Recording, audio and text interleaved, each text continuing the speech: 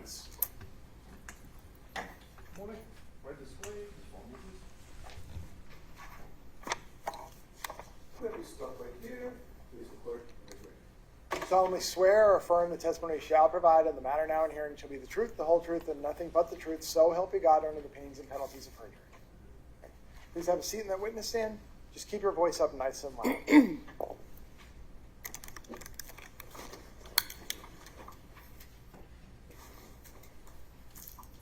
Morning, sir. Morning, sir. Could you please state your name and could you please spell your last name for the record? Gregory Lowrance, spelled Lowrance. And, sir, where do you work? Cohasset Police Department. And how long have you worked there? About 6 years. And what's your current rank there? I am a police officer, currently assigned as a school resource officer to the elementary schools there in town. Okay. Were you working on January 4th of 2023? Yes, I was. And for the record, that was a Wednesday that day? Yes. So on January 24th on 2023, what was your shift that day? It was Sorry, I guess I said the wrong day. January 4th, 2023? January Yes. 4th, 2023, yes. What was the hours of your shift that day? 8 a.m. to 4 p.m. Okay. Now, sir, as a result of being an officer, were you in uniform that day? Yes, I was. Okay. At 11:44 a.m., where were you dispatched? I was dispatched to 516 Chief Justice Cushing Highway in the town of Cohasset. Now, Chief Justice Cushing Highway, does that have another designation as far as a roadway? In town is also known as Route 3A. And Route 3A, is it busy road, back road? Can you tell me a little bit about it? It's a state highway, very busy road. And why were you dispatched to 516 Chief Justice Cushing Highway? Cohasset Police Dispatch got a call from a male party by the name of Hugh Dunleavy in Washington, D.C., stating that one of his employees has not been seen since the previous Friday. Okay. Now, do you remember the name of the company he worked for? It was Tishman Spire. And do you remember the name of the employee that he was calling about? Anna Walsh. And did he say where she resided? She resided in Cohasset.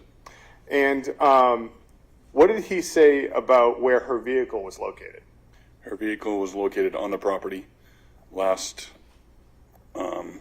It was last seen on the parking lot logging system on the 29th of December, 2022. Down in D.C.? Yes, sir. And was it explained as far as her relationship to Washington, D.C. and why she had a residence in Cohasset? She works down in Washington, D.C. and commutes back and forth. And now, sir, when you got to 516 Chief Justice Cushing Highway, who did you meet there at that residence? Brian Walsh. Can you explain to me what happened when you got to the house that day? I exited my cruiser and he met me at the doorway and said that he wanted to report his wife missing and file a police report with the Cohasset Police. And what was his demeanor like when you saw him at the doorway? Very calm.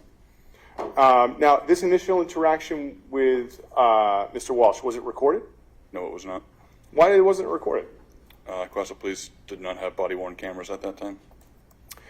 And so what had he told you he had done to try and locate his wife at this point in time? He told me that he had tried texting her and he did contact his employer, her employer. And what did he tell you as far as the last time he had seen his wife? It would be Sunday morning, January 1st, 2023, between the hours of 6 a.m. and 7 a.m. Did he say where she was going after that point? She had a work emergency and had to go back to Washington, D.C. Did he say how she was going to leave the home that day? She was going to take either an Uber or a Lyft. And head to where, sir? Logan Airport. Now, what did he say about his attempts to contact her? He has attempted to contact her via text, and also he had reached out to coworkers and acquaintances in the D.C. area. And when she was working in D.C., did he tell you how often he would have contact with her? He said that usually they would speak frequently, and she would FaceTime with their children. And did he have any information about where she resided in Washington, D.C. during the week? They own a townhouse down there. Did he give you the address? He did give me the address. I do not know it off the top of my head. That's okay. And did he give you any information concerning her vehicle in Washington, D.C.? Yes, she had a vehicle that she kept on there. It was a 2022 gray Volkswagen Taos. What did he provide you? Sorry, I missed the end of that. It was a 2022 what? Volkswagen Taos. Thank you. And, sir, did he provide you a physical description of her? Yes, give me the description. Standing 5'2" in height, about 115 pounds, brown hair, brown eyes. Now, how long was this interaction with Mr. Walsh at the Walsh home that morning when you went to go see him? Probably about 20, 30 minutes maybe. And after that, where'd you go? I left the residence, and then I did return to the same house later that evening. Did you have to fill out any documentation after you left the residence? Yes, I went back to the Quasi Police Station and filled out an NCIC missing persons report.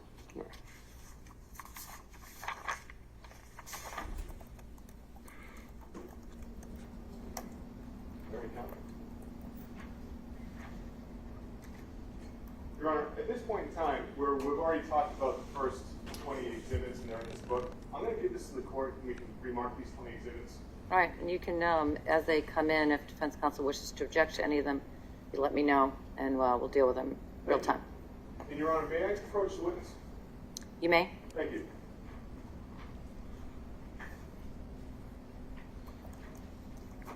Officer, do you recognize the document I just handed to you? Yes, you did. What is the document I just handed to you? There's a missing persons report for an NCIC record entry. And what is an NCIC entry? It is a database where we can enter information on a missing person that goes out to surrounding police and other law enforcement agencies. And where did you get the information to fill out that report? Mr. Walsh. And that's the report you filled out after meeting with Mr. Walsh that day on the 4th? Correct. The Commonwealth would seek to have this marked as the next exhibit, which would be 21. Any objection to that? No, Your Honor. The NCIC report of missing persons is now Exhibit 21 in evidence. Thank you, Madam Clerk. Now, Can I just, sorry to interrupt. Is that the same one as Exhibit 4 that's on the list? I apologize. I didn't. It is the same one as Exhibit 4. My bad. We put that in last night. My apologies, Your Honor. It's already been marked as Exhibit 4. It's fine. I take judicial notice that 4 and 21 are the same. Thanks for pointing that out, so I don't look for a difference. And I don't need to give it any more weight than it deserves, putting it in twice. My All right, apologies. that's fine. It won't get any more weight. Can I have the binder? Thank you, Your Honor. Sure. Officer, what information did Cohasset PD have at this point in time from Mr. Dunleavy as far as the last time Ms. Walsh had been seen at her workplace? They had a record of her on their security system on the 29th of December. And what was the information that Cohasset PD had at this time as far as the last time Ms. Walsh's car was recorded entering or exiting a Tishman Speyer facility in Washington, D.C.? It was recorded on the parking lot logging system at right around 5 a.m. on the 30th of December. And what information did Mr. Dunleavy provide Cohasset PD as far as the accessibility from that location to getting to Reagan International Airport?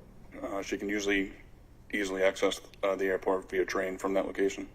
What did Cohasset PD do that afternoon as far as attempting to locate Ms. Walsh's cell phone? A ping was ordered by Cohasset Police from her cell phone provider. And, sir, are you aware of the last time, according to that? Well, first, what is a ping? A ping is the process of determining the last activity of a cell phone by having it send a signal to a nearby cell phone tower. Okay. Now, sir, when was the last time, according to the information that was received for the request for the ping, that Ms. Walsh's phone interacted with a tower? It was 3:14 a.m. on January 2nd, 2023. And do you know the location of the tower it had contact with? Yes, it was on Reservoir Road in Cohasset. Now, that tower, how close is that to the family home for the Walsh? About a quarter of a mile. And how were you able to identify the provider for Miss Walsh's cell phone? Mr. Walsh advised me of the provider of the cell phone. And is that also how you got the phone number? Yes, sir. Now, did Mr. Walsh provide you any information concerning what airline Anna Walsh was going to fly that morning on January 1st? Yes, sir. What did he say? She was flying with JetBlue airline. And what did Cohasset PD do that afternoon to find out if Miss Anna Walsh had flown on JetBlue? We contacted Massachusetts State Troopers assigned to the Logan Airport barracks to inquire with JetBlue, and they advised them that they had no record of Anna ever flying with JetBlue that morning. And what is it that Cohasset PD did that afternoon to contact the carrier Uber to see if it had had any contact with Anna Walsh on January 1st? We did a records request with Uber, and they had no records of any pickups or drop-offs from 516 Chief Justice Cushing Highway in Cohasset. And, sir, also, what was done as far as Cohasset PD attempting to contact law enforcement in Washington, D.C. to locate Anna Walsh? Washington, D.C. Metropolitan Police Department was contacted to check the townhouse where Anna stays when she's working down there, and they entered it with Mr. Walsh's permission and did not find any signs of forced entry, and Anna was not there. Did you ever have the opportunity on January 4th, that Wednesday, to return back to 516 Chief Justice Cushing Highway? Yes, I did. About what time did you return? I think it was shortly after 6:30 p.m. And who returned with you to the residence? Then Detective Harrison Schmidt. And who was at the house when you arrived at the residence? Mr. Walsh and his 3 children. And do you now know the ages of those 3 children on January 4th? At that point, they were ages 2, 4, and 6, respectively. And besides the children and Mr. Walsh, was anyone else home at that point in time at the family residence? No, there was not. Were there any pets at the residence at this point in time? There was a large German Shepherd locked in a cage. And when you got to the residence, what is it that you and then Detective Schmidt did with Mr. Walsh? We sat down and did a recorded interview. So where did this interview occur in the Walsh home? It was at a dining room table downstairs. Were you still in uniform at this point in time? Yes, sir, I was. And when you were recording the interview, what access did Mr. Walsh have to his children during this point in time? They were running around the floor freely. And, sir, have you had the opportunity to review the audio of that interview? Yes, sir, I have. And it fairly and accurately recorded the interview that you had that night? Yes, sir, it does. In addition, you also had the opportunity to review the transcript of that interview, didn't you? Yes, sir. Is it an accurate transcript of that interview? Yes, sir.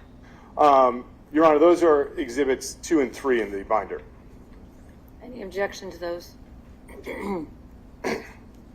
How long did the interview last? I think it was a little under 1 hour. During that interview, did Mr. Walsh say when his wife Anna had flown home to Cohasset? I'll end it there. Yes. Friday morning, December 30th. And what did he do as far as showing you her travel arrangements? He opened up the JetBlue app and showed us her flight information. And when you say he opened up the JetBlue app, what device was he showing you this from? An iPhone. In his hands, correct? Yes. All right. And when he showed you the iPhone, did he say anything else as far as your access to the iPhone? He turned to Detective Schmidt and said something along the lines of, "It's all there, you can look." And when was it that she was initially she being Anna Walsh, initially supposed to fly back to Washington, D.C.? Tuesday. What did he provide you as far as information as what Anna Walsh did on December 31st, 2022? He said that Anna ran some errands and took the children to a play area in Canton. And what did he say was what he and Anna Walsh did that evening, New Year's Eve, on December 22nd and December 31st, 2022? They had one of their friends over for dinner. What was the friend's name? First name was Jem. Okay. What time did they say that this person came over to their house? Approximately 8:30 p.m. Did anyone else come over for dinner that night? No. And where were the children that night? They were in bed when Jem arrived. What time did he say that the family friend left? Right around 1 a.m. And what time did he say that he and his wife went to bed that evening? 1:30 a.m. What did Mr. Walsh tell you that Anna had informed him about her having to leave the next day? A work emergency came up and she had to leave first thing in the morning. And what did he say to you as far as how she would get to the airport that morning? Be an Uber or a Lyft. And what time did he say that she left? Between the hours of 6 a.m. and 7 a.m. Did he provide any information as far as the clothing she was wearing? She was wearing a black coat, gray and blue hunter boots, and a black Prada purse. During this interview, did Mr. Walsh provide you any information about Anna Walsh's stress level at this point in time in their lives? Yes, there was a lot of stress in their lives from her commuting back and forth to work.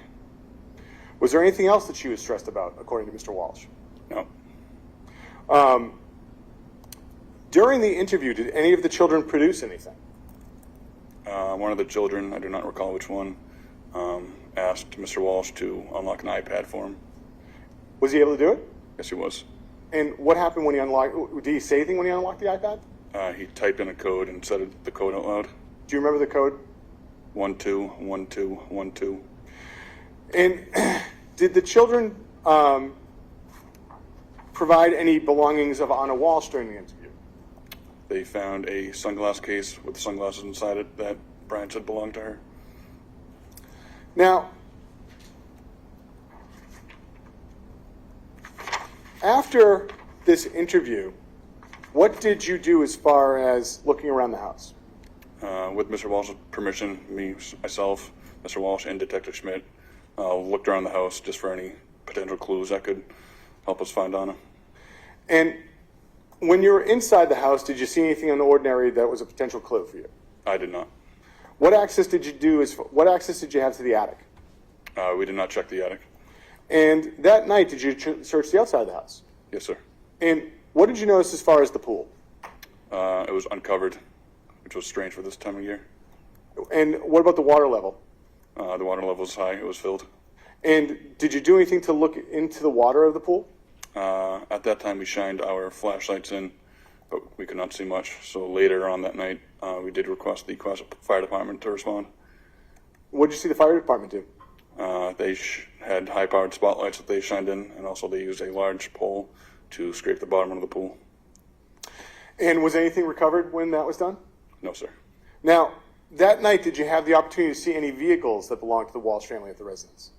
Yes, sir. There was a Volvo SUV in the driveway. And did you have the opportunity to look inside the Volvo SUV? I did look from the outside, yes. And what, if anything, did you notice about the Volvo SUV? I only saw one thing. It was in the trunk. It was a folded-up plastic sheet. That night, did you go into the basement at all? Yes, I did. And what did you notice about the basement? It was fairly clean. Just a refrigerator, a couple boxes of miscellaneous items, and a few full trash bags. And Your Honor, may I have a moment? Yes?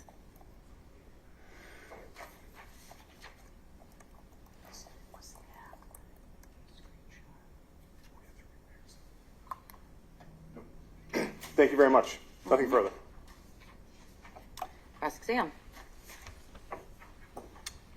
Morning. Morning. You have any conversations with a district attorney named Len Beelan regarding this case? I did not. You have any conversations with a trooper named Buchen regarding this case? I did not.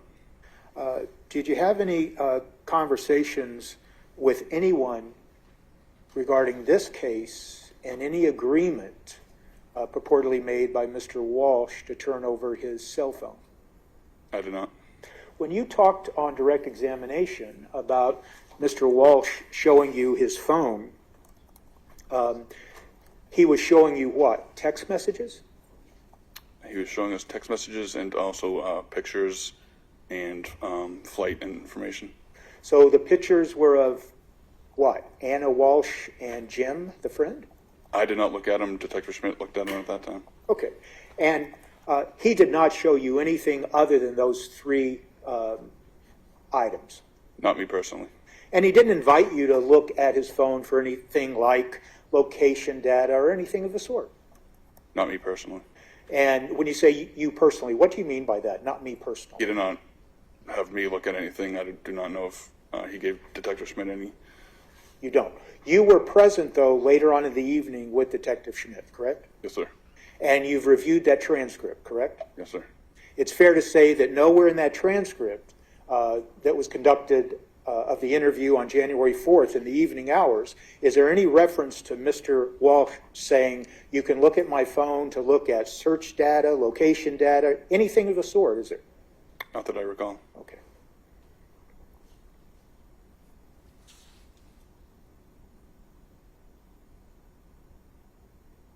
That's all I have, thank you. Any redirect? No, Your Honor. The witness may step down. Thank you. Okay, please have you stop right here. Please the clerk. You solemnly swear or affirm the testimony you shall provide in the matter now in hearing shall be the truth, the whole truth, and nothing but the truth, so help you God under the pains and penalties of perjury. I do. Please have a seat in the witness stand. Just keep your voice up nice and loud. Thank you.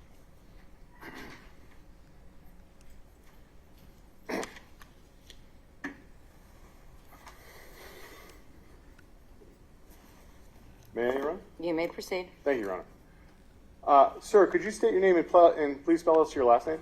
Harrison Schmidt, Schmidt. And where do you work, sir? Cohasset Police Department, And how long have you worked there? 13 years. What is your current rank there? Sergeant. When did you become a sergeant? Early January 2023. What was your rank as of January 4th, 2023? Detective. With the Cohasset Police Department, how many officers are on that PD? About 22. And how many detectives are there? One detective and one detective supervisor. As a detective, what were your responsibilities? General investigations. And in addition to being a detective at Cohasset Police Department, were you affiliated with any other law enforcement agencies? I'm a member of the Metrolec SWAT team. And can you describe for us what Metrolec is, sir? It's a consortium of departments that share resources and personnel to form specialized teams. And within the SWAT team, do they have any function as far as searches? They do. They have a search and rescue team. And what involvement do you have with that? If they need searchers, they will pull from the SWAT team. And, sir, how many fatal investigations have you worked? Dozens. And how many missing person cases have you worked? Just over a dozen, probably. And have you been able to locate all of those people? No. How many of those people have been deceased when you've done an investigation? Several. And what were some of the reasons for why they were deceased? Medical issues, suicide, exposure to the elements. Now, are you familiar with the investigation to the disappearance of Anna Walsh? Yes. And how are you familiar with that investigation? I was called in to assist patrol in a missing persons investigation. When was that? The 4th of January. About what time? 3 or 3:30. And when you say you were called in, where did you go as a result of being called in? I went to Cohasset Police Headquarters. And when you got to the Cohasset Police Headquarters, what did you do as far as trying to set up an interview with Mr. Walsh? I tried to coordinate an interview for that night. And were you able to? Yes. What time did you set up the interview for? 6 or 6:30 p.m. And why was it 3 hours after you got to the station? He had to get dinner for his children. Now, that afternoon, sir, did you do anything to try and locate Miss Walsh? Yes. What were you trying to do? I reviewed the reports I coordinated with the patrol officers that initially responded. I performed queries through law enforcement databases, and then I went to the residence. Now, I have just a few questions about that January 4th interview. At the January 4th interview with Mr. Walsh, what interaction did you have with him as far as him showing you his cell phone? He gave me a cell phone to look at. And what did he say? He said there was about a year of text messages with Anna Walsh that I could look at, and about 1,000 photographs. And did you look at the phone that night? I did. For about how long? 3 to 5 minutes. And that night, did you have the opportunity to make any observations of any of the cars at the family home? Yes. What car did you look at? There's a Volvo XC90. And did you get any permission to look at that car? Yes. And who'd you get the permission from? Mr. Walsh. And what did you notice about the Volvo? In the trunk, the trunk was lined with like plastic sheeting. And so were you able to open it at this point in time? Yes. Okay. Now, sir, fast forwarding to January 5th, which was a Thursday, what did you do to try and locate Miss Walsh that day? I did a lot that day. Let me just go back for a second. I apologize. There was I'll do this from time to time. There was a plastic sheet, you said, lining the rear area? Yes. Is that a trunk, or is it more like an open area in the rear of an SUV? The trunk area is a SUV with a hatch. Mm-hmm. So the trunk area, not the seating area. Okay, thanks. Go So, ahead. not like a sedan, though, which would have a separate, distinct trunk. It has access to the seats. Correct. If the seats would fold down, you could go from the trunk into the back row. Okay. So I'll call it a traditional SUV configuration? Yes. Yes, All Your right. Honor. So, I was asking you about January 5th and what you did to try and locate Miss Walsh on the 5th. Could you explain to us some of the things you did that morning? I created and disseminated a missing persons bulletin. I began coordinating with friends and family. I checked for international travel and put a flag on her passport if she attempted to do international travel. I coordinated with taxi companies and rideshare and her employer. Now, was anything done as far as canine searches of the area around the Walsh home? Yes. Can you describe for me what was done? The Cohasset Police Canine and handler searched the property. And the Walsh property, can you describe how it's situated in relation to the roadway? It's on Route 3A. It's a long driveway set back behind a used auto dealership. It's surrounded by woods. Maybe a quarter mile into the backyard is another neighborhood. And so it's woods between those two neighborhoods. Yes. Was anything recovered during the canine search? No. Now, did you have the opportunity, or did the Cohasset PD have the opportunity to enlist any other law enforcement agencies on the 5th? Yes. What was done? I reported to my supervisor, who requested additional resources from the State Police CPAC unit for Norfolk County. And when, if any, if ever, did any resources from the State Police Detectives Unit arrive at Cohasset PD? About 5 p.m. that Thursday. And who arrived from the State Police Detective Unit? Trooper DeChico and Sergeant Buchen. And once they arrived, what did you do with these two troopers? I informed them of what was been done so far in the investigation, and we listened to the audio recording from the first interview. After having this opportunity to review all this information with these officers, what, if anything, what was done at this point in time in the investigation? We went to the residence. Who went to the residence? Myself, Detective Lieutenant Lopes, Sergeant Hunt, Trooper DeChico, and Sergeant Buchen. And about what time did you go to the residence? 8 p.m. Did you do anything as far as contacting Mr. Walsh before you arrived at the residence? I don't recall. When you arrived at the residence, who was there? Mr. Walsh was, his 3 children, and his mother. Was anyone leaving the residence at this hour? The nanny, Robin Howe, was leaving. When you got to the residence, did you have the opportunity to conduct any further interviews? Yes. Who did you have the interview with? Mr. Walsh. Where did the interview take place? In the dining room and kitchen area. And can you describe the kitchen dining room area? Open concept. If you walk into that portion of the house, dining room's on the left, kitchen's on the right. There's a large dining room table. There's window bench seating on one side and chairs on the other sides. Where'd you sit? I believe the window bench seat. And did anyone else from law enforcement participate with the interview with you and Mr. Walsh? Yes, Trooper DeChico. And where was Sergeant Hunt? Sergeant Hunt was also present. And I take it you're all at the dining room table? Yes, So you had mentioned that Detective Lieutenant Lopes and Sergeant Buchanan also arrived there that night? correct. Where did they go? They went on the other side of the staircase is TV living room area, and they spoke with Mr. Walsh's mother. Could you hear them talking to Mr. Walsh's mother? Yes, And during that interview, did the defendant have any access to his children? yes, they were coming in and out of the interview. Did the children give you anything that night? They gave me a piece of art. Now, have you had the opportunity to review the transcript from that interview? Yes, And have you had the opportunity to listen to the audio of that interview? yes, Does the audio fairly and accurately record that interview? it does. However, there is background noise. In regards to the transcript, is there anything missing as far as the how compared to the audio? Yes, the background noise isn't included in the transcript. Is not or is? Excuse me, is not, Your Honor. How long did that interview go on for? About an hour. Did Mr. Walsh ask to take any breaks during that interview? No, What was his demeanor like during that interview? he was calm and cooperative.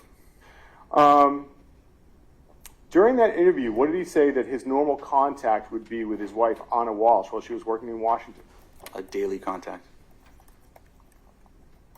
During the interview, did you have the opportunity to ask him whether or not Anna was contemplating suicide?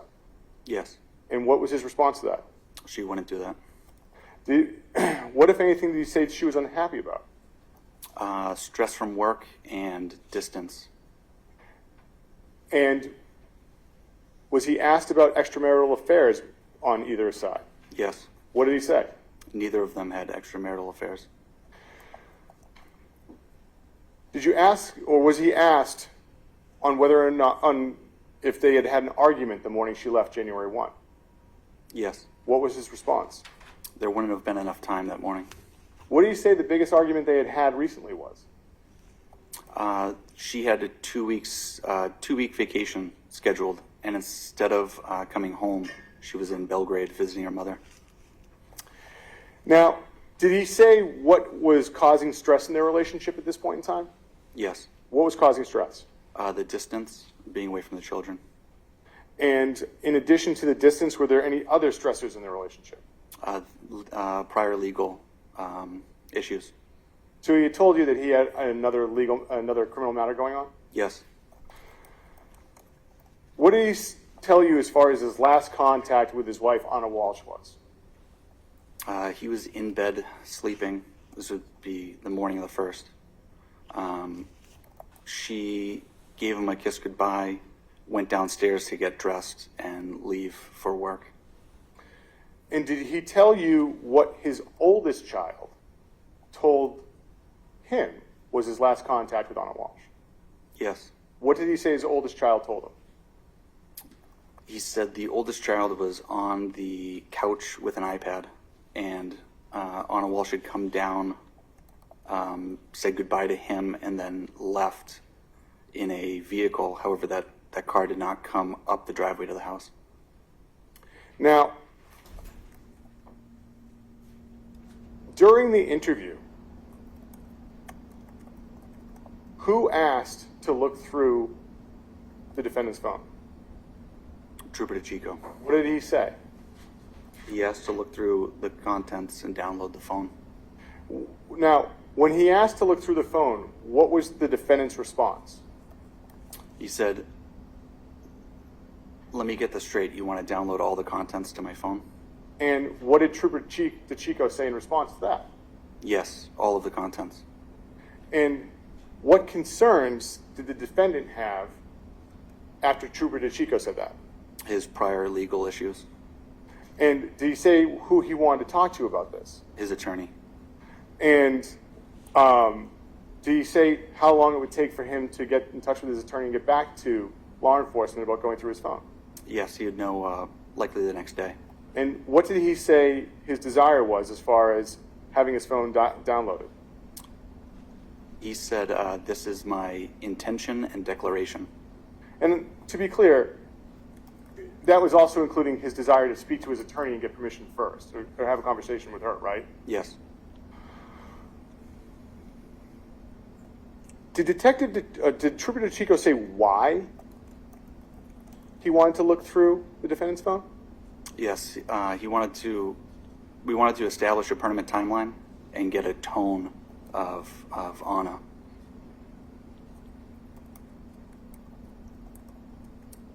During the interview, was there any conversation about conducting a forensic interview of the children? Yes. What was discussed? We explained what it was, and we had scheduled one for the following day at 10 a.m.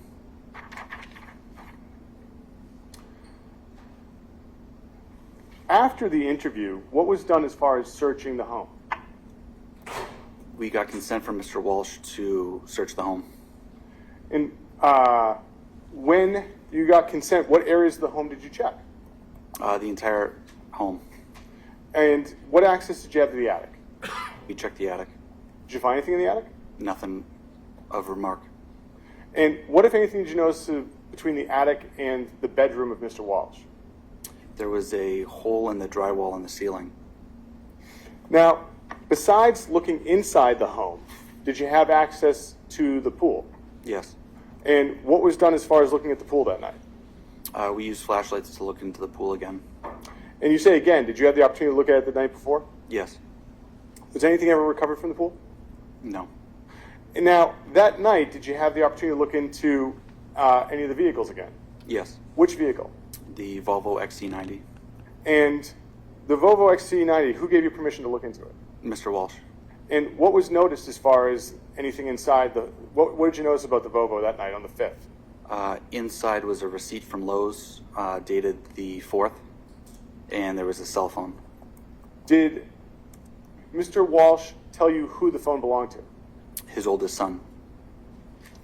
After having the opportunity, well, in addition to looking at the house, looking outside the house, did you go to anywhere else as far as at that address to look around for Miss Walsh? We checked the trash barrels that line the driveway. Did you find anything in the trash barrels? No.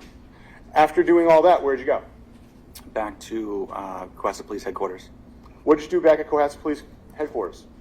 We attempted to contact financial institutions that might have recent activity. And about what time do you think you got back to Cohasset PD? Approximately 10:30 p.m. maybe. So now on January 6th, Friday, what happened to the forensic interview of the children? It was canceled. And what was done by state police to bring in more resources? A large-scale search was started. We brought in command posts, the State Police Search and Rescue Team, the Metro Search and Rescue Team, and area detectives on mutual aid. Now, did anyone conduct a press conference on January 6th from your department? Yes. Who? Chief Quigley. And how do you characterize this case at the press conference? A missing persons investigation. On January 6th, did you have the opportunity to speak to anyone who saw Anna Walsh and Brian Walsh on December 31st? Yes. Who'd you speak to? Jem Mutlu. And What's the last name? Mutlu, Your Honor. can you spell it? M-U-T-L-U. And where did this conversation occur? Cohasset Police Headquarters. And who was with you for this conversation? Trooper Chico. During this conversation, what did he tell you as far as his relationship to Anna Walsh? Previous co-worker and friend. And what time did he get to does he believe he got to the Walsh home that night on New Year's Eve?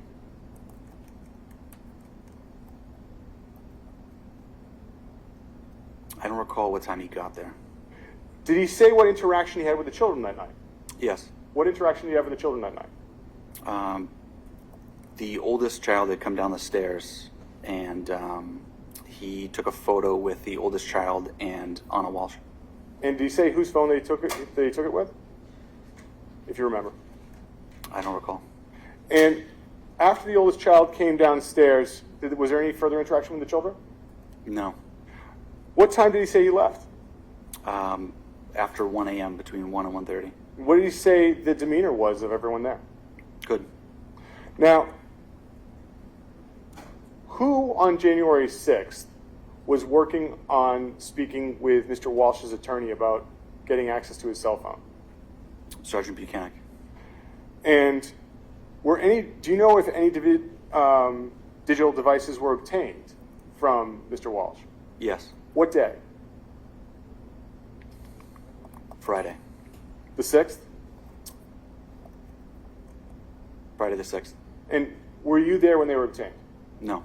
Now, do you know when those devices were returned? Saturday. The 7th. Correct. Now, did you have the opportunity to speak with the defendant again on January 7th? I did. Approximately what time? 2 p.m. And where did this conversation take place? His residence again. And who was at the residence when you had this conversation with him? His attorney. And do you know her name? Attorney Tracy Minor. In addition to yourself, the defendant, and Attorney Minor, was anyone else there for the interview?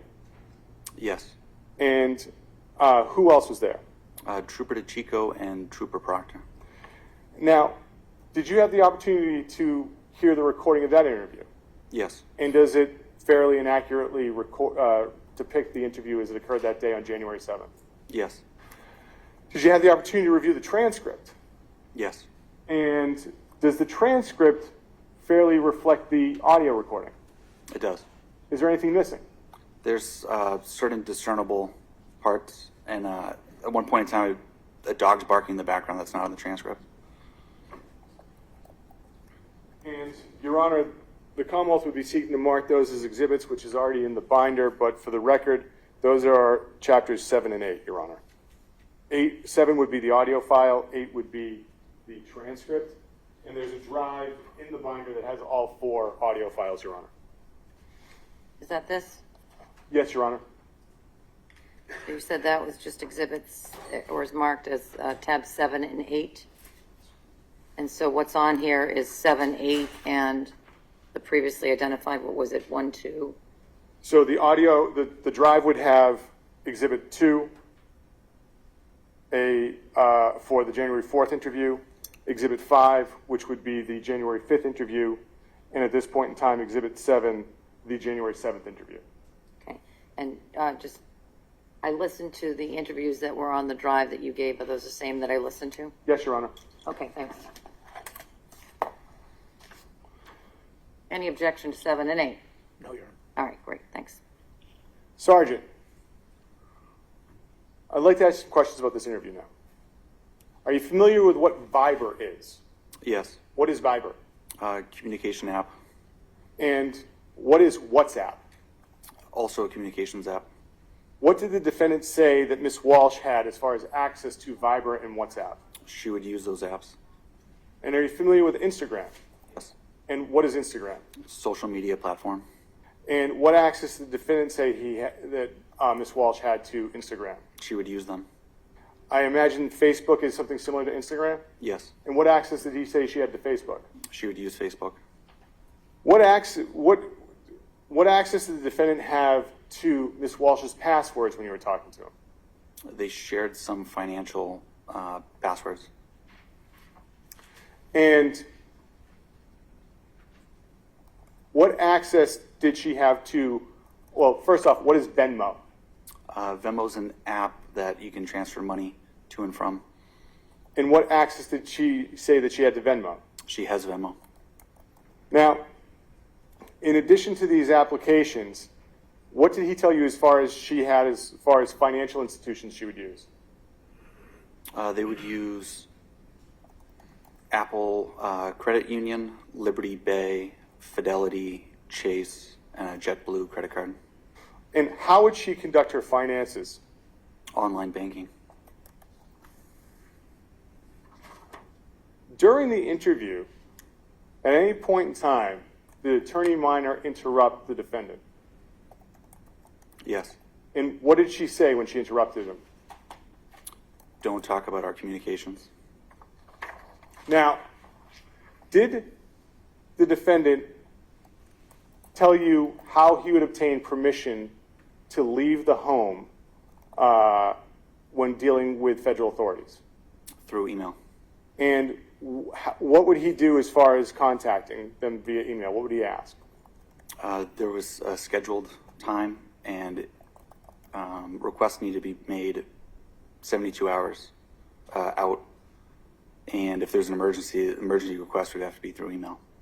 And did he say anything as far as your ability to review those emails? Yes. What did he say? He said we could review those emails. And what did Attorney Minor say at this point in time? We could review those emails. Now, what did the defendant tell you as far as his whereabouts on January 1st, 2023? He was home. And did he leave the home at any time? Yes. Where did he go? He went to Shaw's to get orange juice and milk. And once he went to Shaw's and got those items, where did he go? He returned home. Did he leave the home again on January 1st? Yes. Where did he say he went? To visit his mother at 330 Paradise Road in Swampscott. Did he say what happened on his way to Swampscott? He got lost. In addition to going to visit his mother, did he go to anywhere else in that area? Yes, he went to Whole Foods and CVS. Did he, and besides those stores, did he tell you any other locations he went to on the 1st?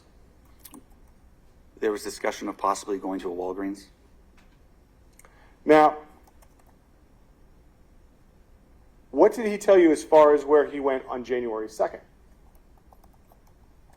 To Norwell to get ice cream with his son. And during this interview, did anyone ask him about the name Richard Walker? Yes. Who asked about Richard Walker? Trooper DeChico. And did he know Richard Walker? No. What was the significance to you at this point in time of the name Richard Walker? I had received an email with a ransom request from an email address with the name Richard Walker. And when had you received this email in relation to the interview that you were conducting with the defendant at this point in time on January 7th? Before.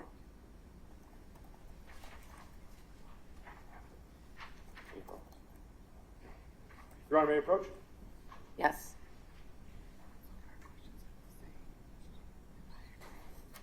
Sergeant, I'm showing you a copy of a document. Do you recognize that?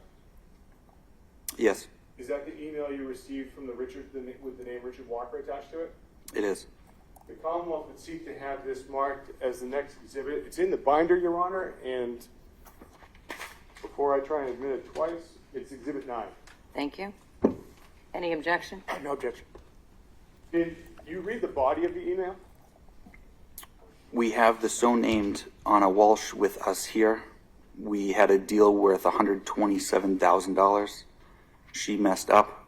We have her here with us, and if she doesn't pay the money, then she'll never be back. And we know that the police and the FBI are involved. Good luck finding us. I'm going to have that back, sir.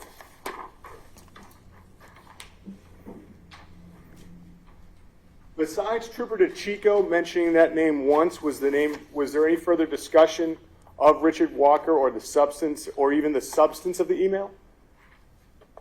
No. Now,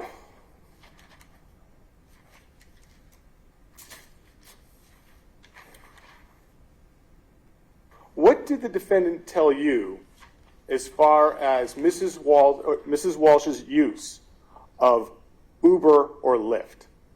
That she would use them Uber 1 and Lyft 2. As her preferences? Yes. While you were conducting the interview, did anyone arrive?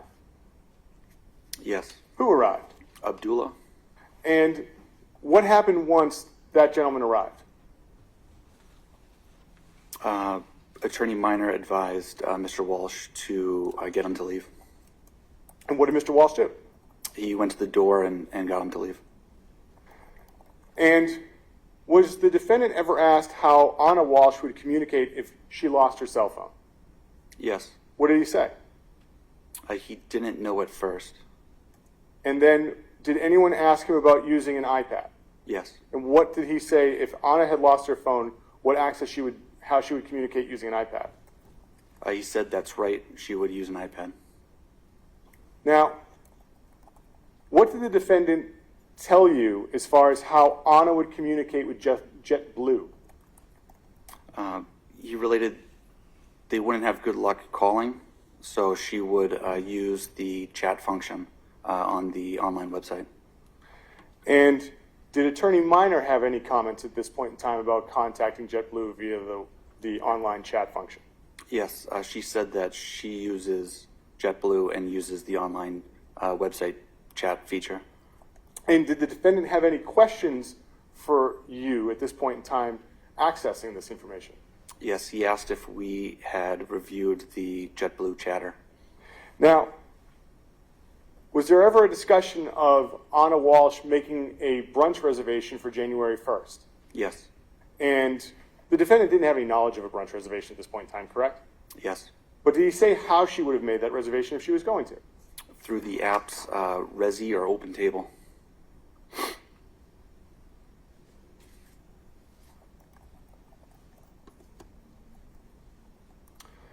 Now, how long was this interview? About 2 hours. And after that interview was over, what did you do? We checked the area for security footage to try and corroborate any vehicles coming or going. And so how do you do that? Neighborhood canvas. Now, were you ever informed about the contents of any of the digital devices on January 7th, that's Saturday? Yes. About what time were you informed? 6:30 p.m. And how were you informed? Phone call. From who? One of the CPAC troopers. Do you remember which one at this point in time? No. And what were you notified of? There was suspicious browser history. Now, this is January 7th. And now I want to ask you some questions about January 8th. Okay. On the morning of January 8th, did you have the opportunity to be present when a search warrant was executed in Cohasset? Yes. Where was it executed? The residence. 516 Chief Justice Cushing Highway. Correct. And who was executing the search warrant? The CPAC unit with conjunction with the Cohasset Police. And who was home at the residence when the search warrant was executed? Mr. Walsh, the 3 children, and his mother. Now, when the warrant was executed, did anyone arrive to assist Mr. Walsh after the warrant was first served? Attorney Minor. About how long did it take for her to arrive? 15 minutes. And once Attorney Minor arrived, what was done with the family and Mr. Walsh? We moved car seats around so they could leave the premises with Attorney Minor. And did you ever have the opportunity to participate in a 4th interview of the defendant on that day, Sunday, January 8th? Yes.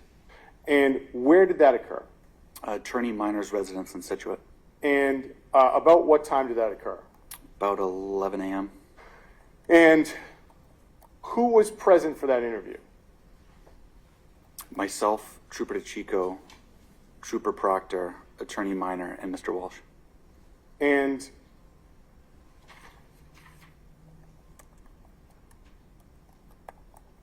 during the interview, what was discussed? The browser search history. And what did the defendant say he would do with the iPad as far as helping the children? He would put on spooky movies for him. And did he say he did anything else with the iPad? No. How long did this interview go on for? Just over 10 minutes. Who stopped the interview? Attorney Minor. And once the interview was terminated by Attorney Minor, what did you do? I shut off the recorder and we left. And did you ever have the opportunity to see Mr. Walsh again that day? Yes. About what time? 4 p.m. And where did you see him? Attorney Minor's residence. And what were you doing at Attorney Minor's residence at 4 p.m. on January 8th, Sunday? I placed him in custody. And where was he taken to once he was placed into custody? Cohasset Police Headquarters. He was booked there? He was. May I have a moment, Your Honor? You may.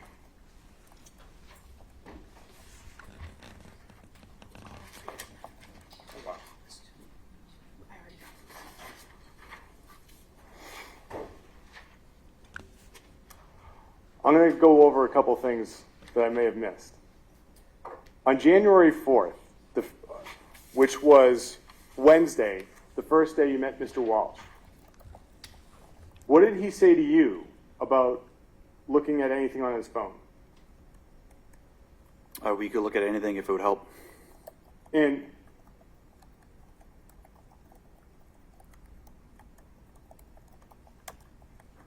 on the 5th, actually, I'll ask this in the 4th. Did he ever tell you what access Anna had of his phone on January 4th?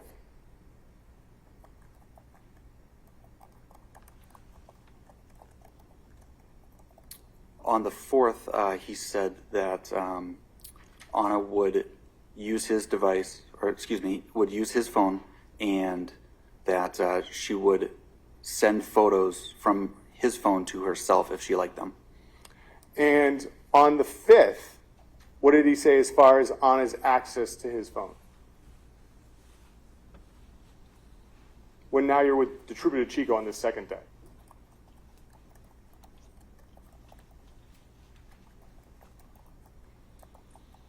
Is there a transcript portion that would refresh my memory?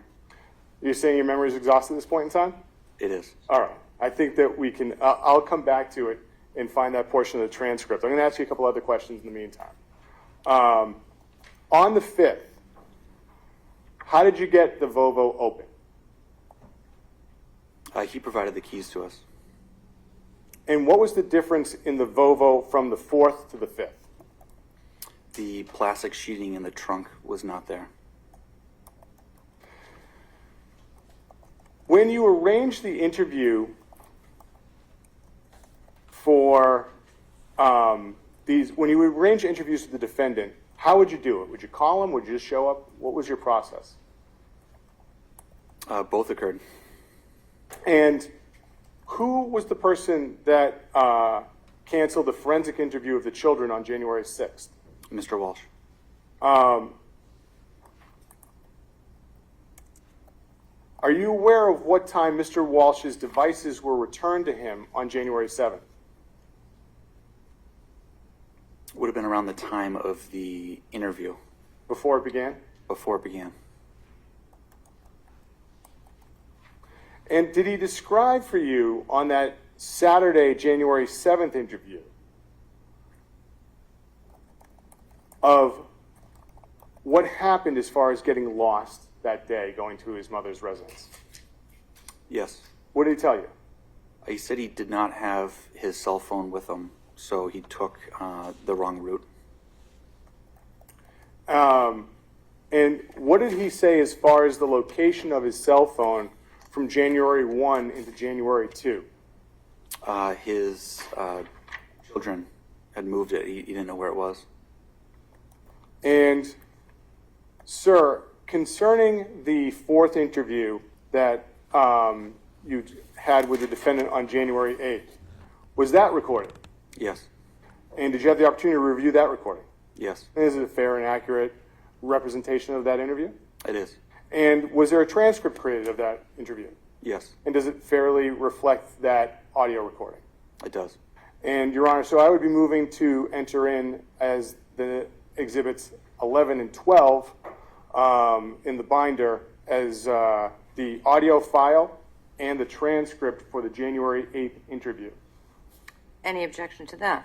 Objection. Okay, then.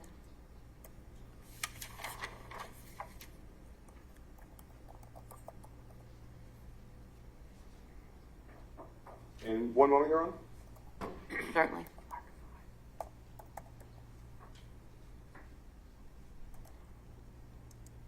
As far as the location of where people were seated on the January 4th and the January 5th interview, so we're talking about those first two, was there any difference as far as how, like, where people were? I was seated in a chair for the first one. I think I was on the bench. I was on the bench for the second one. But everyone was around the dining room table? Correct. And everyone was seated? Yes.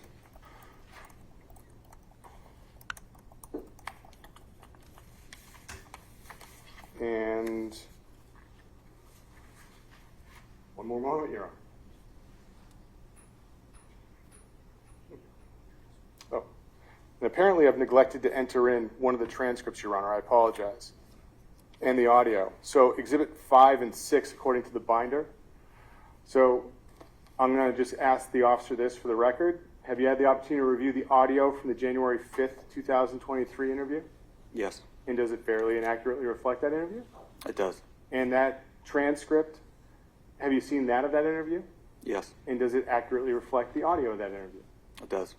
And as far as any problem, is there anything missing in the transcript compared to the audio? For the 5th, Yes, sir. there was background noise. You could hear you could hear Mr. Walsh's mother speaking in the background, and Sergeant Buchanan. Counsel, I just want to make sure we don't have a glitch here. in Yes, the- I appreciate that, Your Honor. I think I've numbering. fouled things up. So I see in the binder that has now been marked that Exhibit 4 is the transcript of the interview. What's marked as Exhibit 4 in this binder is the transcript of the interview of 1/7/23, and what's marked as Exhibit 5 is the transcript. And I think that the reason for that, Your Honor, is that the Something's- audio files, Something's not right here. yes, I think the audio files take us out of order. Well, I just want to make sure, I mean, we were talking about Exhibit 5 and 6, and I happen to have the binder open, and so Yes. 6 is now the email from Mr. Walker. Yes. Or Richard Walker. So I just want to make sure that I have the numbers appropriately, both in terms of what you're putting into evidence. We And I can think clean up I- the binder later, that's fine. Yes, and I think I know what happened, Your Honor. It's that I put them in an order that included the audio files, but the audio files aren't like a hard exhibit to label in the binder, So when, so it's skipping over numbers as a result of the audio files. all right, so I can work with counsel and clean it up. that'll be good. And so, with that though, I do believe at this point in time, thanks to co-counsel, that I've marked the transcripts and the audio files of the 4 interviews. Okay, So I do believe that they're in evidence. and there's no objection to any of those 4 interviews, There's the audio tape and the transcript. There is not. Thank you. So I have nothing further, Your Honor. All right, cross-examination. Good afternoon. Good afternoon. Were you present on January 6th of 2023 when devices were retrieved from Mr. Walsh? No. Were you present on January 7th of 2023 when the devices were returned to Mr. Walsh? Yes. When you talked on direct examination about this plastic sheet that was in the rear of the Volvo SUV, you were just asked a question a moment ago about how when you looked at the Volvo a second time on another day, the plastic sheet was missing. Correct. It's fair to say, and it's accurate to say, isn't it, that at that moment, Mr. Walsh was asked about the missing plastic sheet, and he pointed to the officers and said, "It's in the trash." Yes. Did you go and retrieve the plastic sheet in the trash? No.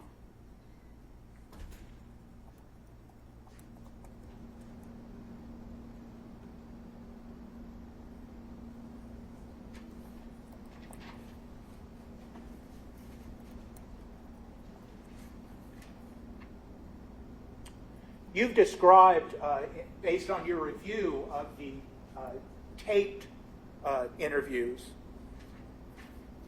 that you were present for, that the taped interviews are an accurate representation of what happened, and the transcript is an accurate representation of what was stated during those interviews, correct? Yes. And you've said repeatedly that there was background noise, correct? Correct. And the background noise included dog barking, correct? Yes. And that dog's name is Luna? Hans. And it's the name of the dog. Dog's name is Hans? Dog's name is Hans. Okay. Hans. The dog, when you listen to those taped recordings, you can hear that barking go on and off during different periods of time during the recording, correct? Yes. And in fact, when you listen to those recordings, you can hear other people talking in the background at times, can't you? Yes. And it's fair to say then that during these interviews that you testified to under direct examination, there were times when it was hard to even hear what was going on, correct? Can you repeat that, please? There were times during these interviews that you testified to on direct examination, and let's focus on the interview of January 5th and the interview of January 7th. There were times when it was even hard to hear everything that was going on. Yes.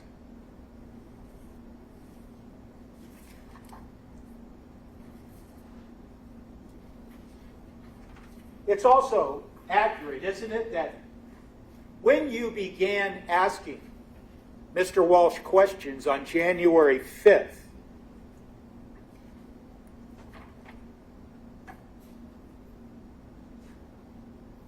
there is a statement that is made that people are very loud, made in the context of all this background noise. I'm sorry, I don't understand. Was that a question? But you said you reviewed the transcript, right? I do. I just And- don't understand the question. That, in fact, in the transcript, there's a specific reference to people being very loud. I don't recall.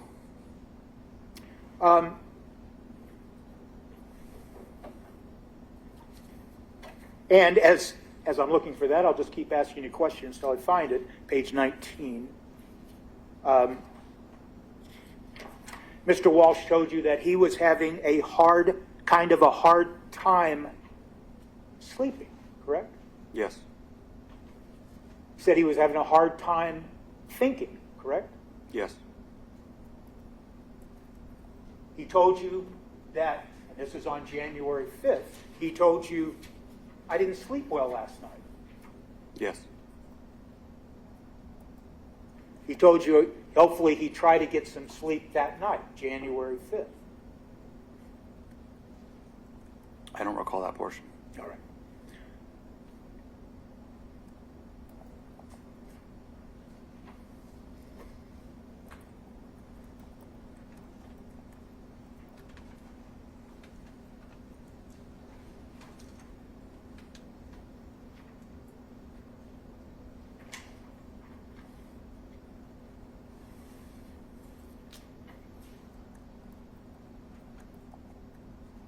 And at one point, now your rank now is what?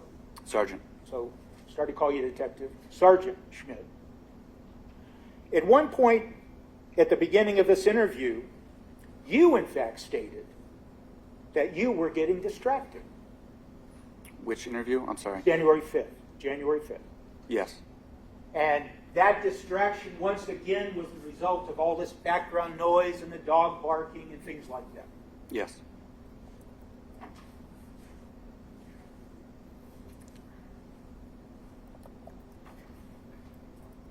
I want to jump to this email that was introduced into evidence regarding Richard Walker. When did you first come into possession of that email? It was sent to me with the timestamp on the email. I believe it was early morning hours of the 7th. Okay. You knew nothing about Richard Walker and this email before you received it? Correct. And once you received it, Did you conduct some kind of investigation? I notified my supervisors that I had received it. When you refer during this testimony regarding this motion, when you refer to supervisors, are you referring to Cohasset Police Department supervisors? Are you referring to Mass State Police? Cohasset Police Supervisor. Okay, and who would that be? Detective Lieutenant Lopes. Lopes. Yes, So Detective Lieutenant Lopes was your supervisor? correct. Okay.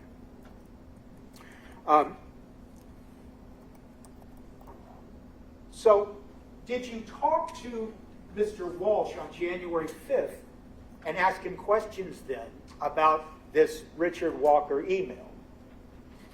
And I gather the answer is no, correct? What was On the date you January just- 5th. What was the date? January 5th. Okay. Not on the 5th. And you first asked him questions on January 7th, correct? Trooper DeChico did. Okay. Were you present? I was. And did you ask to look at his phone to see if he had any text messages or anything from Richard Walker? Not specific to Richard Walker. Okay. And that was the end of that conversation, basically, on January 7th regarding Richard Walker. Yes.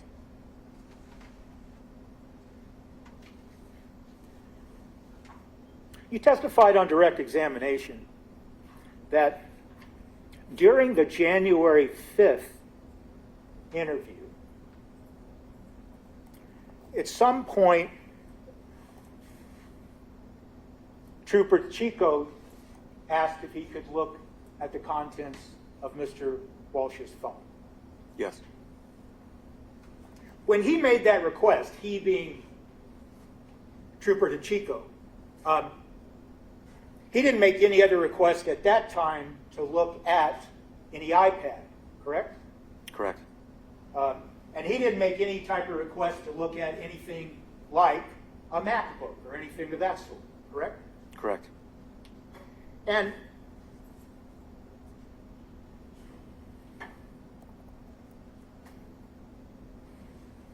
when you testified on direct examination that Trooper DeChico said our words to the effect of we want to download the entire contents.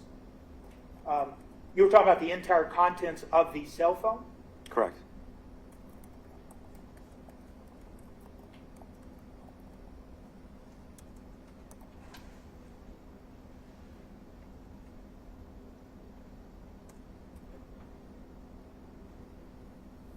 It was explained to Mr. Walsh, though, at that point, wasn't it, that what you were looking for, and when I say you, I'm talking about you and Trooper DeChico and people who were involved in this January 5th interview. You specifically told Mr. Walsh at that time that you wanted to look at information to try to understand on it. Yes. And you specifically said in that same sentence, and when I apologize, Trooper DeChico specifically said,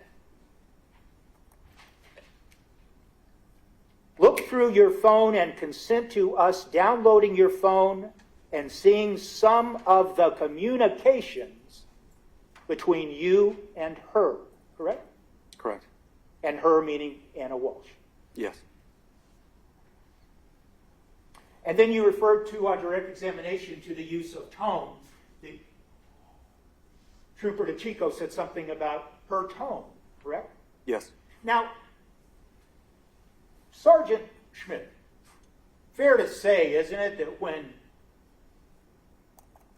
Mr. Walsh is being told we want to look at the tone, I mean, what that references, isn't it, is to see if whatever communications you might find on the phone, if they were communications that showed some anger or some happiness or some argument or something like that, correct? Correct. And so you wanted to see if the communications that you were talking to Mr. Walsh about at that moment, if they indicated something like any arguing going on between the two, or in fact the opposite. If the communications that they were talking to Mr. Walsh about were affectionate and showed no signs of arguing. That's fair to say, isn't it? Yes.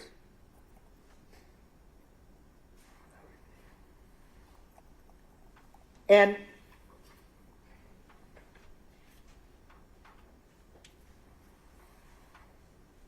Trooper DeChico then went further and said, yeah, we want to look at things like if there are things that were sent and received on your phone, correct? Yes. Sent and received, and that is in the context of communications, isn't it? Yes. Now,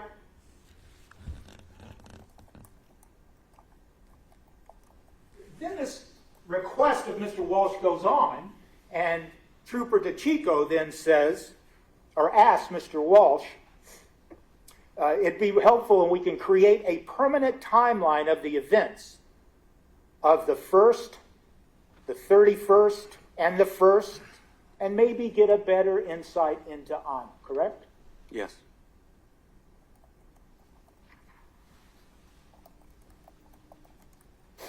Mr. Walsh was asked, are you okay with that, correct? I don't explicitly remember that part.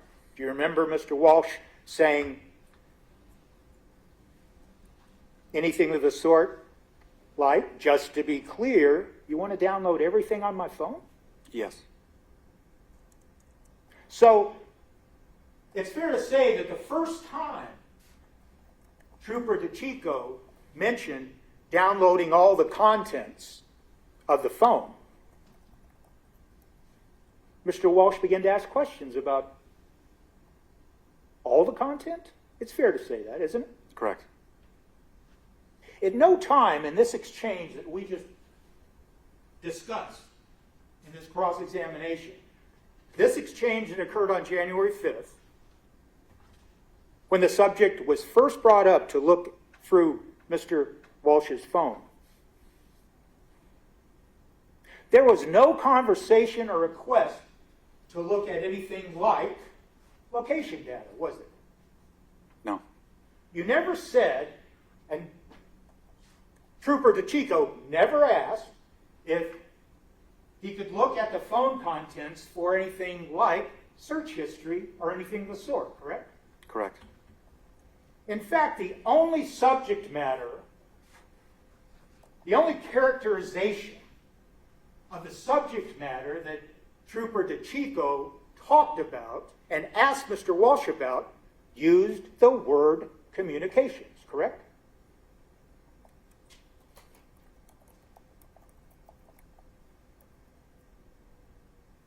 I think I'd have to refer to the transcript to make a definitive agreement with that. Right?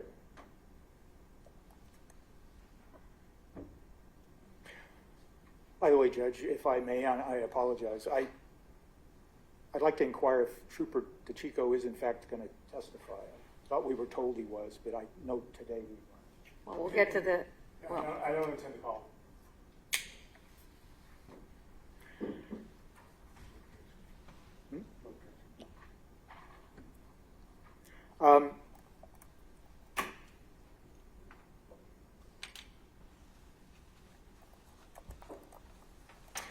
Then it's fair to say, isn't it, that when Mr. Walsh asked about the entire contents, he was told by Trooper DeChico that we will download, with the extraction, we'll download all the contents to your phone, yes. Right? Yes. Trooper DeChico never stated that they were going to review or analyze or look at the entire contents of his phone, did he? Correct.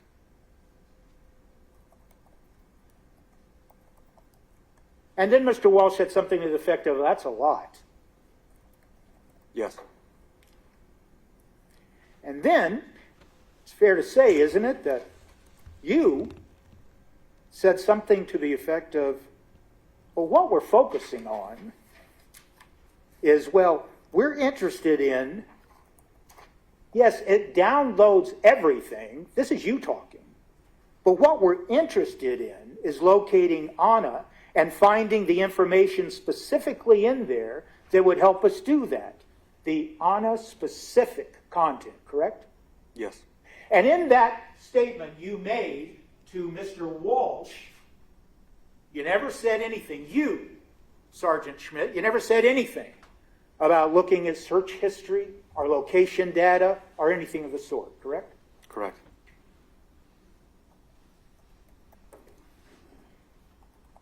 And Mr. Walsh then once again said something to the effect of, well, that's a huge amount of data. Yes.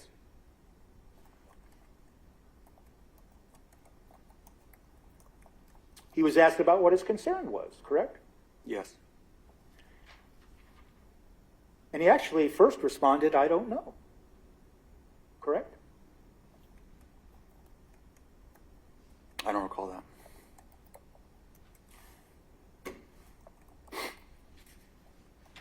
Do you recall him being asked during this particular part of the January 5th, 2023 interview that he was asked, well, are there other legal issues?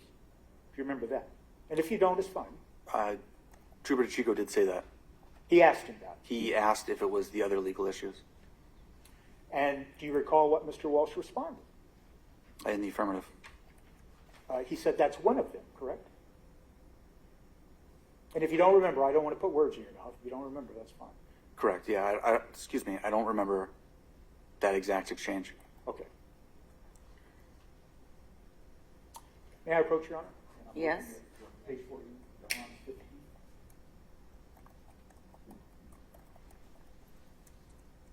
Just going to show you these lines starting with line 13. 13.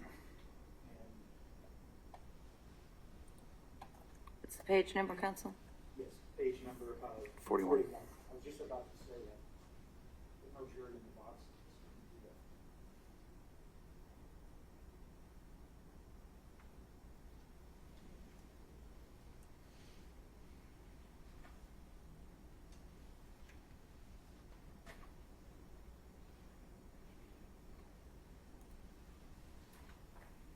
Take a chance to read it. We're still reading. I'm still reading, sorry.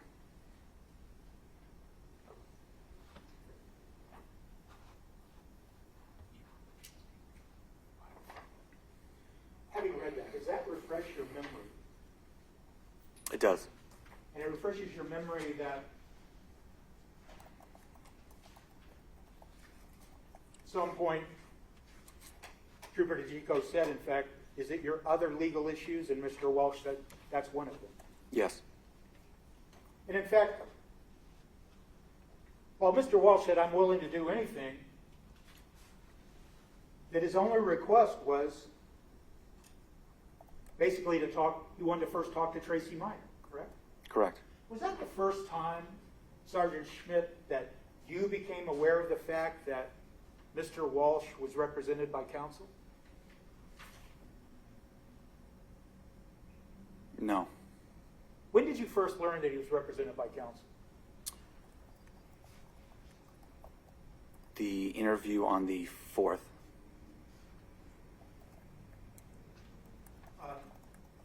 Were you provided contact information on January 4th of 2023 of Mr. Walsh's attorney?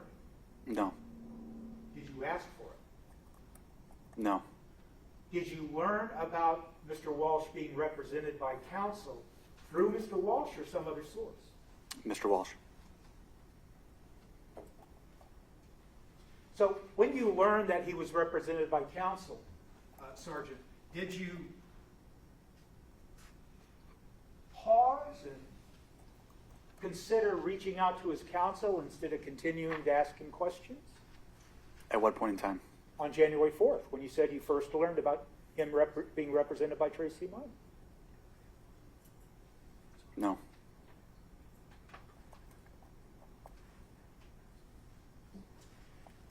But on January 5th, when he told you his only request would be because Tracy Minor called me today about what's going on, you asked him, who is that? Correct. And that was on January 5th. Correct. So even though you asked Mr. Walsh on January 5th, who is that, when he used the name Tracy Minor. You're telling us today that you learned about Tracy Minor representing Mr. Walsh on January 4th. No.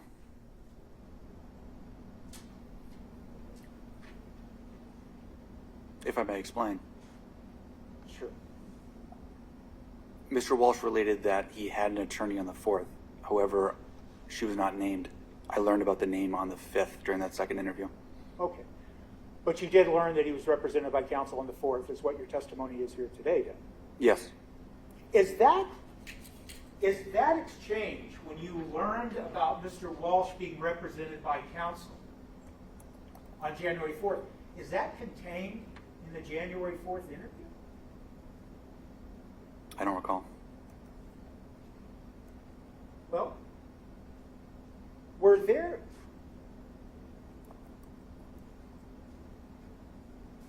conversations other than with Patrol Officer Lawrence with Mr. Walsh on January 4th that contain statements that don't appear in the interview transcript or in any of the reports? Yes. And have you ever been asked to reduce to writing statements of Mr. Walsh that otherwise don't appear in your reports or Lawrence's reports or in the January 4th transcript of your conversations with him? No. What other statements can you tell this court about that Mr. Walsh made to you on January 4th that did not find their way into any report or into any transcript? There's conversations about the house and rental property when we did the walkthroughs of the premises. All right. Anything else that you recall? Not at the moment. All right. It's fair to say then that your memory of any other statements that do not appear in reports or in the transcript, those were not statements that included Mr. Walsh saying, you know, you can look at the entire contents of my phone, you can look at anything you want, or words to that effect, correct? Correct. By the way, Sergeant Schmidt, did you ever have any conversations with a district attorney named Lynn Beelan about this case? I don't recall any. All right. Do you know who Assistant District Attorney Lynn Beelan was or is? Yes. Okay. Had you interacted with her in other Norfolk County cases? No. So your conversations with Assistant District Attorney Beelan would be limited to this particular case or this investigation? I don't recall any communications with her. Okay. How about conversations? Related to this case, no. Okay. So I guess it's fair to say then that you never had any conversations with Assistant District Attorney Lynn Beelan regarding any agreement to search any devices, correct? Correct.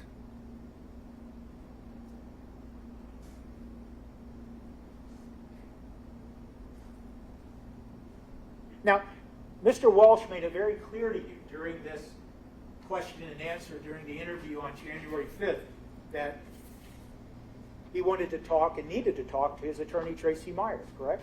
Yes. Minor, correct? Yes. And he made it very clear that he had to talk to his attorney, Tracy Minor, before he agreed to anything about turning over his phone, correct? Correct. And once again, that discussion, when I just limited it to his phone, his iPhone, this discussion about talking to Tracy Minor didn't include any reference to searching any iPad or iPads or MacBooks, correct? Not that he discussed with me.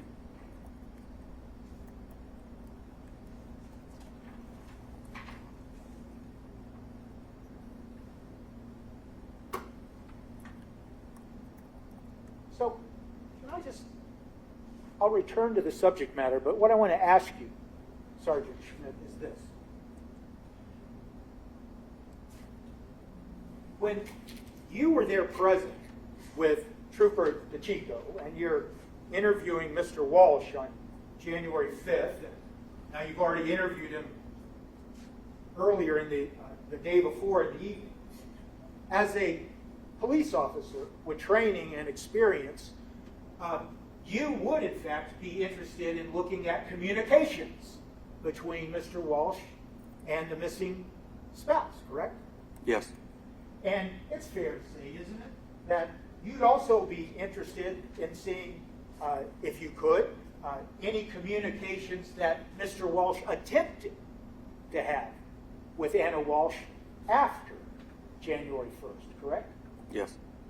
And you would be interested in looking for any communications of Anna Walsh attempting to contact her husband, Mr. Walsh, after January 1st, wouldn't you? Yes.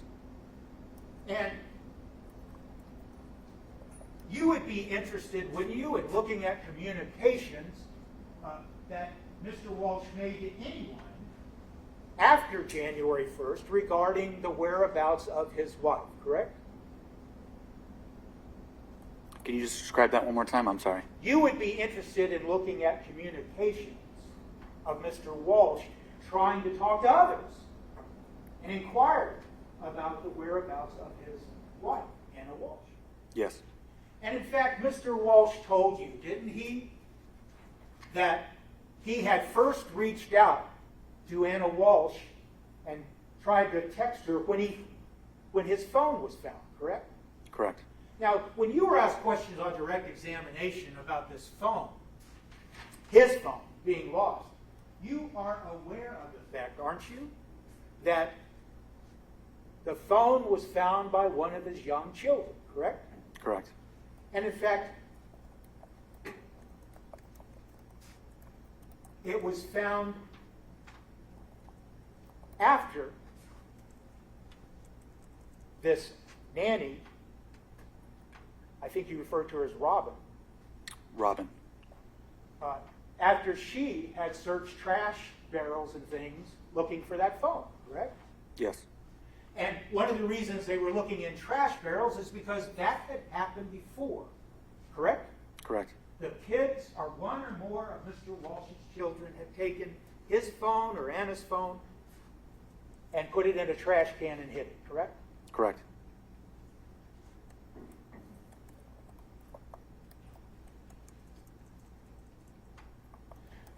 So getting back to your experience as a police officer and an investigator, it's fair to say, isn't it, that there would be interest in looking at communications from Mr. Walsh, not just on December 31st of 2022 and January 1st of 2023, but communications that went and extended past the 1st, possibly the 2nd, correct? Yes.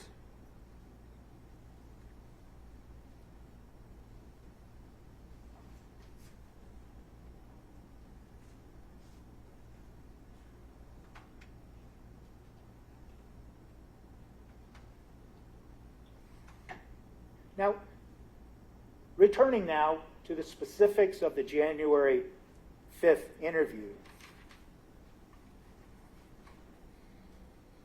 One of the things that Mr. Walsh told you when you were asking about downloading the contents of his phone was, aside from there was an enormous amount of information and things like that, he said that he needed to talk to Tracy Minor, his attorney, to see if she might say, can we just do the information that you're asking for, correct? Yes. And up to this point, when that statement was made by Mr. Walsh, the only subject matter that had been discussed with him, either through you or Trooper DeChico, was communications, correct?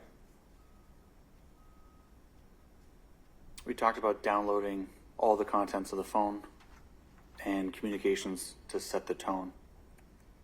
Right, but I understand that. But once again, just going back to some earlier direct and cross-examination. When the comment was made, yes, we want to download the entire contents of the phone, either you or Trooper DeChico then immediately said, but really all we're looking for is information about Anna Walsh. And once again, you talked about communications, correct? Yes. So even if in the context of we want to download the entire contents of your phone, in the same context of that statement, it was made, we're looking for communications, correct? Yes. And we're looking for communications and Anna's tone, correct? Yes.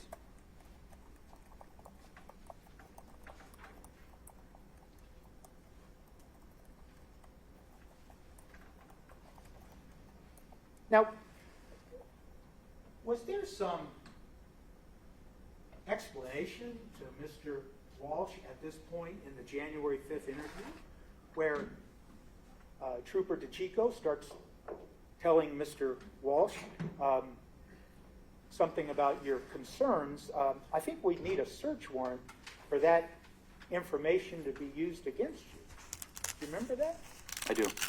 Now, can you tell the court why that was made at that time when Mr. Walsh was informing both you and Trooper DeChico that he had concerns about having you download all this information?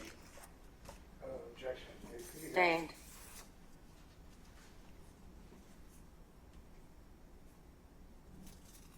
Well, were you trying to convince Mr. Walsh that whatever you found on the phone would not be used against him? No. Then what was the purpose of telling him that you would need to have a search warrant? Objection. Sustained. He didn't say it. The other guy did. He didn't say it.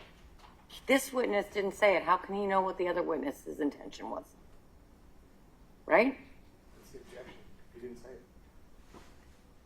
it. He's hearing it just like everybody else, unless I've got the facts wrong. He's not the speaker. You have to ask the speaker what his intention was. Okay, let me ask you. I understand. That's why I'm sustaining the objection. Next question. Let me ask you this. Do you know why Trooper DeChico at that moment in time made that comment about search warrants? No. Did you ever ask No. Trooper DeChico about that? I did not. Was it confusing to you? No. But you don't know why he asked it? Correct.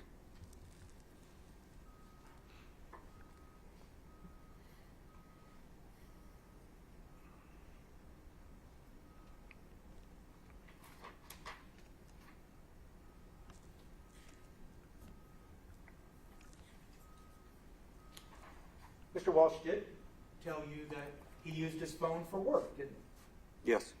And he did tell you words to the effect of he was concerned about how long you might have to have his phone, correct? Yes. And then he was informed that, oh, they have a mobile unit and maybe they can come out to your house, correct? Yes. And his response to that was great, wasn't it? Correct. So it's fair to say that Mr. Walsh was told that since he had concerns about how long they might have his phone, they could actually come out to his house and conduct the extraction at his home with a mobile unit, correct? Correct. And do you know, Sergeant Schmidt, if in fact they brought a mobile unit out to Mr. Walsh's home on January 6th? Not to my knowledge.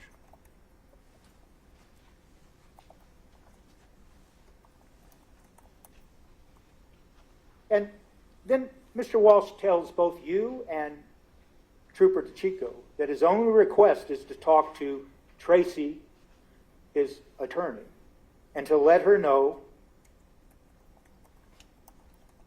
and to give her his risk exposure, right? Correct.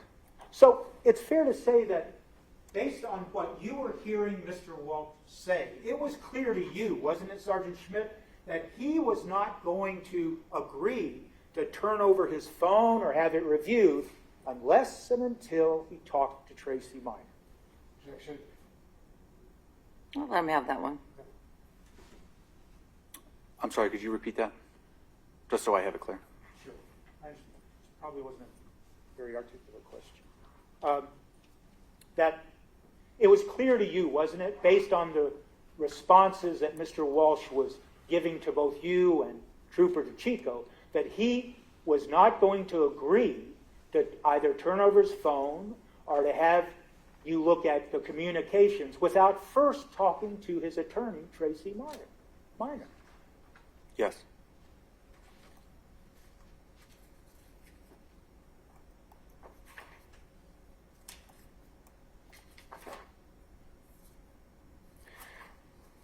At this point in the January 5th interview, is it fair to say that you, Sergeant Schmidt, you begin to interject and say, just so you're aware, if any peace of mind, we don't have a crime. Yes, I did say that. And we're not investigating a crime. This is a missing person. Correct. Can you tell the court why you, Sergeant Schmidt, made those statements at that time to Mr. Walsh? It was the truth. And why was it? What was the significance to you of making those statements? He wasn't the subject of an investigation. We were there as a community caretaking function to assist in finding a missing person. All right. So, once again, Sergeant Schmidt, let me ask you this. Was that statement that you made to Mr. Walsh at that time, was that an effort to reassure him that what you found, if you found anything on the phone, that it couldn't be used against him without a search warrant? Was that you suggesting that to Mr. Walsh?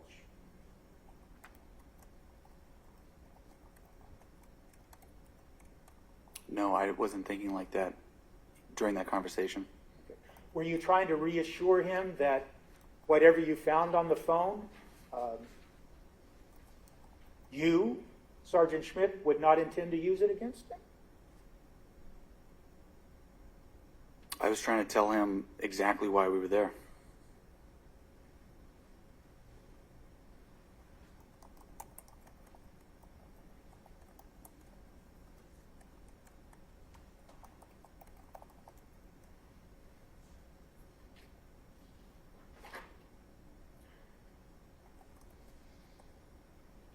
Now,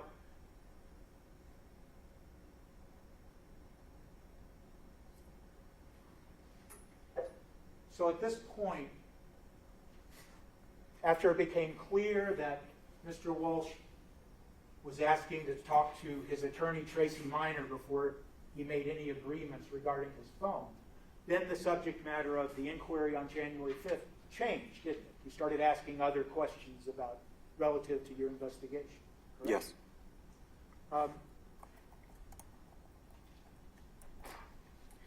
It's fair to say that during this January 5th interview that you were present for, that you never asked Mr. Walsh anything about search histories or anything of the sort that might be on his phone, correct? Correct. And you never asked him anything about what is referred to as what's referred to as location data, correct? Correct.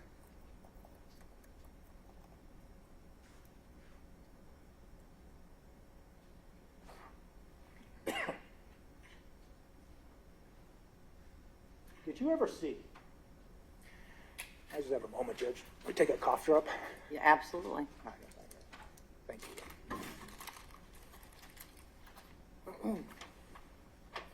Sorry about that.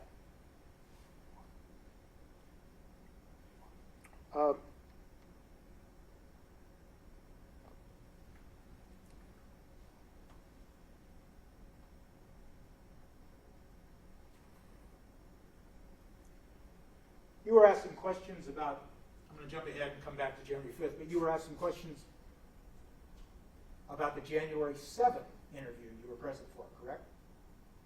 Yes. In the January 7th interview, for the first time,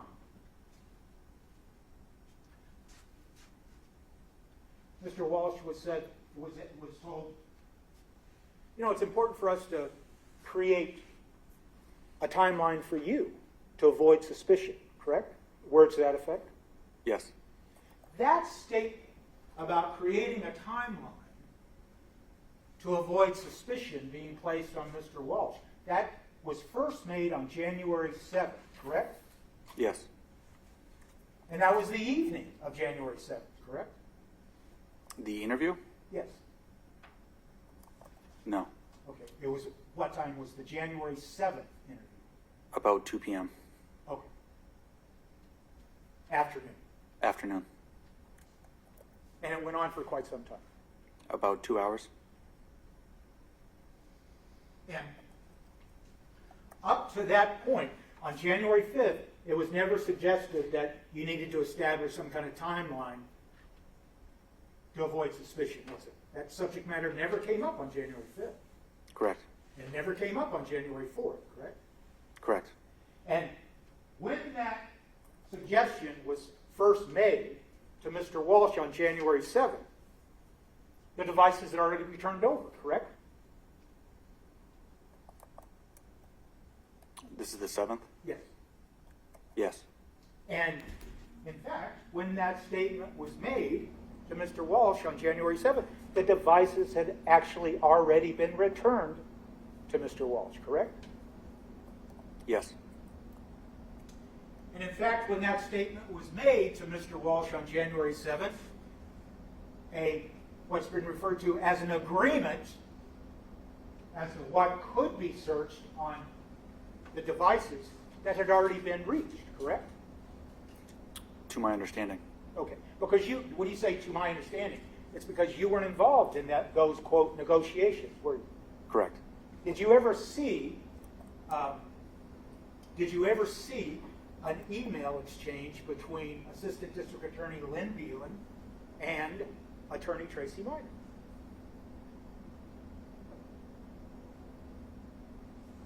Not at the time. Not at the time. Not at the time. I may have seen it since, but not at the time. Okay, at the time, when you say not at the time, we're talking about up to at least January 7th of 2023. Correct. And so it's fair to say that, is it fair to say, Sergeant, that on January 7th, when that was made, that comment about coming up with a timeline to avoid suspicion, you have no idea, do you, if that subject matter was included in the so-called agreement, correct? Correct. All you know is that that subject matter of coming up with a timeline to avoid suspicion was first made and broached on January 7th, 2023. Yes.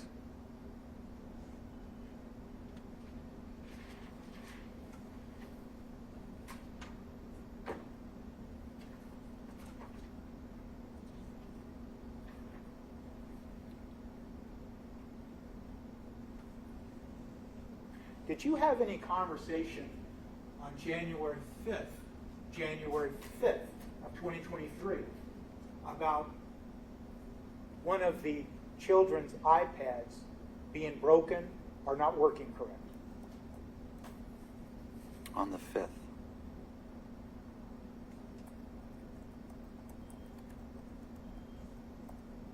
I don't recall. Were you present at the house, Mr. Walsh's house, on January 6th of 2023?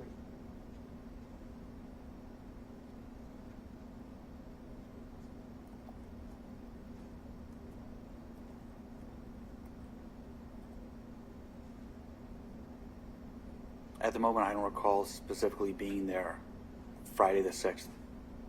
You do or do not? I do not.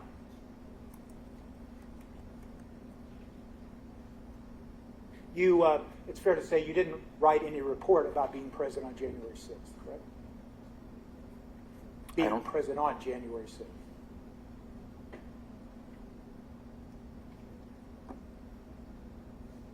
I don't recall writing a report about being present on January 6th, the 5th. Excuse me, Friday the 6th. You didn't write a report. I don't remember writing a report about that. So is it fair to say that you weren't involved in all the searches that were going on January 6th at Mr. Walsh's home? I was. Oh, I see. So do you now remember being present on January 6th? I was involved in the searching at the command post down the street. Okay, but not at the home. Correct. Okay, that's fine.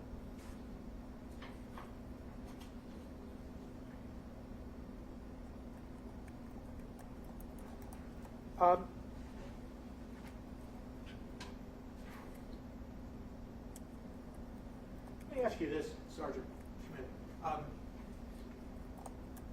How long had you been a detective with Cohasset Police Department up to January of 2023? About 8 years. And it's fair to say in those 8 years, you might engage in to try to perhaps get someone's consent to turn over a device, correct? Yes. And sometimes those devices might include a cell phone or search of a car or anything like that, correct? Correct. Is it fair to say that Cohasset Police Department has a form that might be entitled consent to search or anything like that? Yes. And the reason for using a form like that, consent to search, is to make sure that there is a record evidence that the person you're asking for consent from, that they give their consent voluntarily? Yes. And you have a document that reflects that, correct? Correct. And in that document of consent to search, it'd be fair to say that you would also include what the parameters of the search is going to be, correct? Yes. And you do that because you don't want there to be any confusion down the road about what the person agreed to and what the person didn't agree to, correct? Correct. And one of the reasons you don't want that problem to arise is because you don't want your investigation, in whatever case those are, you don't want your investigation to be compromised and questioned whether that person actually gave their voluntary consent, correct? Correct. Have you ever seen in this case whether there was ever a consent to search any device used by either yourself, Cohasset Police Department, or the Mass State Police? You asking about a form? Yeah. I did not see a form. Have you ever worked with the Mass State Police in conjunction with any other case where you've seen them use a consent to search form?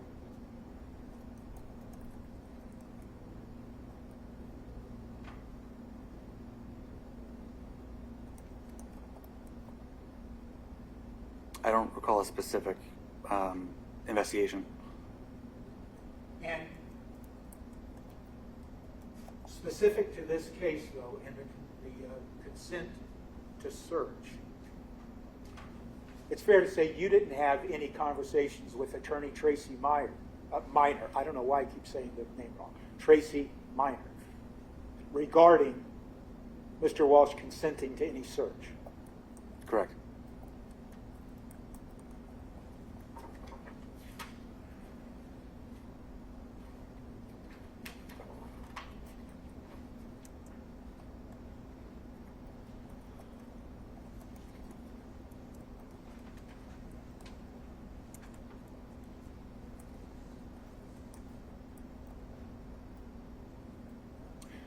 When you were talking and Trooper DeCicco was talking and asking Mr. Walsh questions on January 5th, we all agree that the only subject matter that was referenced specifically was, quote, communications, correct? Yes. And when you use that word communication, you are in fact, is it fair to say you're talking about things like text messages? Yes. And maybe voicemails, Yes. maybe emails? Yes. And you're really, when you use that word, communication, you're just using it in its common parlance, correct? Communication, discussions between one person and another person are persons, correct? I'd say that just the sharing of information is communication. Okay. Between two people. People. Okay.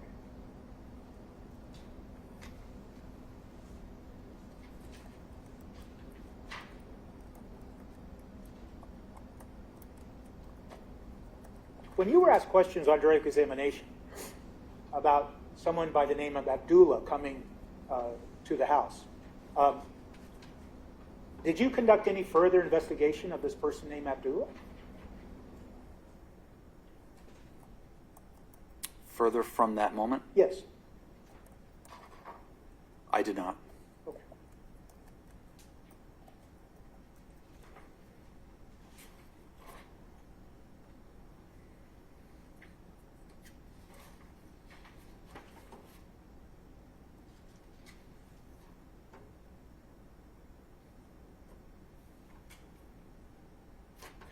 Is it fair to say, Sergeant Schmidt, that in the January 5th interview that you participated in of Mr. Walsh, that the phrase, quote, marital privilege was never used?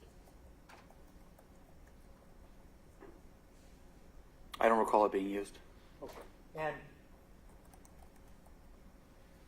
is it fair to say, Detective Schmidt, that during the entire interview of January 5th,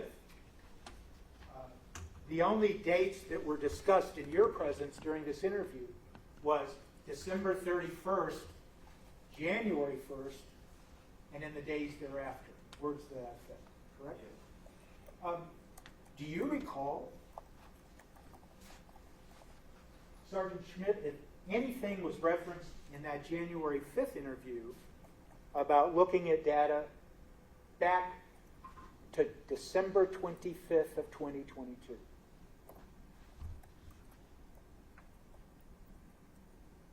I don't recall that in the interview.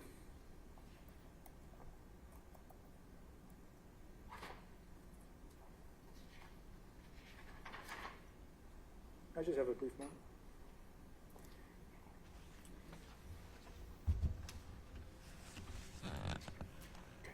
That's all I have, Judge. Thank you. Thank you. Any redirect? A few, Your Honor. What was done to investigate the Richard Walker email? The forensic specialists of the state police conducted a search warrant for Google and the records they hold to look into that email address. And the Richard Walker email, just for record, when did that come to you again? The morning of the 7th. And also, sir, when you were asked about Abdullah on cross-examination, did you ever have the opportunity to interview that individual? I did. When? I believe it was the 5th. And during the interview of January 5th, what difficulty did you have hearing the defendant when you were discussing looking through or downloading his phone? None. And in addition to discussing the tone and communications, what was discussed as far as timeline when looking through his phone? It would help investigators establish a permanent timeline. And, sir, you were asked questions about communications. When in digital devices, what do you consider an online chat via a web page? Communication.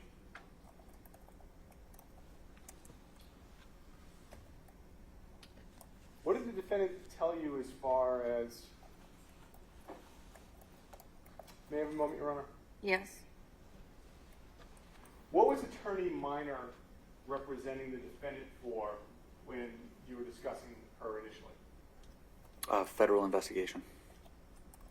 And when you were there, what involvement did you have with this federal investigation when you were interviewing the defendant these times? None. And so why were you interviewing the defendant on these days? To find a missing person, Anna Walsh.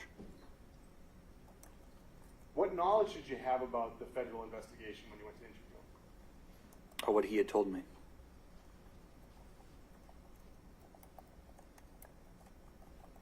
One more moment, Your Honor. Yes. Thank you, Your Honor.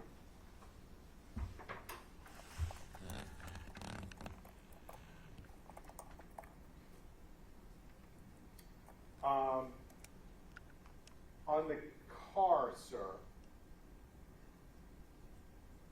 when you were asked about, he said it was in, the plastic sheet was in the trash. Did you see the plastic sheet? No. And what did you notice as far as any difference in the car when you looked at it? There were like vacuum, what I would assume were vacuum marks, like if you have the different swipes on the carpet. Nothing further, Your Honor. Any recross? Brief. You never used the word in the context of communications in asking Mr. Walsh questions, something about online chat and web page, did you? During the interview? Yes. No. What do you mean by that? I don't understand the question. You were asked just now on redirect if you considered communications, online chat, and web pages, and your answer was yes. Yes. What are you referring to? You'd be communicating and sharing information between people through an online chat function on a website. Okay.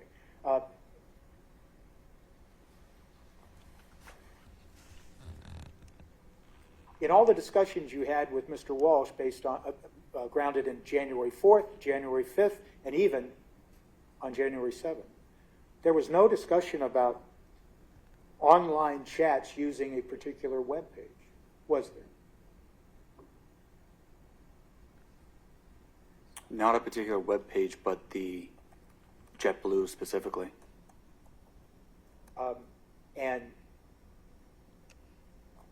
you went to JetBlue. Did you go to JetBlue and talk to them about information relative to Anna Walsh? I did not. Do you know who did? Initially, patrol units had requested the state police assigned to Logan Airport to coordinate with JetBlue to see if there were any travel records. Okay. Isn't it fair to say then that with regards specifically to any web chat, chat on a web page,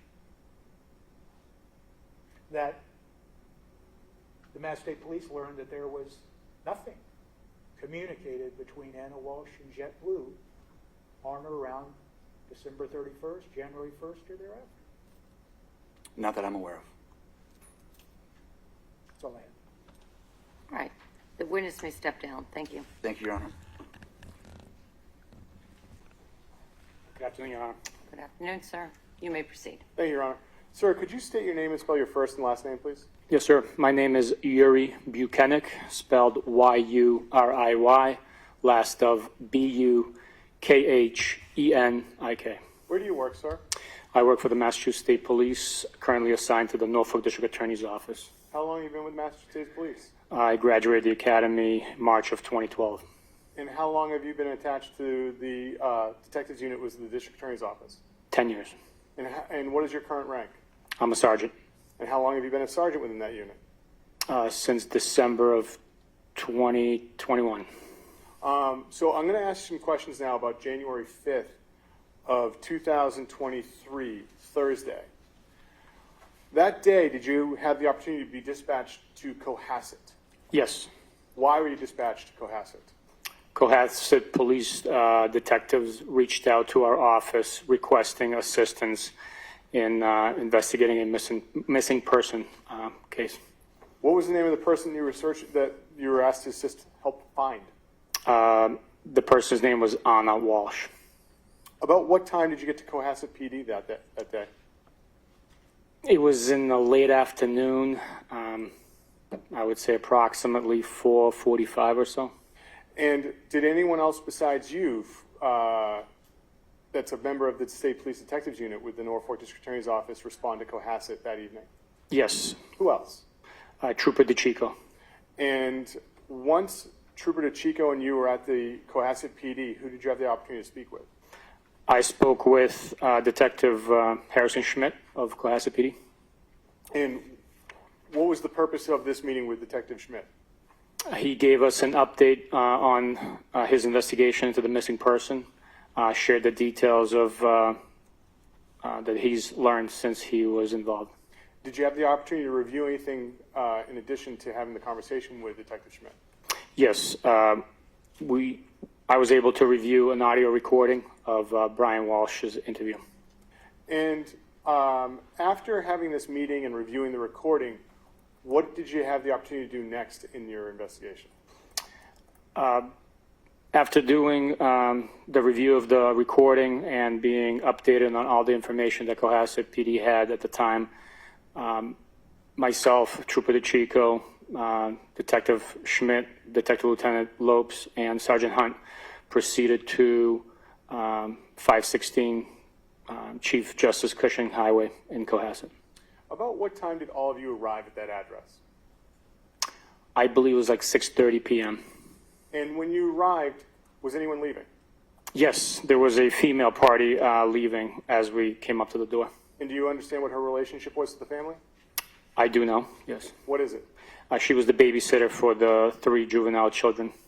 And after seeing this woman leave the residence, did you discover who else was in the residence at this time? Yes. Who? Within the residence, we were able to meet with Brian Walsh, his mother, Diane Walsh, and there was 3 juvenile children inside as well. Now, in that evening, did you have the opportunity to conduct an interview with anyone at the Walsh residence? Yes, I did. Who did you initially get the chance to speak with? Initially, I spoke with Diane Walsh. And Diana Walsh is Mr. Brian Walsh's mother, correct? That's correct. All right. Where was your conversation with Diana Walsh? My conversation was in the living room area where the couches were situated. There's also a fireplace there. It is right off the kitchen area, separating the dining room area by a staircase set and a wall, I believe. And was there anyone with you to help conduct this interview? Yes, Detective Lieutenant Lopes of Cohasset PD was present with me. Where were the other officers at this point in time that arrived with you? The other officers were speaking with Brian Walsh in the dining room area portion of the home. And was anyone else with Mr. Walsh besides those officers, if you know? Just the 3 officers that arrived. Where were the children when you initially had the opportunity to speak with Diana Walsh? Upon her request, the children went upstairs in the main portion of the home to the 2nd floor. Now, can you explain how the initial conversation, what occurred during your initial conversation with the defendant's mother? Yes, as we sat down, Diana was asked to provide her date of birth and a phone number. She initially ignored my request and was texting on her phone. Follow-up request was also momentarily not addressed or not answered. She then advised us that she had utmost respect for what we do, but she only has 1 son, and she was very adamant in helping find Anna. Did she say what she was doing as far as trying to find Anna? Yes, she stated that she had Googled, researched a top PI firm, private investigation firm in the DC area, and she had been communicating with the owner/CEO of the company. And did she give you any contact information for that person? Yes, she provided both a business line and a private cell phone number for the individual. Now, did she have the opportunity in this, during this conversation, did she tell you what had occurred with her son's cell phone as far as January 1 and January 2nd? Yes, during this conversation, she advised us that on January 2nd, Brian Walsh showed up at her home in Swampscott and advised her that his phone was missing and that he needed to use her device to communicate or try to reach Anna. And did she show you anything from her phone during this part of the conversation? Yes, she showed me her call logs as well as text message communications that were documented on her device. And when you saw this, did you see the names of any of, not asking the specific name, but did you see the names of anyone in the family? Yes, there was a name associated with a juvenile child, the eldest, that was documented as a missed call. And did you ask her about whose phone number that would be? Yes, I did. And what did she explain to you? She indicated it was the 6-year-old's phone number as saved with the name in her device, and that she had purchased all the three of the juvenile children, cell phones, Apple AirTags, and iPads. How long were you speaking with Diana Walsh before any of the children returned? I would estimate it 15 minutes or so. And which child did you wish to speak to? The oldest 6-year-old child. And was that one of the children that returned at this point in time? Yes, it was. And did you have the opportunity to speak to the oldest child? Yes, I did. Can you explain to us what occurred as far as that conversation? Initially, when the child presented to our presence, myself and Detective Lieutenant Lopes asked him if he was willing to have us ask him some questions. He shook his head in the affirmative without giving me a verbal response. Diana at that point asked him to sit on her lap while we held the conversation, and we proceeded to ask him some questions. And what did he tell? What did the oldest child tell you about about what he remembers as the last time he saw his mother, Anna Walsh? What the child stated was that the last time he saw his mother was surrounded around the events of him hearing a noise, waking up, coming downstairs, and seeing her on the couch underneath his blanket, which he left in the room overnight. She was dressed in a set of pink pajamas with red hearts. And as he was walking by the kitchen island, he saw his iPad. He picked up the iPad, recognized that it was malfunctioning or broken, not working properly, and he requested that his mom, Anna, fix the iPad for him. Once she fixed the iPad, he indicated that Anna went upstairs and changed into her real clothes, returning back downstairs, holding a brown duffel bag approximately 2 feet in length and a purse which he gestured to her wearing on her shoulder. He then stated that her taxi was here. He told her, "I love you." She responded, "I love you more."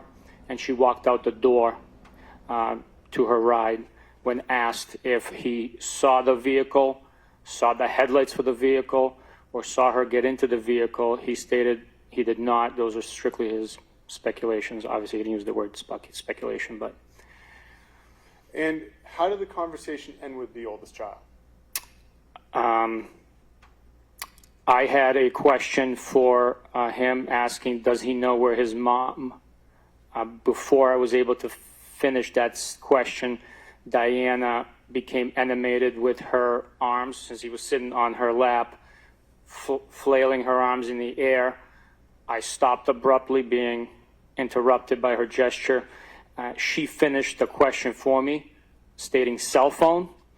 The child never answered my intended question, which was if he knew where his mom was, nor the question that Diana finished. He strictly said that mom wanted him to move to D.C. to be with her. He abruptly got up off of Diana's lap and ran into a different portion of the home. And did you have any further conversation with the oldest child? Yes, I did. And what was that, sir? At one point, a little bit later on, he returned to the area where myself and Detective Lopes was standing. He opened the door slightly, just wide enough to the basement that he could fit through. He took a step onto the first step going down into the basement, looked back at me, extended his arm, and I told him that he shouldn't go into the basement on his own, realizing there were child locks on the door. Then Diana also opened the door all the way and grabbed his hand and told him not to go down there. Did any of the children ever give you anything that night? Yes. What did they give you? The eldest 6-year-old boy gave me a little art piece that he rendered. Now, how long were you in the home speaking to the oldest child and Diana Walsh? I would estimate it to be 45 minutes, maybe more. It was a lengthy conversation in our presence in the home. You may proceed. Thank you, Your Honor. Sergeant, we left off, I believe, that the conversation had come to an end with Diana Walsh and the oldest child. What did you do at the house after that? I waited for the other officers to finish searching the home for the missing individual, to include the attic. Why was the attic significant to you? It had not been searched, and in my experience with other cases, we have had located individuals in crawl spaces and attics. What types of cases are those, sir? Death investigations. And more specific, though, when you found people in crawl spaces like that, have they been as a result of murder or how so? They were suicides. What did you do as far as examining the outside of the home? I proceeded outside, checked the yard, the property, to include trash cans, looking for Anna's phone. One of the locations that myself, Detective Lieutenant Lopes, Detective Schmidt checked was Brian Walsh's Volvo SUV. And did you ask anyone permission to check the Volvo? Yes, And who did you ask? Brian Walsh. And what did he say? He complied, granted us permission, unlocked the vehicle, and we took a look through the contents of inside. And what observations did you make of the Volvo? I located a cell phone device inside the Volvo, located in the center console of the vehicle.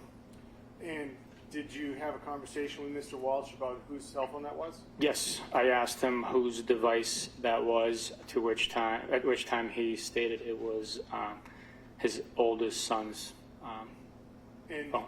did any of the police officers attempt to verify that? Yes, Detective Lieutenant Lopes, having been provided with the phone number for that device, called the phone, and the phone rang, verifying that it is, in fact, the 6-year-old's phone. And where did Detective Lopes get the phone number from? Our conversation with Diana Walsh, when she showed us the call logs, the phone number was provided. Do you remember what the phone number was for that device? Not at the top of my head. I know that it most likely ended at 8028, possibly. And did you write that anywhere in any of your reports? Yes, I wrote it in my interview report. Would that, looking at that report, refresh your recollection as to the number? Yes, sir. Your Honor, may I approach? You may. Sergeant, I'd ask if you would look at paragraph 9, look at it to yourself, and look up to be with an opportunity to review it. Does that refresh your recollection as to that phone number? Yes, it does. What was the phone number, sir? 617 895, I believe. Oh, should I come back? Yes, please. All right, Sergeant. Take one more look. You know where it is. All right, now you want to give it a shot. Yes, 617 895 8028. So, that phone, was it seized that night? It was not, no. Was it left in the, where was it left then? In the vehicle. Now, this is Thursday, January 5th. Is that correct? That is correct. Now,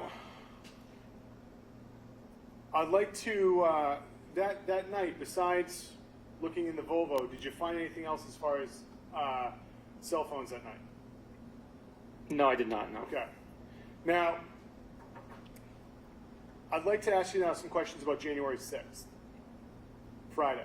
Yes, sir. Did you have the opportunity to contact anyone who was representing Mr. Brian Walsh? Yes, I did. Who was that you were contacting? I contacted attorney Tracy Minor. And how did you, why were you contacting Tracy Minor? I wanted to communicate with her and get consent for the devices that belong to Brian Walsh and his juvenile children that were being utilized. And what was your understanding of Tracy Minor's relationship to Mr. Walsh? My understanding was that Tracy Minor was representing Brian Walsh on a criminal matter out of federal court in Boston. And when did you start communicating with Attorney Minor? I began communicating with her in the afternoon hours of January 6th. It was during the 3 o'clock hour, I believe. And how were you communicating with her? Via cell phone call communications. Do you know roughly how many phone calls you had with Attorney Minor? I had numerous communications. To the best of my estimate, probably three phone calls. And so what did you ask Attorney Minor in the first conversation, if you remember? In the first conversation, I identified myself and asked her to provide consent for Brian Walsh's phones. At that point, I had knowledge of at least 2 devices, the one that was missing, that was located on the second, and then the 6-year-old cell phone.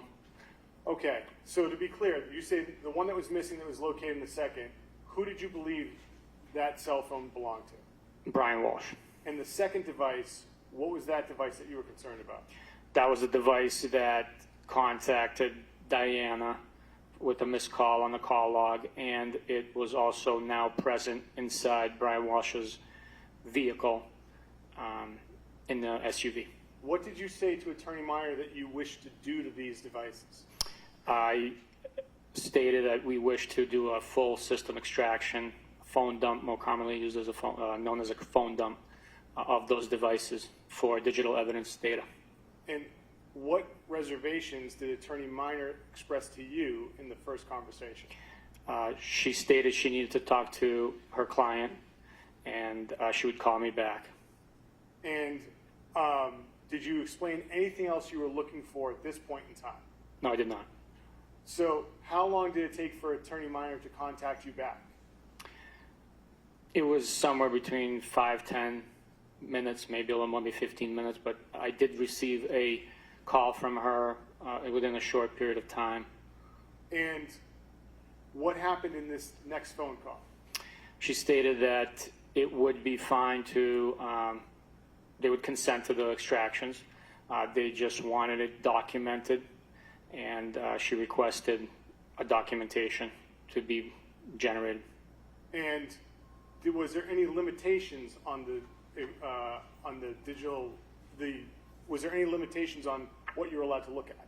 Yes, it was communicated verbally in our agreement that we were not to look at attorney-client communications prior to December 25th, 2022, and no communications between Anna and Brian Walsh prior to that date as well.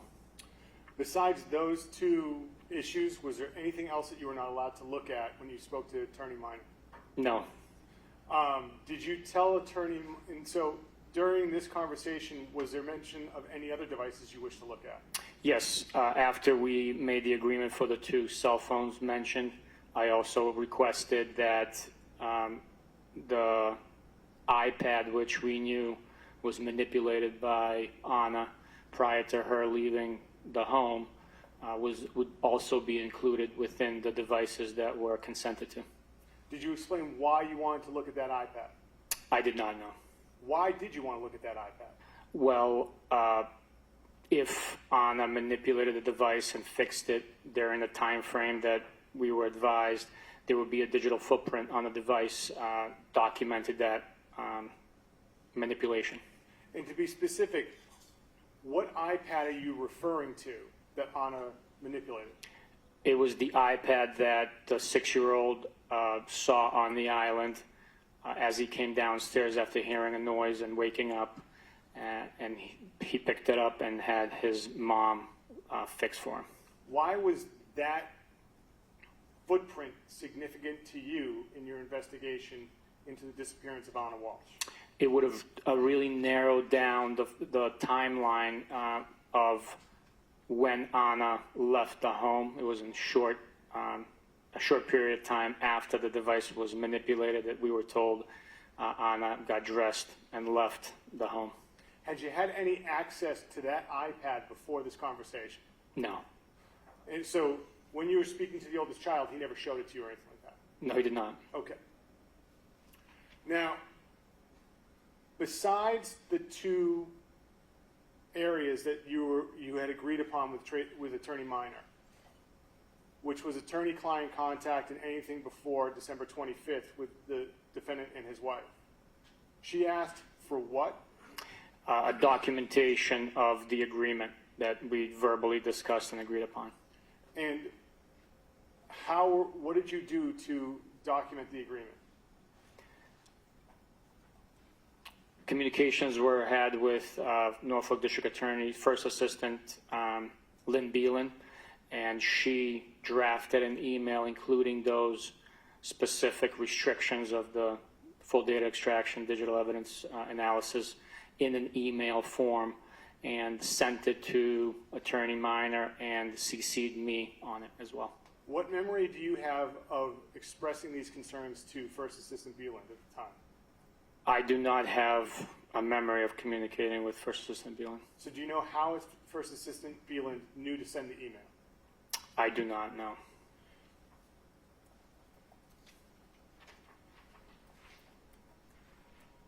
Your Honor, may I approach?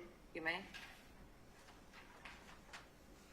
Sergeant, do you recognize that document I've just handed you? Yes, I do. What is the document I've just handed to you? It's a copy of a printed out email exchange between Attorney Minor, which I'm CC'd on, and First Assistant Lynn Beeland, and their communications. And does that document, is that after you had the conversations with Attorney Minor? Yes, it is. Your Honor, I'd ask that this be marked as the next exhibit, and I know that I've fouled up the order, but it is in the binder, and I think it was attached to the defense's pleadings as well. All right. Thank you, Your Honor. And what number do you think it is? So on my listing, I have it as Exhibit 13. Number 13. You know what he's talking about, Attorney Tipton? Yes, Lynn, do you have any objection to that? I do not. All right. I feel a little bit better right now that he knows what I'm talking about, which is great. So, Sergeant, if I may ask, could you read the first email into the record of that chain? First is, who is the sender? The sender is Lynn Beeland. Who are the recipients? It is addressed to Tracy Minor, and I am CC'd on that email. What is the date and time of the email? The date is January 6th of 2023, and the time is 3:39 p.m. And can you read the body of the email? Yes, sir. Attorney Minor, as requested, the Norfolk District Attorney's Office agrees that in the investigation to Anna Walsh, any conversation between the attorney and client, Brian Walsh, is excluded from the search and examination of Brian Walsh's phone and the minor child's iPad. It is further agreed that any conversation between Brian Walsh and his wife, Anna Walsh, 1 week before she was missing, 12/25/22 and prior, shall be excluded from the search and examination of Brian Walsh's phone and the minor child's iPad. Should you have any questions, please contact me. Lynn Beelan, First Assistant District Attorney, Norfolk County, and the phone number. And just for the record, when you say minor child, you are putting that in there opposed to reading the child's name. Yes, sir. Now, was there a response to that email that's in the chain? Yes, there is. Can you read the response, sir? The response is, we consent to all communications on or after 12:25. If you want to go back further than that, I will have to get you a list of attorneys, as he has used a bunch of them. And is there a subsequent response to that? Yes, there is. And can you read that into the record? That date is fine, thank you. And that was sent from whom? That was sent from Lynn Beelan. Did you receive any further email communication from Attorney First Assistant Beeland and Minor after that third entry into the email chain? I have not known. Now, once that was done, those emails had been exchanged, what did you do as far as trying to get the iPads or trying to get the devices? I didn't do anything about trying to get the devices. Why didn't you go get them? I was tasked with traveling out of state, and I was not going to be present. Where were you supposed to go as a result of traveling out of state? I was traveling to Washington, D.C. Why were you going to Washington, D.C.? The information we had at the time and the multiple reports of on coming from D.C., living in D.C., and having traveled back to D.C., based on my conversation with Diane Walsh, I traveled to D.C. to go find Anna. Did you meet up with anyone in law enforcement to help you in D.C.? Yes. Who? It was Detective Lieutenant Lopes and 2 troopers from another unit on the state police. Now, so after the email exchange comes through, who do you inform that you've now received permission from Attorney Minor? I informed Lieutenant Fanning. And who is Lieutenant Fanning in the chain of command of the detectives unit? He was the executive officer at the time in the unit. And where were you when you informed Lieutenant Fanning? I was in the command post. And where was the command post located? It was located a short distance down the street from 516 Chief Justice Cushing Highway in a shopping plaza parking lot behind the stores. Now, when you informed Lieutenant Fanning, were you talking to him in person, or was this over the phone, or whatnot? It was in person. So, at the command post on the late afternoon of Friday, January 6th, how many state troopers were in and around this area at this point in time? There were dozens and dozens. And so, are you aware of who collected the devices from Brian Walsh on January 6th? I am not aware now. So you didn't go to collect the devices? No, I did not. When did you return from Washington, D.C.? It was during the late evening hours of January 8th. It was Sunday, I believe, if I'm not mistaken on the date. And did you have any further conversation with Attorney Minor about the devices after the phone calls and the emails? No, I did not. So after the email chain is done, do you have any further phone calls? No. And to be specific, with Attorney Minor? No. And going back to the second phone call, you told Attorney Minor that you wanted to look at the iPad? Yes. And can you just tell us what you told her about wanting to look at the iPad? The conversation about the extractions of full data extraction was in reference to the 2 cell phones. We went into detail about that. Once she consented to those cell phones, I asked if we could also do the same with the iPad. Was there any concerns about communications on the iPad? No, there was not. Did you explain to her whose iPad it was? Yes, I did. And when you explained to her, who did you tell was the user of the iPad? I told her that based on my understanding, it was the 6-year-old juvenile. And did you tell her did you tell her anything further about the use of the iPad and why you were looking at it? No, I did not. One moment, Your Honor. Yes? Thank you, Your Honor. Nothing further, Your Honor. Ross.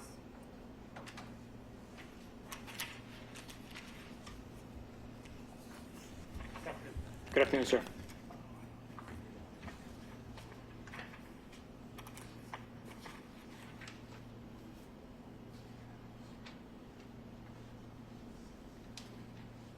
On direct examination, you described your interaction with Diane Walsh. Yes, sir. And so you were involved in interviewing Diana Walsh along with the 6-year-old son. At portions of it, yes. When you say portions of it, what portions? The 6-year-old was not present during the entire interview with Diana. But you were present for the entire interview of Diana Walsh. I was. You didn't have any involvement in the interview of Mr. Walsh on January 5th. No, not the official interview. I just introduced myself and met him. Brief communication verbally, not a formal interview. Did you arrive at the home at the same time with the other officers who eventually did conduct an interview with Mr. Walsh on January 5th? If I'm not mistaken, we all arrived together, yes, sir. So you were sitting, is it fair to say that during these 2 different interviews, you were in different rooms? Yes, we were separated. The 2 rooms are separated by the stairwell or staircase and a wall, I believe, in the home. That's right in the middle of the building. But there's a open space for the front and the rear through the kitchen. It's fair to say then that there were times during these interviews that you could hear people asking Mr. Walsh questions, correct? To be accurate, because we were having our own conversation, I merely heard voices. I could not hear the specifics of their conversation or who was speaking.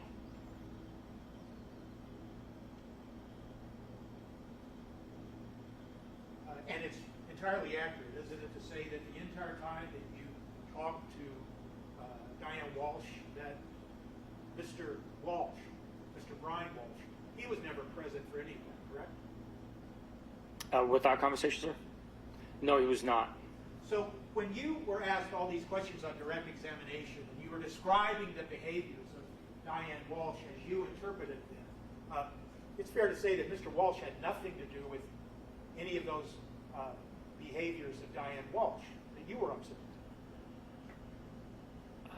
Are you asking if he was influencing her behavior? Yeah.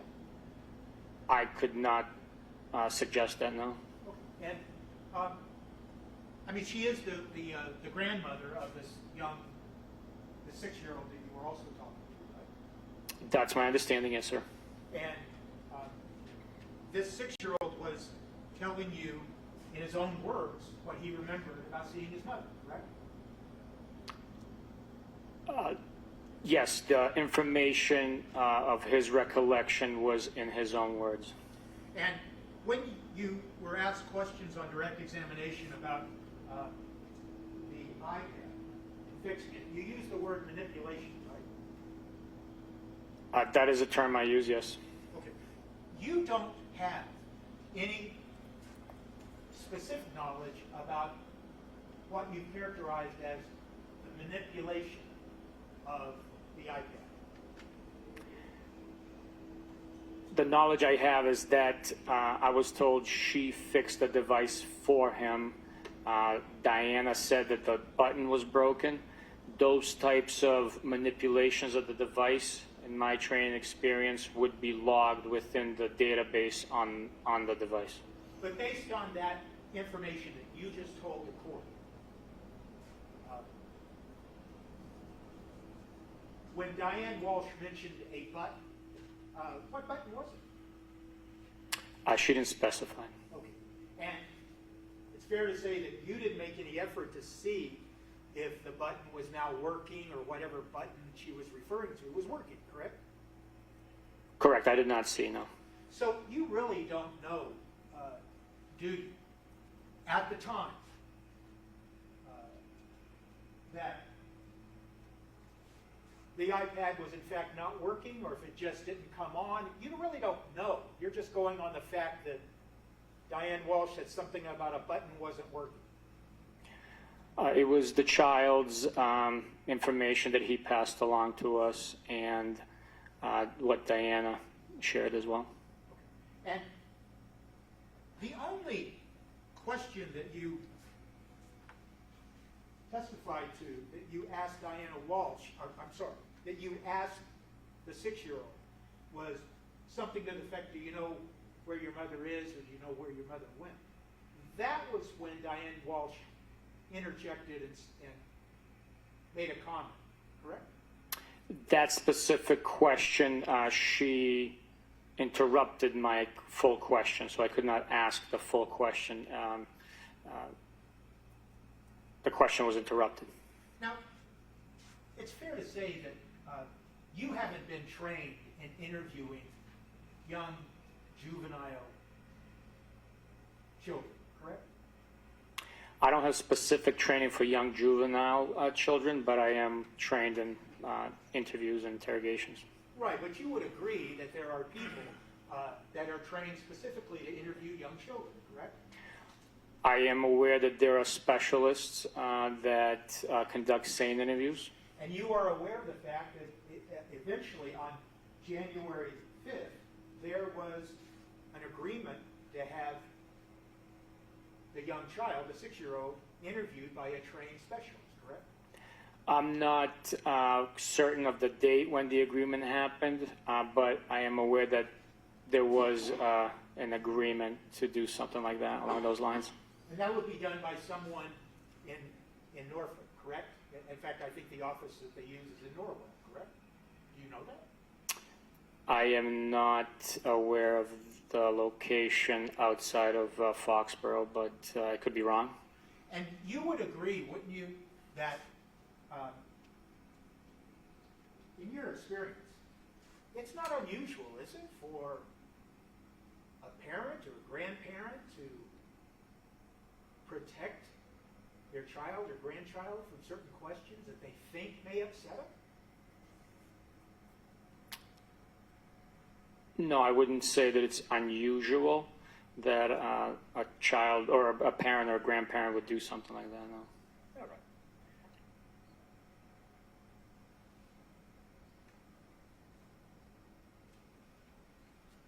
If I understand your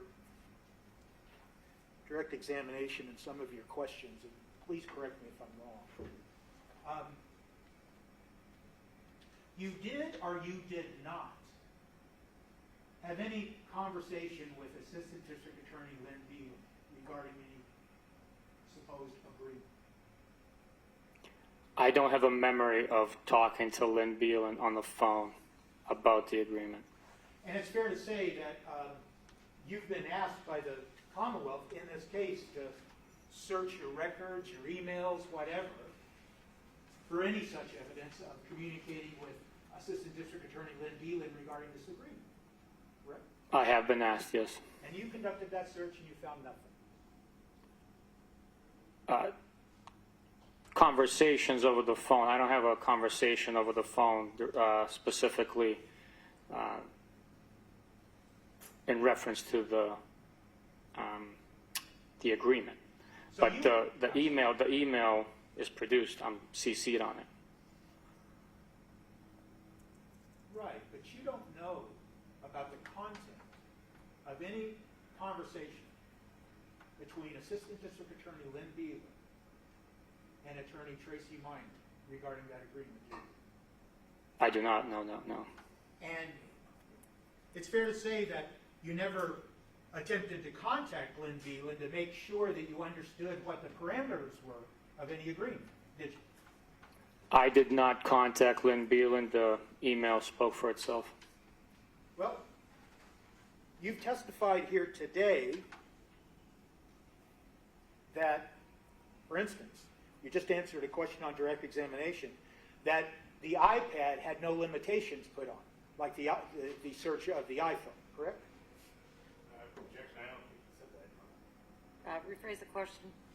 Were there any limitations put on any search of the iPad? The search limitations were included in the email, and it referenced all devices that we were going to get on consent. Now, you've also told us that your discussions with Attorney Tracy Minor involved discussing and seizing cell phones, correct? Yes, there were 2 cell phones, as I mentioned prior, and the iPad that we were aware of. And regarding the 2 cell phones, we can all agree that one of them was purportedly Mr. Walsh's personal cell phone, and the other cell phone was the one in the Volvo that was attributed to the young 6-year-old, correct? Yes, sir. There is no reference in the email that you've referred to today to a second cell phone, is there? I'd have to take a look at the email, but my understanding through our communications, myself and Tracy Minor, were for 2 cell phones and the 6-year-old's iPad. Now, I understand that's your memory.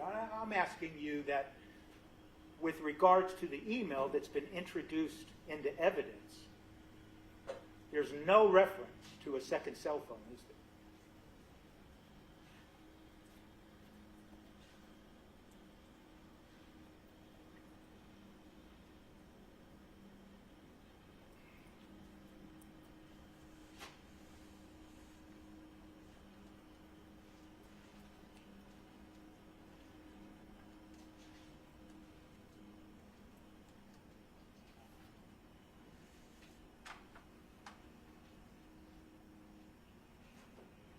Yes, based on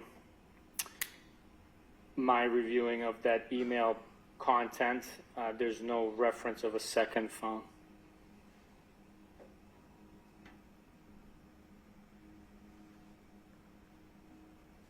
And there's no reference to anything other than Brian Walsh's cell phone in that email. I'm sorry, can you repeat the question again, please? There's no reference to any other cell phone other than Brian Walsh's cell phone in that email agreement.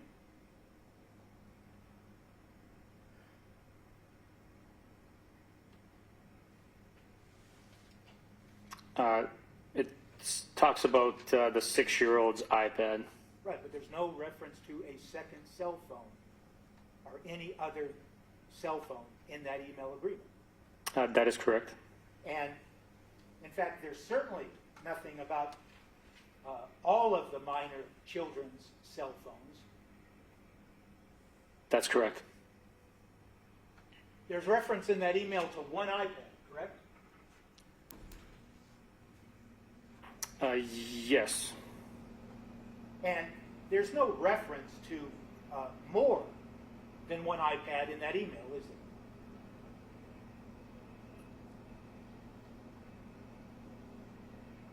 there? Just the 6-year-old's iPad.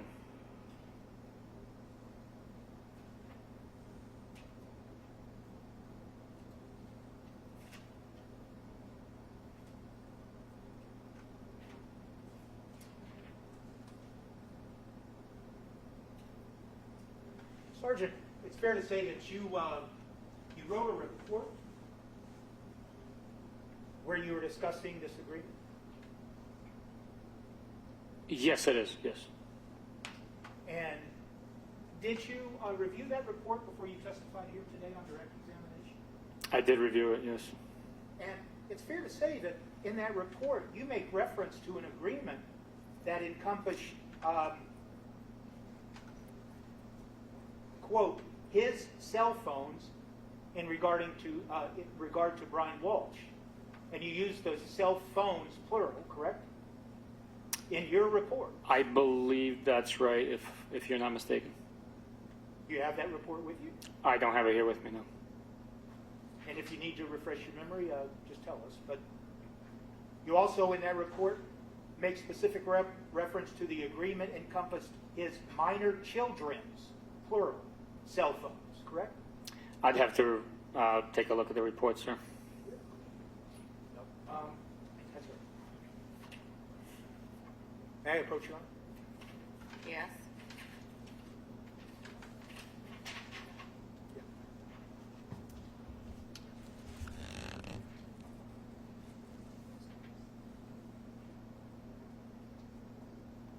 Thank you, sir. I'd ask you to read that.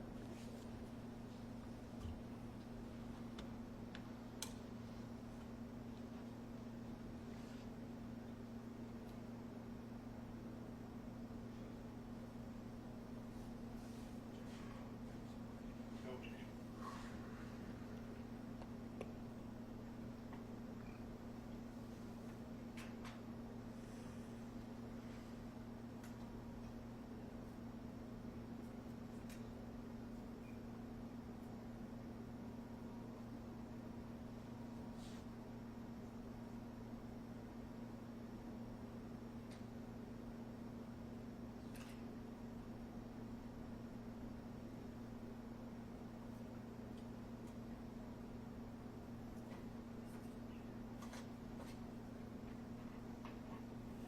Does that refresh your memory about what you entered into your report that you drafted regarding this?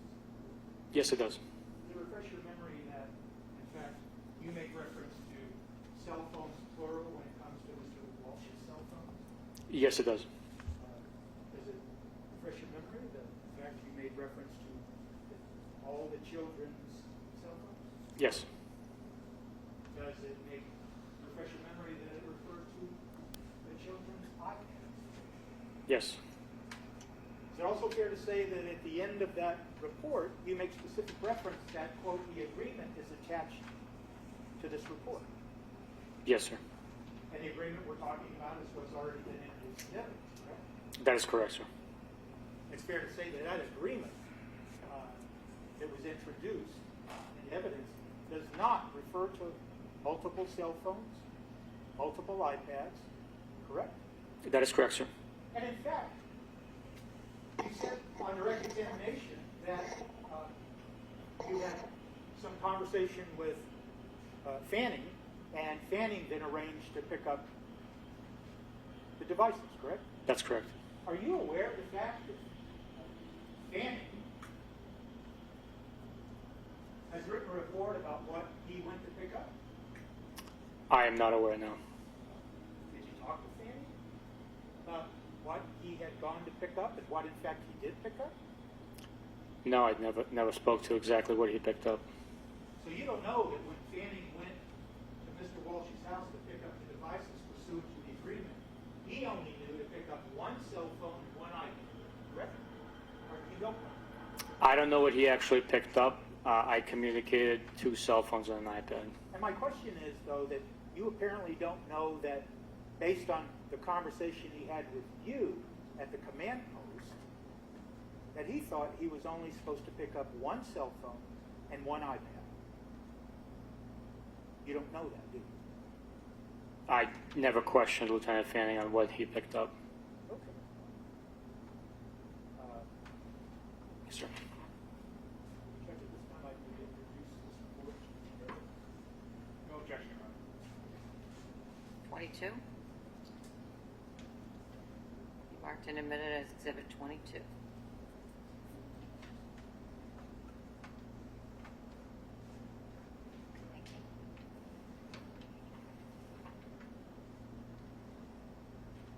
Specifically, Sergeant, in that report that now is Exhibit 22, you specifically say the agreement was put into writing by Norfolk District Attorney's First Assistant Lynn Beelan, correct? Yes, I do. The agreement, you're referring to the email that's been introduced into evidence, correct? That is correct.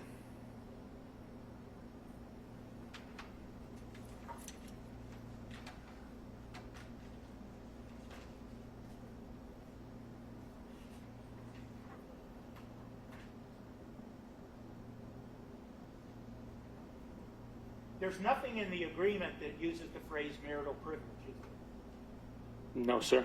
There's nothing in your conversations that you put in your report that was to document this agreement. There's no reference to marital privilege, is there? I'm sorry, there was two things you asked about. There was no mention of marital privilege outside of the statement about excluding communications between Anna and Brian Walsh. And the phrase marital privilege does not appear in your report that's been introduced as Exhibit 22. No. And it doesn't appear in the, quote, agreement email that's been introduced today. That statement does not appear now.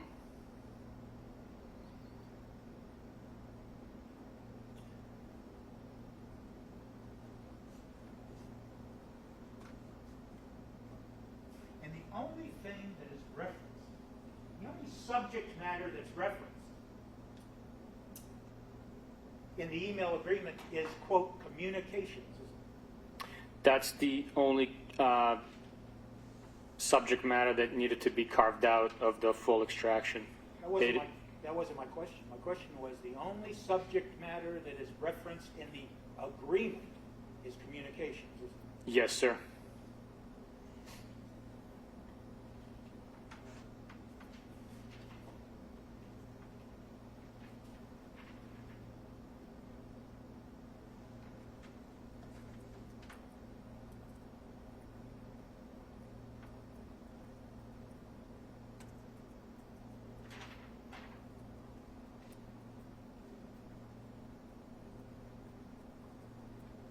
Do you know, Sergeant, do you know when Mr. Walsh first talked to Tracy Minor, his attorney, about the request to search his phone? I have no idea.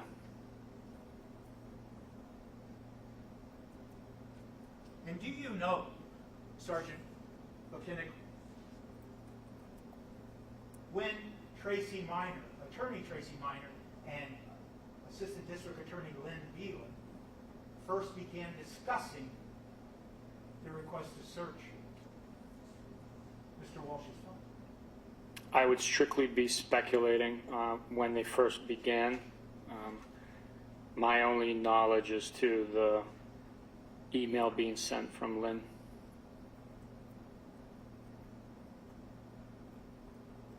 Have you talked to Assistant District Attorney, now retired, Lynn Beelan, regarding this agreement prior to this hearing? I have no memory of talking to her about this agreement. So the government, the Commonwealth, has not asked you to go talk to retired Assistant District Attorney Lynn Beelan and say, what did you and Attorney Tracy Minor agree to? You haven't been asked to do that. No, sir.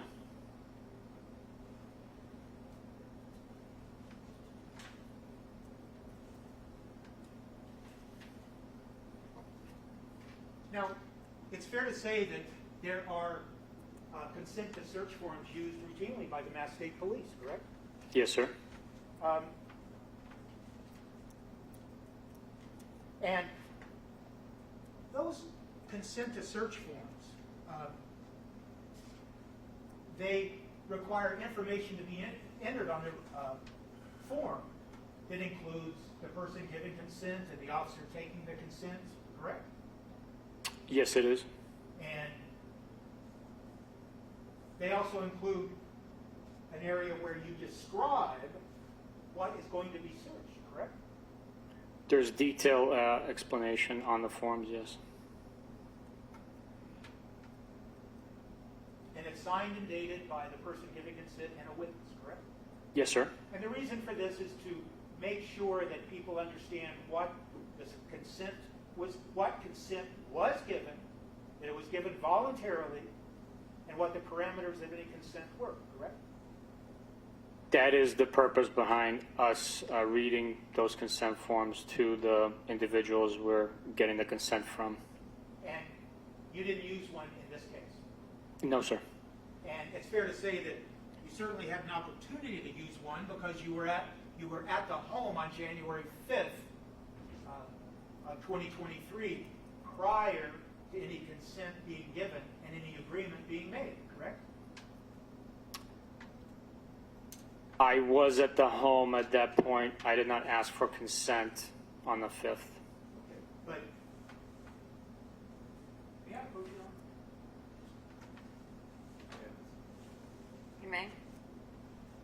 show you a document, and it's not from this case, but is it fair to say that that is an accurate representation of the consent to search form that's used by the Mass State Police?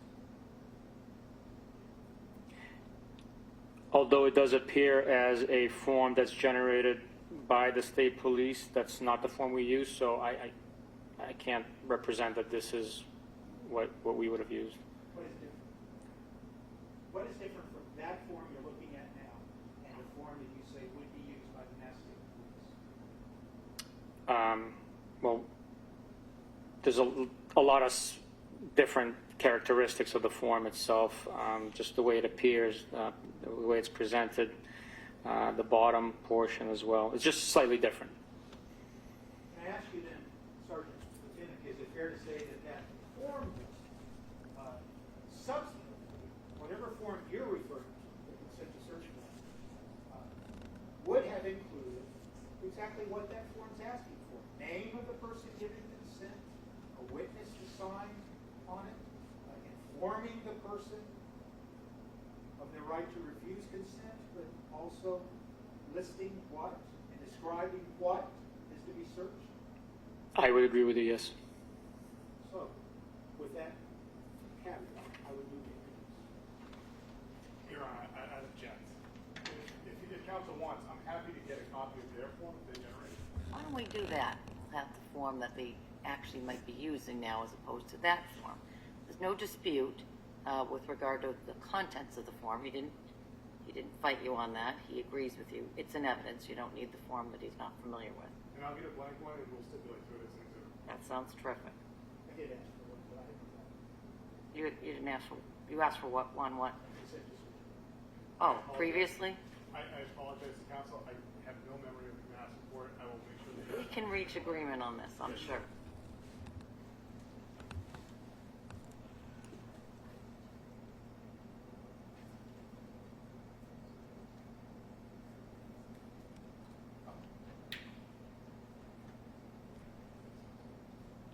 With regards to the agreement, there's nothing in the agreement email that has been produced as an exhibit that references anything about search histories, correct? No, that specific term is not in the email. And there's nothing in the email about location data, correct? That's correct. And once again, the only subject matter that's referenced in that email agreement is, quote, communication, correct? Yes, says what to be excluded, yes.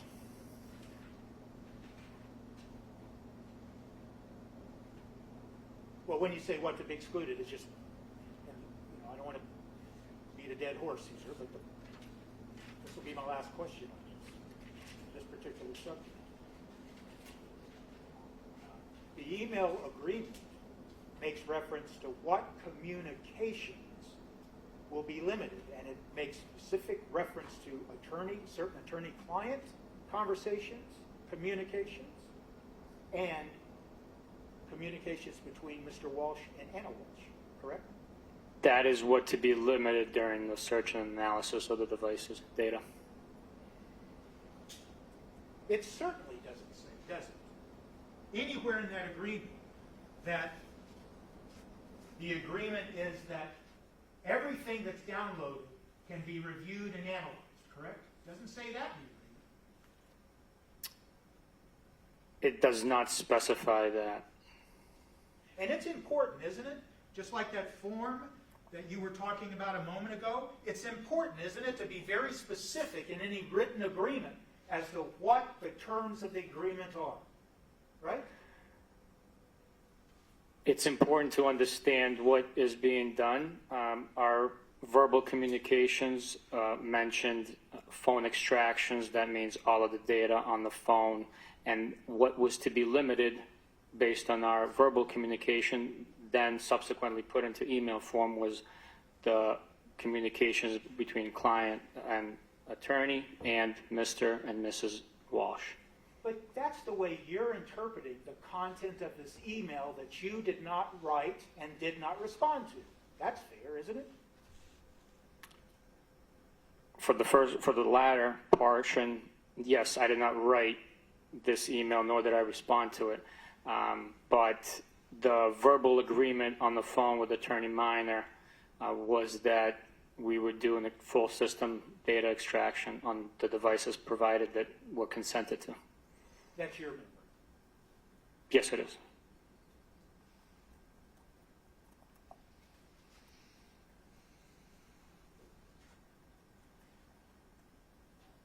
And your memory is that the agreement also included all of Mr. Walsh's cell phones, all of the children's cell phones, and all of the children's iPads. No, my memory was that the devices I knew about was Mr. Walsh's cell phone that was missing, the children's cell phone that was in Mr. Walsh's vehicle, and the iPad referenced to by the 6-year-old, which was fixed by Anna. That's why the communication with Tracy Minor was about 2 cell phones with the iPad thrown in on top of those 2 devices. Sergeant Buchen, just on that particular answer and question. The second sentence in your report that you wrote that's dated January 6, 2023, you wrote specifically, during numerous phone conversations, we established a verbal agreement for the digital evidence extraction of devices belonging to and being used by Brian Walsh and his juvenile children to include Thomas Walsh, 6-year-old, Thomas Walsh's 6-year-old. Those include his cell phones and his minor children's cell phones and tablets. Correct?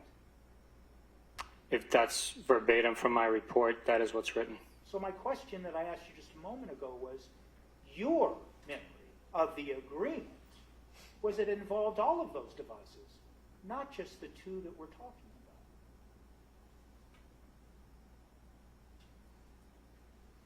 My conversation with Attorney Minor was for the 2 cell phones I knew existed and were referenced. So why did you put all those other devices in your report that you wrote specifically about the agreement?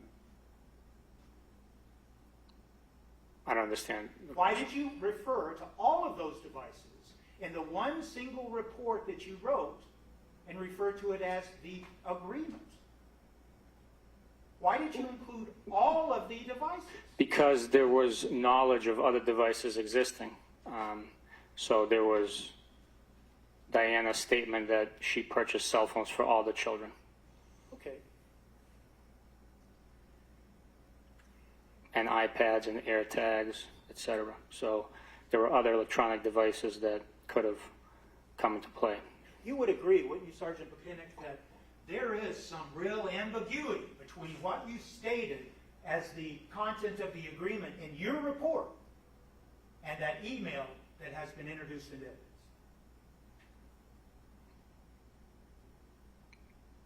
I don't think it's ambiguous, no.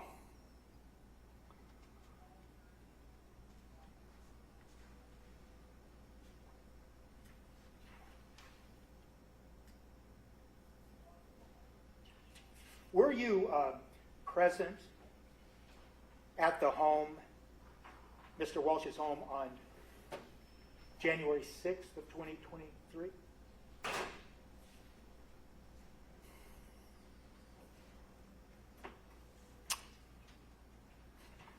I don't remember. I don't remember going to the home. I might have been. I don't remember going to the home. I know I was at the command post. There was other missions I was conducting. I don't have a specific memory of being at the house. But if you have a specific question about maybe what transpired, I could give you an answer. Do you know that there were numerous searches conducted to the house on January 6th? I know that the CERT team and the dive team conducted searches around the home. I was not present for those searches. I was at the command post.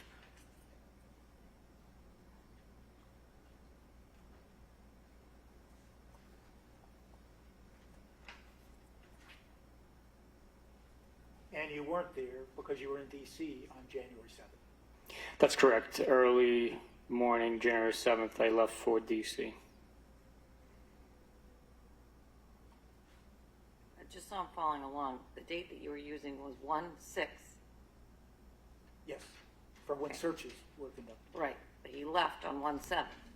Right. He's He not could have there. been there, but he's at the outpost.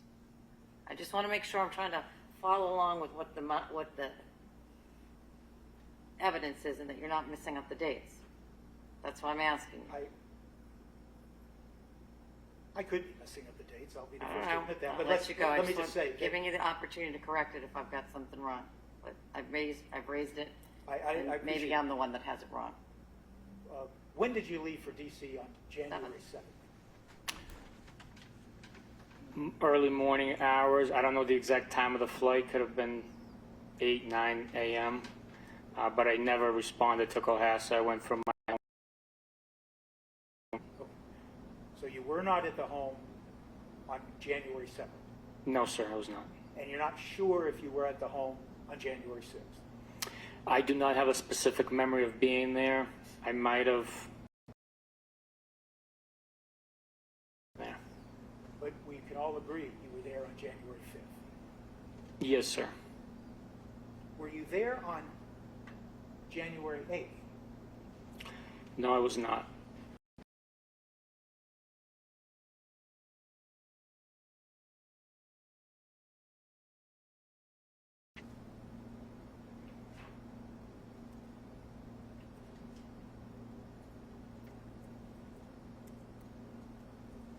And did you negotiate, as you call it, the agreement?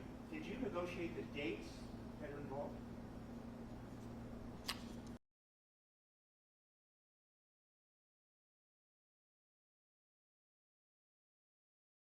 The person wants us to exclude would be excluded. Brian Walsh was eager to help us find Anna.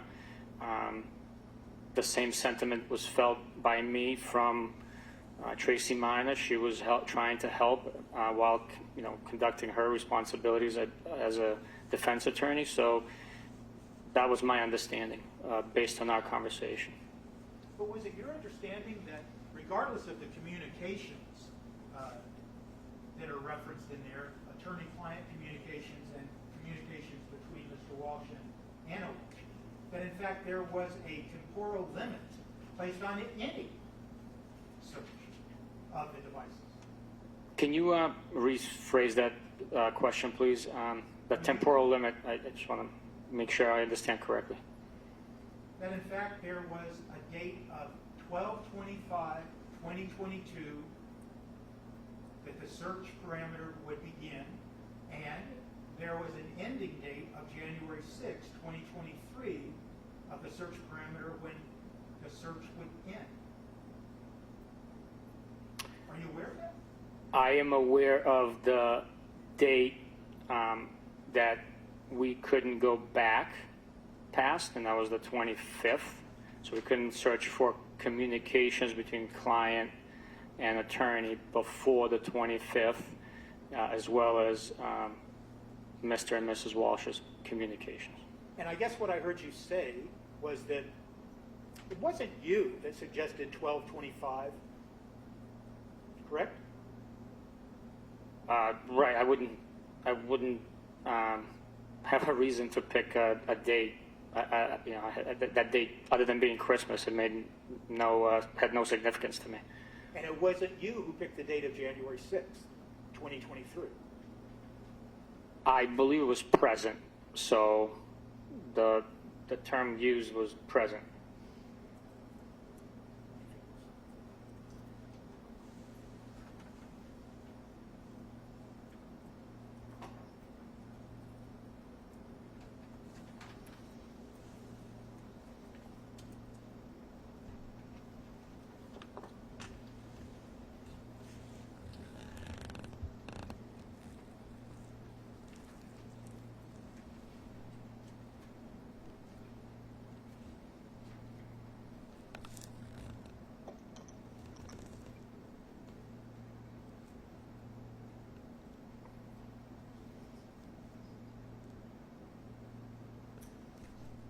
on direct examination, you use the word documentation in the context of what Attorney Tracy Minor asked for. You remember that? Yes. And was it documentation regarding what the agreement was? She just wanted to put it in writing, so we needed to document what the specifics were. And was it also documentation about what, in fact, searches were conducted and how they were conducted? No, we didn't discuss the details of the searches. She just wanted specific things excluded from the analysis and the searching of the data from those devices. And that is what was documented by First Assistant Lynn Buchen. And she agreed to it.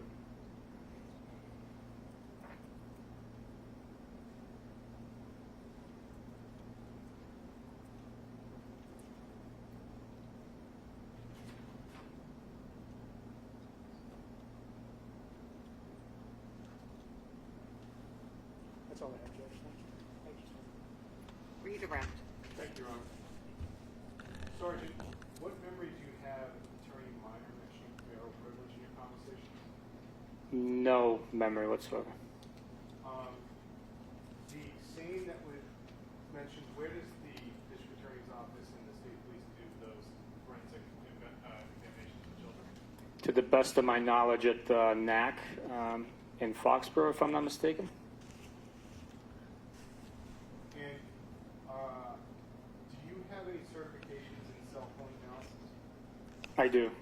And what certifications do you have? I have a Celebrate Basic course. It's a week-long course with certification. So when you say the term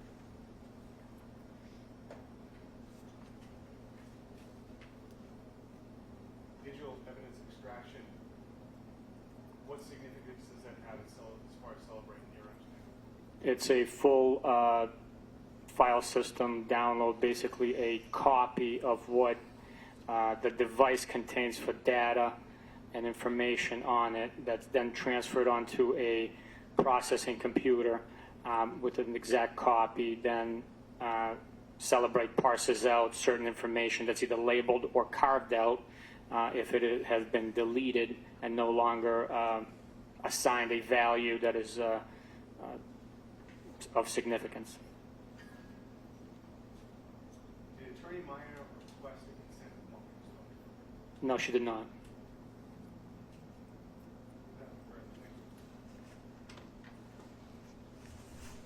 Recross.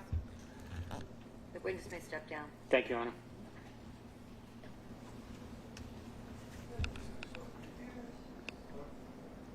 Solemnly swear or affirm the testimony you shall provide in the matter now and hearing shall be the truth, the whole truth, and nothing but the truth, so help you God, under the pains and penalties of perjury. Please have a seat. Just keep your voice up nice and loud. Thank you. And you may proceed. Thank you, Your Honor. Sir, could you please state your name and spell your last name for the record? Yes, good afternoon. Good afternoon. My name is Lieutenant John Fanning, Fanning. And Lieutenant, where do you work?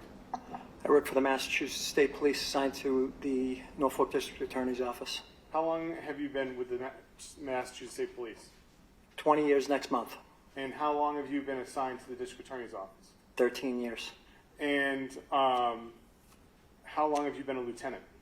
Since December of 21. Lieutenant, I'd like to ask you some questions concerning January 6th, 2023. That day, what was your involvement into the investigation to the disappearance of Anna Walsh? I had responded to the command post in Cohasset behind the Stop and Shop off of Route 3A. And at some point that day, did you leave to retrieve any digital devices? I did.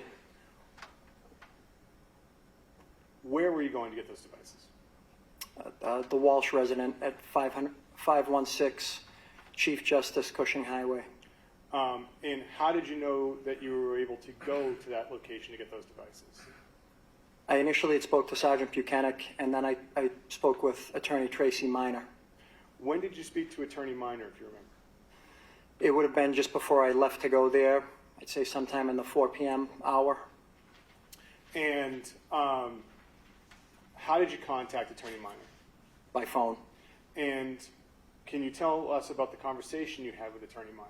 Yes, I introduced myself. I hadn't met her previously, so made a brief introduction. Told her that I had spoken to Sergeant Buchanan, that he was out of pocket because he was preparing for a trip to Washington, D.C., and that I'd be handling communications while he was gone. It was a cordial conversation. She was very cooperative. I explained that she had had a previous conversation with Sergeant Buchanan and a email communication with First Assistant Len Beeland. I said, I'd like to go get those devices as soon as possible. She agreed. She said that Brian was home and that I could head over there. We also had a brief discussion about why the timeline of the Walsh oldest child, that he had stated that Anna had touched the device and fixed it for him. That was really important to us because we were trying to hone in on surveillance. And so what did you tell Attorney Minor about that device? Is that what you said to her? Yes, we had a conversation about the importance of narrowing down our search timeline for vehicles potentially coming to and from that residence. Now, did you want to go get those right now, as you just said? Well, we were trying to find Anna Walsh. It was important that we got those devices. It was my understanding from other investigators that Anna used different devices. That was according to Brian, that Anna had utilized multiple devices. Brian had stated to investigators in previous interviews that Anna would use his phone from time to time. She had used it for Uber and Lyft. And then obviously the oldest Walsh's device was important because of this account from the oldest Walsh about Anna fixing his iPad prior to her leaving. So you have this conversation with Attorney Minor. About how long do you think the conversation was? 5 or so minutes. And after the conversation, where did you go?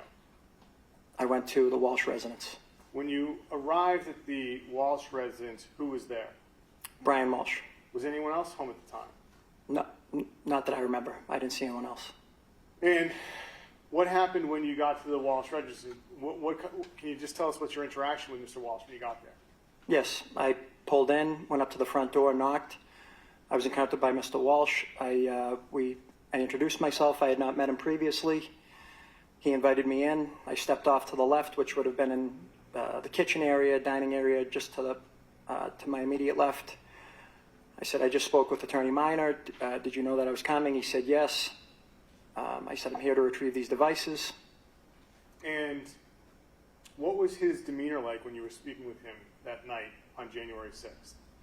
Very cooperative, cordial, helpful. And so you said that you were there. What devices did you think you were going there to retrieve? His cell phone and his son's iPad mini. And so you told him that did you tell him what devices you were looking for when you arrived? Yes. And so what happened after you told him about the devices you were looking for? He went off to my left, past the kitchen into kind of a living room area. There's also a desk in that area, and very quickly came back with the iPad mini that he said was his oldest son's. And did he produce anything else besides the iPad mini at this point in time? He gave me his cell phone. And after you got those two devices, what happens? He then said that he wanted to go find another device that his kids access. I said, okay. He thought it would be helpful. At that time, he went to my right, which was into kind of an open, I don't know how to describe it, open room where the dog cage kennel was, and there was a flight of steps that went up to another room. He went out of view that way, and shortly thereafter returned with another iPad with a cracked screen. And did he say anything when he gave you the second iPad? He just said, my kids use this. It might be helpful to you.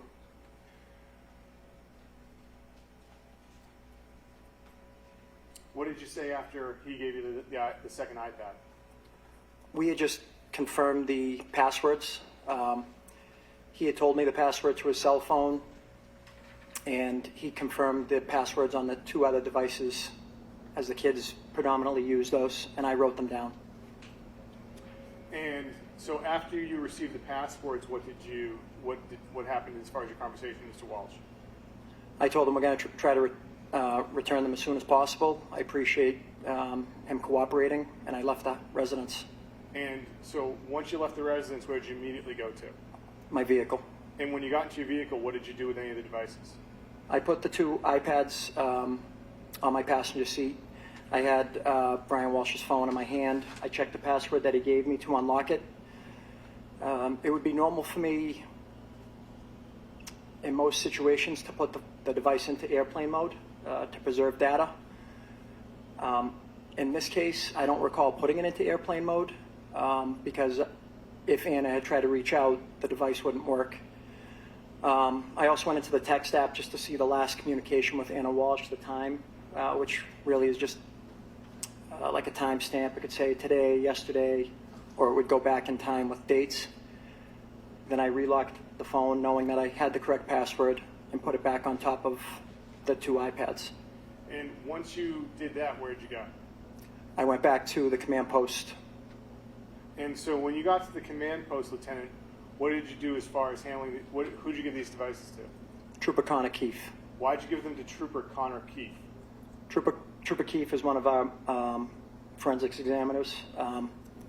So he was there waiting, and I was arranging for him to take them back to our Canton office for download. Do you have an idea of when you gave these to Trooper Keefe? It was immediately following coming back from the Walsh residence. And so, did you give Trooper Keefe any commands at this point in time as far as what to do with these devices? I gave him the 3 devices, kind of stacked up on top of one another with a piece of paper with the passwords. And I told him, you have consent to download the data and download and analyze the data of the phone from December 25th until the present. And did you give him anything else besides those 3 devices and the piece of paper with the passwords? No. And on January 6th, did you have any further conversations with Attorney Minor?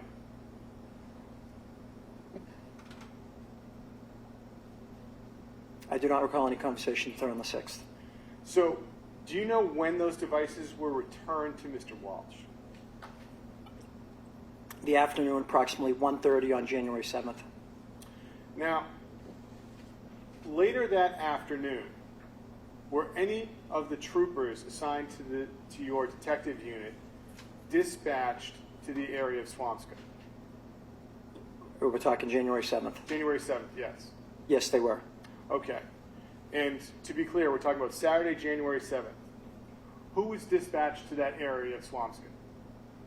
At approximately 4 p.m., I dispatched Trooper Kukowski, Sergeant Panazelis, Trooper Gulbranson, and Trooper Sullivan. Where did you send Trooper Kukowski? CVS in Swampscott. Why did you send him to CVS in Swampscott? Because Brian Walsh had told Trooper DeChico and Detective Schmidt that he had went there when he visited his mother. And where did you send the other 3 troopers, Gulbranson, Sullivan, and Pantazelis? Whole Foods in Swampscott. Why did you send them to Whole Foods in Swampscott? Because the defendant said that he had went there when he went up to his mother's residence. And so why are you sending troopers to these locations that the defendant said he was at? To confirm if he went there. And so that was done, those troopers were dispatched on Saturday, January 7th at approximately what time? Between 4 and 5 p.m. And that time frame, when was it that you heard back from Trooper Kukowski about the CVS in Swampscott? I'd say somewhere in the 6 to 7 p.m. range. I can't recall the exact time. And what was it Trooper Kukowski able to confirm as far as the defendant entering the CVS in Swampscott? He was not there. And was Trooper Kukowski dispatched to another CVS at this point in time? Yes. Which one? I don't recall exactly. That wasn't at my direction. That was something he did on his own, which would be normal for investigators. And did you receive knowledge from Trooper Kukowski if he had discovered the defendant on video of another CVS to confirm his timeline? Yes, and he did not see Brian Walsh at the other CVS. Now, going to Whole Foods, who was sent to Whole Foods? Sergeant Panazelis and Troopers Sullivan and Gobranson. And what were they able to discover as far as confirming the defendant's location at Whole Foods as he relayed to Trooper DeChica? He did not go there either. And about what time were they at Whole Foods to discover this? Somewhere after 5 p.m. on the 7th. Now, when were you ever notified about the contents of the devices that were given to Trooper Keefe on the 6th? Around 6 p.m. on the 7th.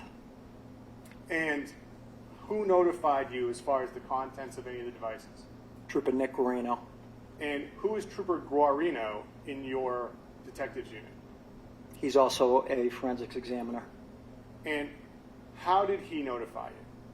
He called me. And what did he say when he called you? He said, I found something in the search history, and that's interesting. I said, well, what was it? And it was numerous searches about dismembering a body, how to embalm a body, how to get rid of a body, numerous searches related to that, another search related to divorce. And so after he notified you of that, did he communicate to you and other troopers what he had found? Yes. How so? He sent an email. And as far as analyzing the iPad Mini, what was your understanding as further analyzation of the iPad Mini at this point in time? We were going to stop. And what was going to be done as far as the iPad Mini after stopping? This is the data we're talking about. Yes, we had stopped, and we were going to obtain a search warrant to seize that device. So to seize that device. Now, where did you believe the device was located on the evening of January 7th? It was back at the home. And so what was done as far as trying to obtain a search warrant for the home?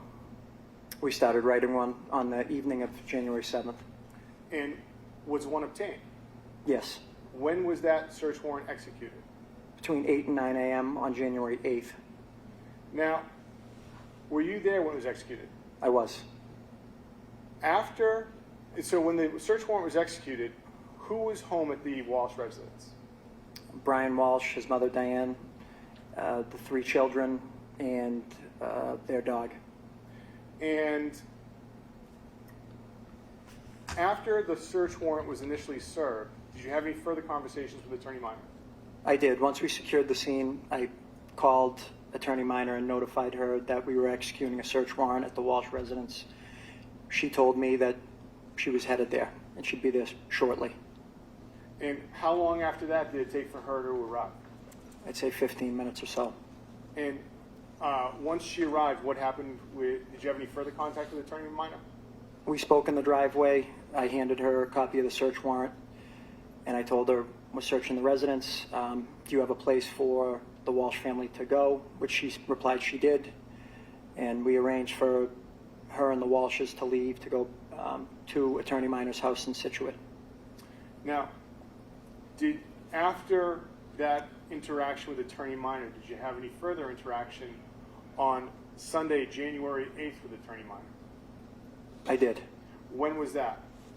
When we went to arrest Brian Walsh. And where was that? At her residence. And what was the contact you had with Attorney Minor at this point in time? She met us right out front. She actually came out before we got to the door. And I asked where Brian was. She said in the house. I said, we need to go talk to Brian right now. And she said, well, he's not going to say anything. I said, that's fine, but we need to find him right away. We walked right in. Dining room was right off to the left. Brian Walsh was standing there and we placed him under arrest. Now, Lieutenant, understanding you had the opportunity to have your communications with Trooper Guarino on the evening of Saturday, January 7th. Had you not had the conversations for Trooper Guarino on Saturday, January 7th, what would the State Police Detective Unit been doing to obtain a search warrant for the residence of Mr. Walsh that evening? Had I not had that conversation with Trooper Guarino? Yes. At that point, the information came all at the same time, I would say, but the issue that we were having is regardless of the search history, we were still misled by Brian Walsh. In the information that he gave us, we spent time and resources going up to confirm his information. I think had we not known that information of the searches, we still would have written a search warrant for the house, less physiological fluid and instruments of the crime. What information did you have as far as ransom emails at this point in time? We had received an email, it was on the morning of the 7th, meaning we, Cohasset Police, from a Richard Walker requesting a ransom. And that stating basically that he had Anna Walsh and was requesting a certain amount of money for her to be returned. And where was the last place Anna Walsh had been seen prior to her disappearance, to your knowledge, on the evening of January 7th? Inside the home on January 1st. Your Honor, may I have a moment? Yes. Nothing further, Your Honor. Cross-examination.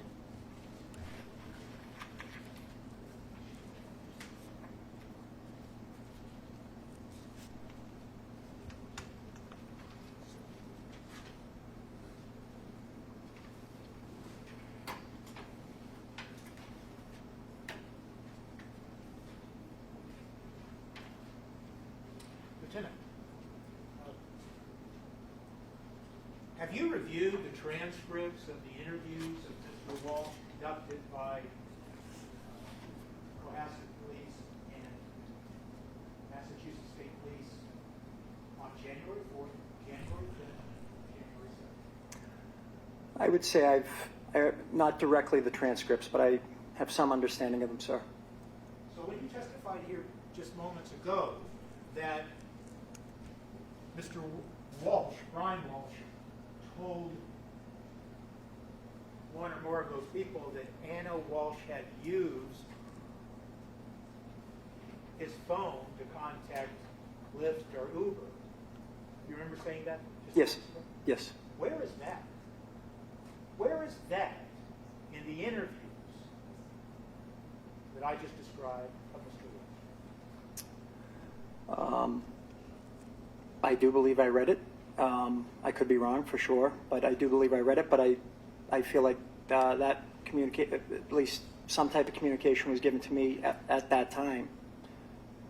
Well, was it a communication? But you're not suggesting it was a communication given to you by Mr. Brian Walsh. You're saying a communication by one of your colleagues or somebody. You're not sure. Correct.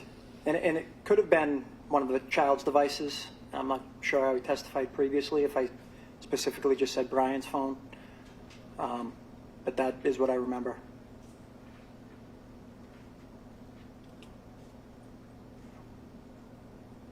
And when you testify that based on your conclusion or opinion that Mr. Walsh had misled people with regards to where he was, you're relying on what another trooper reported to you based on his review of what? Video surveillance and also items that he stated he purchased they had asked about. And have you looked at those, whatever you're referring to, the videos of, say, CVS and Whole Foods? No. And did you, before you relied on that information, did you talk to anybody at CVS or Whole Foods to discuss how their cameras are situated, what they view, what they don't view? Did you conduct anything like that? Not personally, no.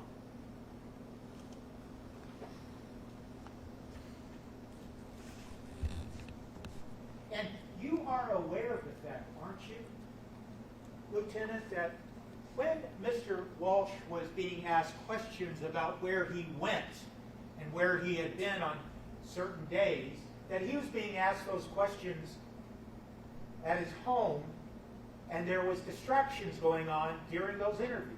You're aware of that, correct? I'm not I wasn't there. Okay. Are you aware of the fact that on the recordings you could hear a dog barking repeatedly? I didn't hear the recordings, but that would make sense. And are you aware of the fact that Mr. Walsh specifically told the troopers when he was being... I'm sorry, strike that. Are you aware of the fact that when he was being asked questions on January 4th, he was actually talking and telling them that he was tired and hadn't had sleep, and words to that effect? No.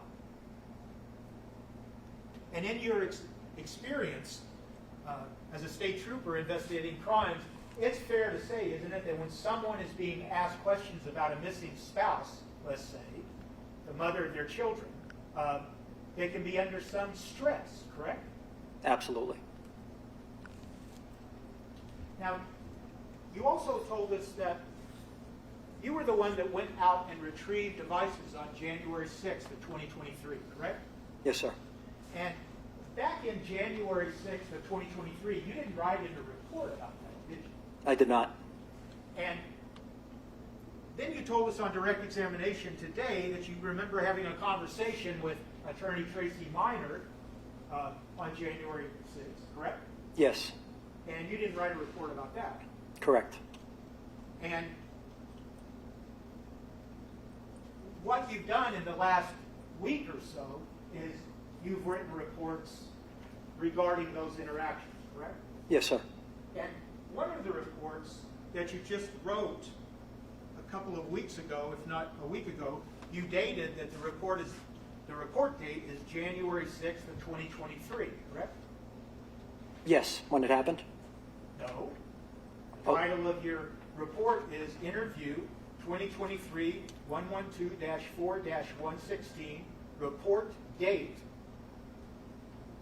01/06/2023. Correct.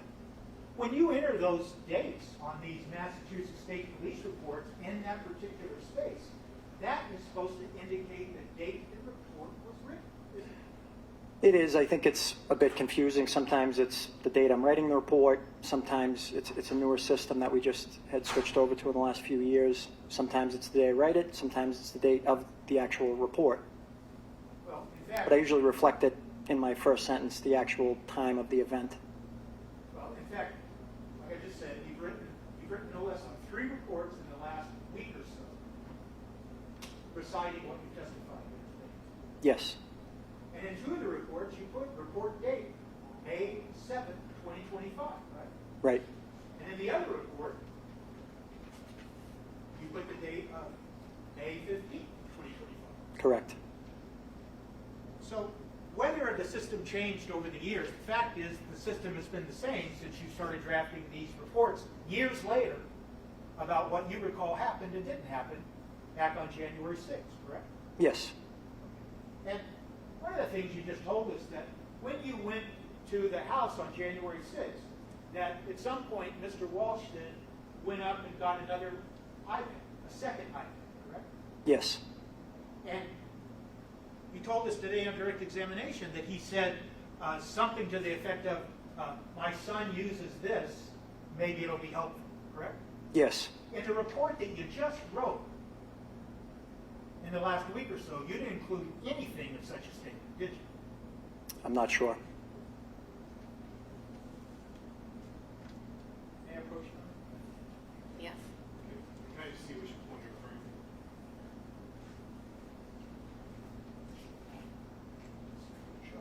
Did you get number?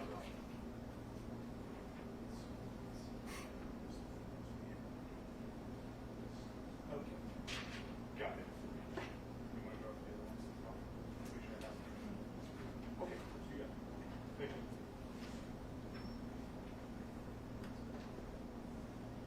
I'm just going to show you your report that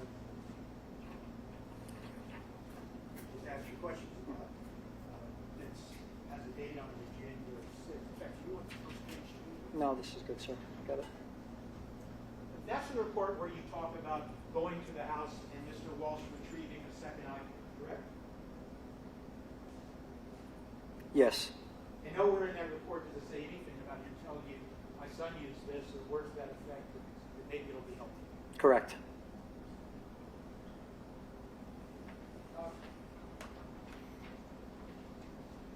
And it is fair to say, isn't it, that when you went over to the house to pick up the devices, you had been told that you were to pick up 2 devices, correct?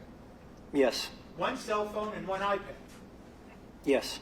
And that was pursuant to the agreement that was reached between Assistant District Attorney Lynn Buchen and Attorney Tracy Minor, correct?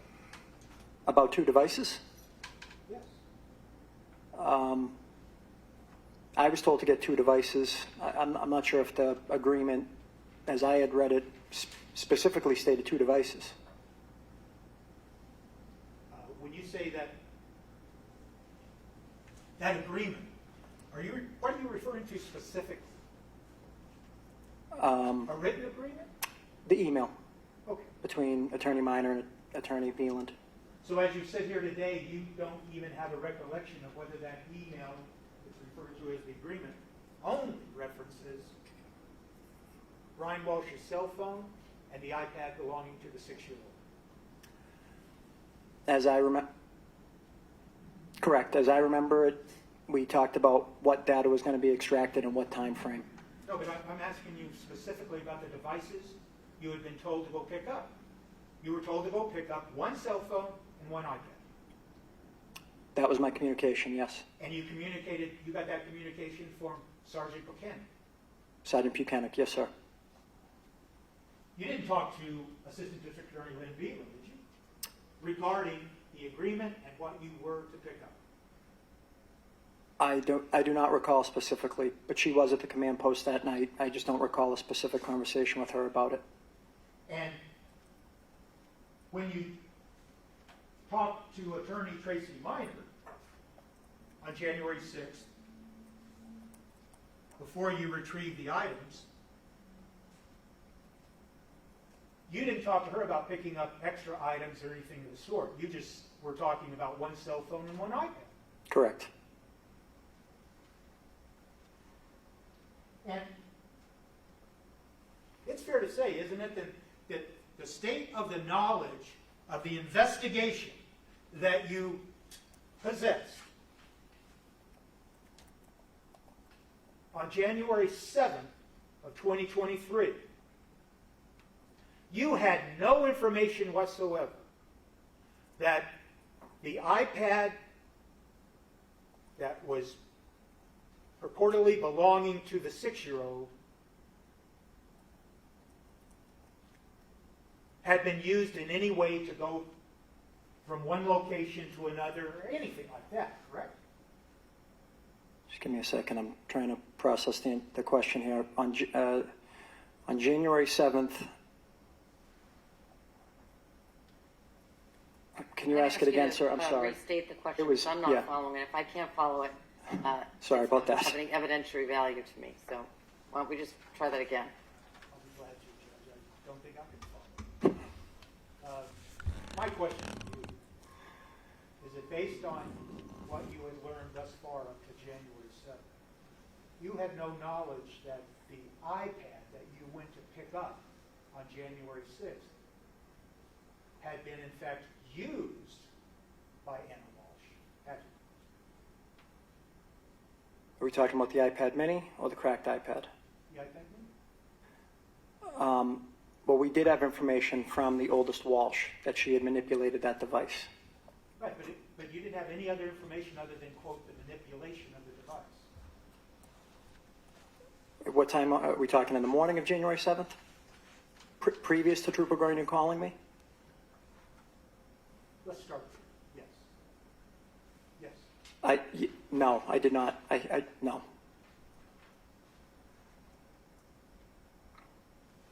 And you certainly didn't have any reason to believe that an iPad belonging to a 6-year-old would contain so-called location data or search history or anything like that, did you? Location data, yes, it could include location data. There was no thought in my mind about search history at that time. And you say it could have had location data in it, but you didn't have any specific information about any specific location data that might be in a 6-year-old child's iPad, did you? No. And you didn't have any information conveyed to you by anyone about another iPad described as a cracked iPad that you retrieved on January 6th also, correct?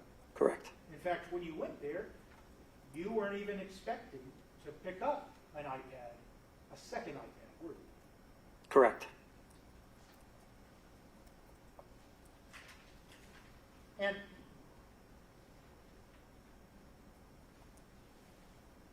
it's fair to say, isn't it, that the Mass State Police utilizes body cams when they conduct searches, correct? Yes. You did so in this case, didn't you? Correct. So we use them until we secure the home, and then we usually deactivate them. And were you wearing a body cam on January 6th when you went to the house to pick up the items? No. And you are familiar with Massachusetts State Police consent to search forms, correct? Yes. And you didn't use one or try to use one or attempt to fill one out before you took the items, the devices, for Mr. Walsh that day on January 6th, did you? No, we were working together cooperatively to find Anna Walsh, and I was happy that we were working together. No, but I understand your answer, but you didn't use a consent to search form. There was already an agreement, so I think it wouldn't have made sense after just talking to Attorney Minor, talking to Sergeant Buchanan, an agreement in writing to then show up with a consent form. I think Attorney Minor would have had a problem with that. Well, you think that, but my question is simple. You used those consent to search forms. You did not use one in this case. That's correct. And those consent to search forms, without belaboring the point, they're used to make sure that what you do, when it's looked at later on, that there's evidence that there was, in fact, a voluntary consent, and that whatever parameters of any search that was going to be conducted would be followed, and that the person giving consent understood that. Yes.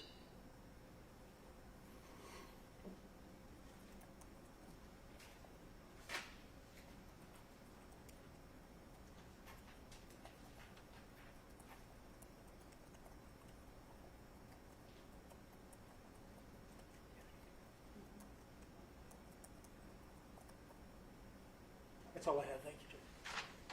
Redirect. Thank you, Your Honor.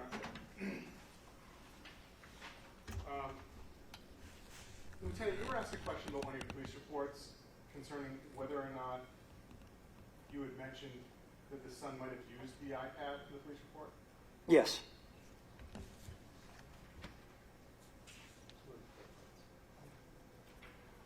Do you have a memory of that paragraph where you mentioned that you were asked about as far as the son using the iPad? You guys are confusing me. I'm sorry. Yeah, Do I have We're right there with you. Do I have a memory of the paragraph? Is the one I just read? Yeah. Yeah. Yes. Okay. Do you remember what you mentioned as far as the son using the iPad in that report? Would the report help you out? Yes. Your Honor, may I approach? Yes. I'm showing you the report, which has a number of 2003-112-4/116. I want you to take a look at the third paragraph, specifically the second sentence. Go to the third. Got it. All right. Lieutenant, did you write in the report whether or not the son used the iPad? I did. Nothing further, Your Honor. I need recross. The witness may step down. Thank you, Your Honor. Your Honor, with the court's permission, I can call my witness. You may. Thank you, Your Honor. The Commonwealth would call Connor Keefe.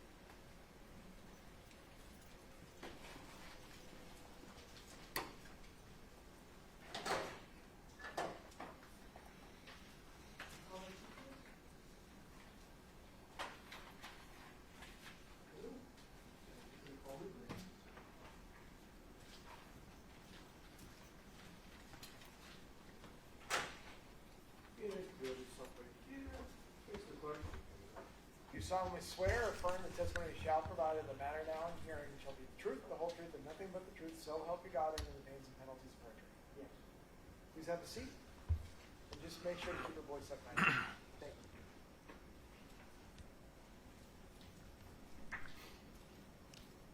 you. You may proceed. Thank you, Your Honor. Sir, could you please state your name and spell your last name for the record? Connor Keefe, Keefe.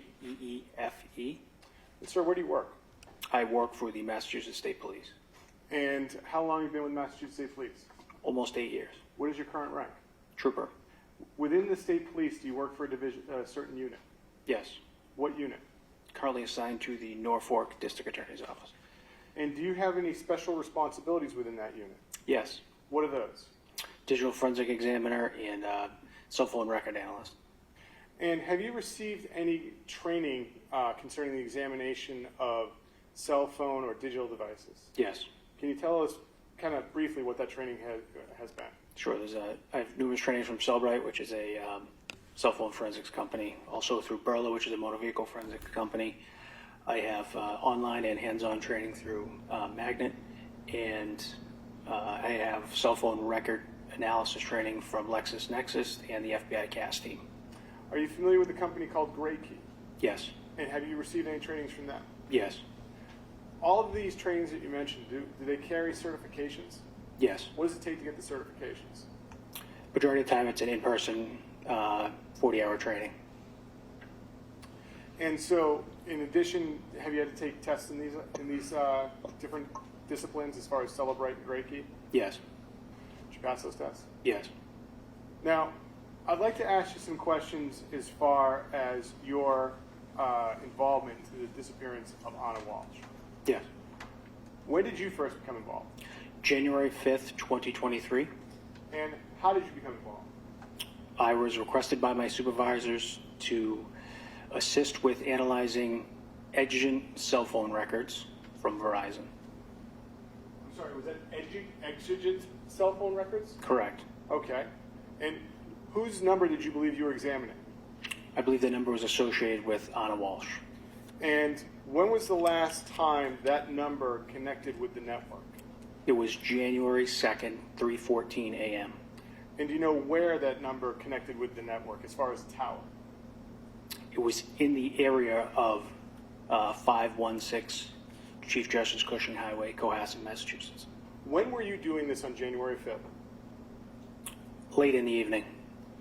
And so now I want to ask you about January 6th. On January 6th, Friday, when did you arrive in Cohasset, if you remember? Around 8:30 p.m. And where were you stationed in Cohasset that day? During the day, sir? Yes, sir. At the CP? And the CP, that's the command post? Correct. All right. Now, did anyone ever give you any digital devices that day? Yes. Who gave you digital devices? Lieutenant John Fanning. What did he give you as far as devices? He gave me 3 mobile devices.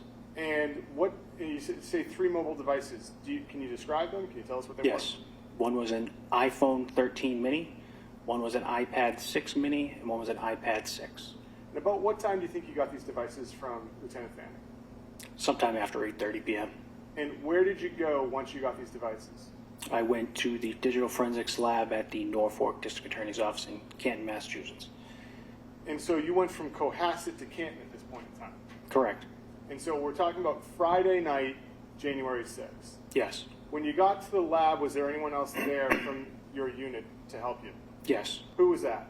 Trooper Nicholas Garino. So what was your understanding of what you were allowed to do with these 3 devices?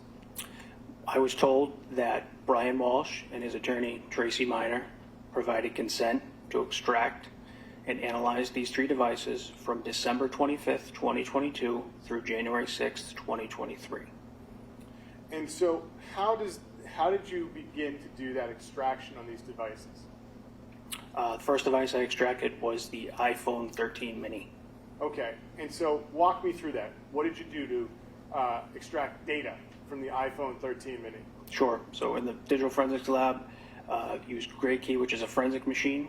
We use specialized forensics hardware and software You will have these Gray Key software program running on a forensic computer. You will plug the device into the Gray Key hardware machine, and then the extraction process will begin. And why didn't you just do all three at once? We are limited to one Gray Key forensic machine in the lab. And how long does it take for Gray Key to get the data from the device? Could be hours. That night, do you know when you began? Do you know when you began the extraction from the iPhone 13 mini? Approximately 9:30 p.m. And do you know when that extraction was completed?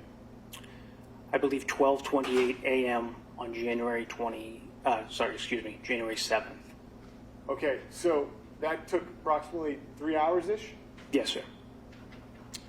After that data was extracted from that device, the iPhone 13 mini, what did you do next?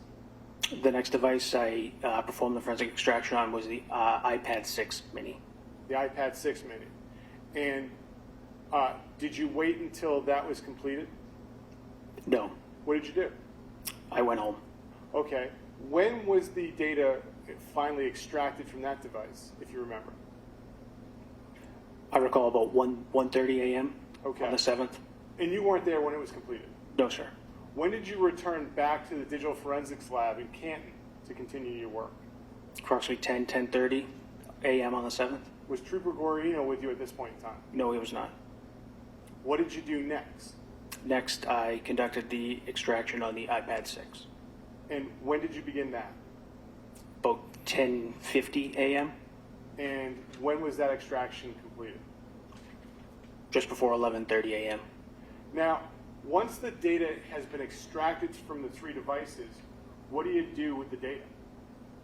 All the data has to be, so once the data is extracted, it is placed on the forensic server from the Gray Key software. So, how long does it take to get from the Gray Key software into the server? Again, it could take hours depending on how large the extraction is, how much data there is. And is this one at a time, or can you do all three at once? We tend to do one at a time. When did Trooper Guarino arrive on January 7th, that Saturday? About 3 p.m. And so, did you have any difficulties getting the data from Gray Key into the server? No. All right, so the data's in the server. Now what do you do with the data? In order to read the data, we use a program called Cellbrite Physical Analyzer. And so, how long does it take to get the data from the server to be read by the Cellbrite program? Again, it could take hours. And so that day, when were you finally able to start looking at data from any of the devices? Approximately 5 p.m. on January 7th.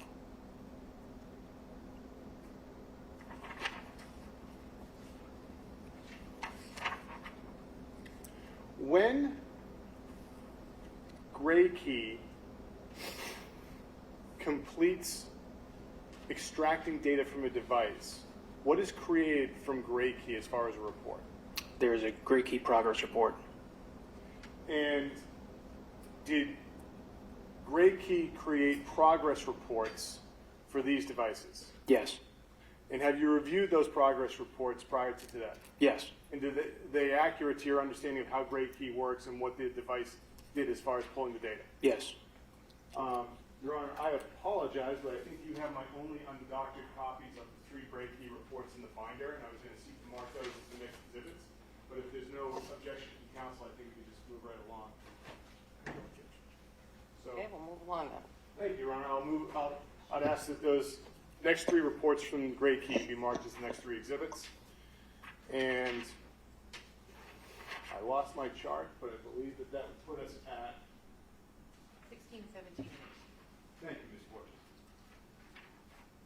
All right, so they're in evidence as 16, 17, and 18, and at some point, I know soon, not today, soon, like tomorrow morning, Yes. you're going to have a conversion chart for me. You are right, Your Honor. We will do that. All right. Thank you. And I apologize for the confusion. What device did you have the opportunity to review? What data from what device did you have the opportunity to review? The iPhone 13 mini. Where were you reviewing this data from the iPhone 13 mini at the office in Canton? I was on the first floor in the forensic lab.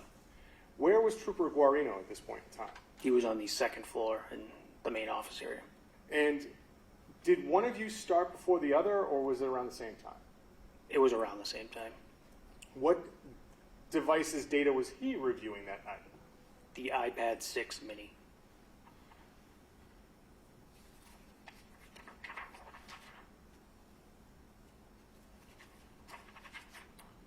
Now, what did you notice when reviewing the iPhone 13 mini as far as the device being unlocked between January 1st and 2nd? I noticed there were 4 unlocks between that time frame. When you're looking at the Celebrate program, can you just describe for us what does the Celebrate reader look like when you're looking at it? So Celebrate Physical Analyzer, it's interactive, so it parses the data out to a readable format. It can parse it out into calls, contacts, messages, web history, locations, stuff of that nature. And so what part of the Celebrate program were you looking at as far as analyzing the data? I went to the timeline view. All right, what's the timeline view show you? Timeline view gives you the ability, it shows you all device activity from the whole device. And so what did you do as far as confining the amount, the time in the timeline that you were looking at? I condensed the timeline down to January 25th, 2022 to January 6th, 2023. And so you... January 26th? January 6th. January 6th, December 25th, 2022 to January 6th, 2023. Got it. Got it. Yes, Your Honor. And so why didn't you go to December 24th of 2022? That was outside the consent agreement. And so when you're looking at this timeline function and you confine it to that area, what access do you have to data before the 25th of December? None. So again, you're looking at the timeline feature. And why do you choose to look at the timeline feature? Because that will narrow down or condense the amount of data in which I am looking at. Now, while you were looking at the timeline for the iPhone 13 mini that night, did anyone interrupt you? Yes. Who? Trooper David Chico. And what did Trooper DeChico ask of you? Trooper DeChico informed me that he conducted an interview earlier in the day on January 7th, and Brian Walsh stated that on January 2nd, the only place he went to was Press Juice Bar in Norwell, Massachusetts. And so, after hearing that from Trooper DeChico, was there anything, did he ask you to do anything? He asked me to confirm or corroborate if there was any location data associated with that.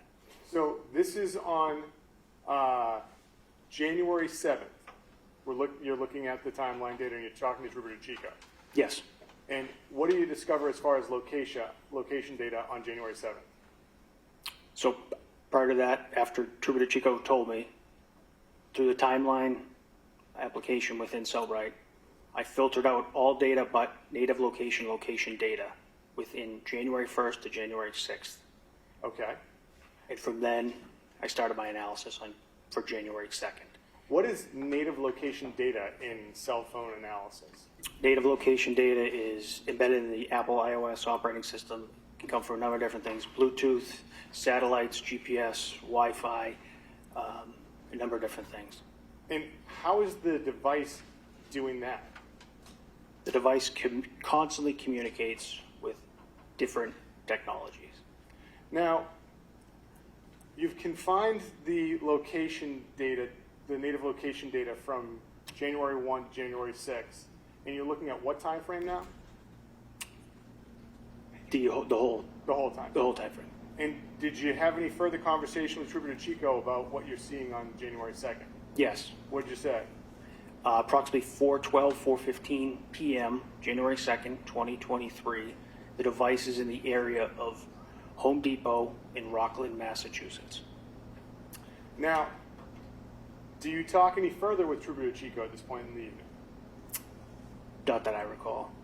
Did you have any conversations after that with Trooper Guarino? Yes. And when was it that Trooper Guarino talked to you that night? Approximately 6:30 p.m. And what was it that Trooper Guarino approached you about? He had found some concerning searches on the device that he was analyzing. And he was looking at the iPad Mini 6? Correct. The one without the crack screen? Yes. Okay. And what was it that now he tells you this? Do you do anything to look at the data that he's talking to you about? No. Okay. So what did he tell you about?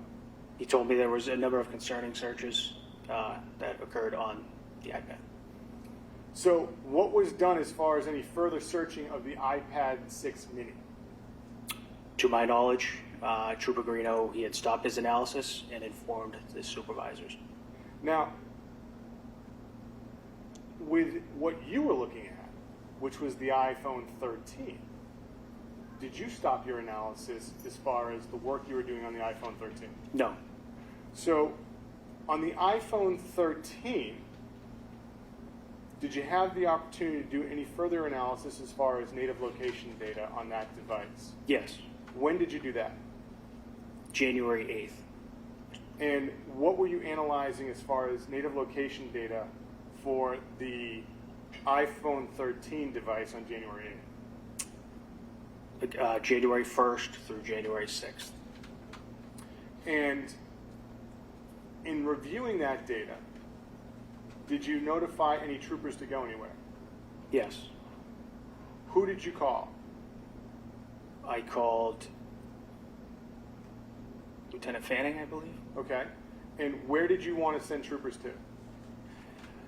The Claremont Apartments in Abington, the Point Apartment Complex in Abington, and Chatham West in Brockton, Massachusetts. And why did you want to send troopers to those locations on January 8th? Because at that time, it was still a critical incident, and Anna Walsh was missing, still missing at that time, and we wanted to try and locate her.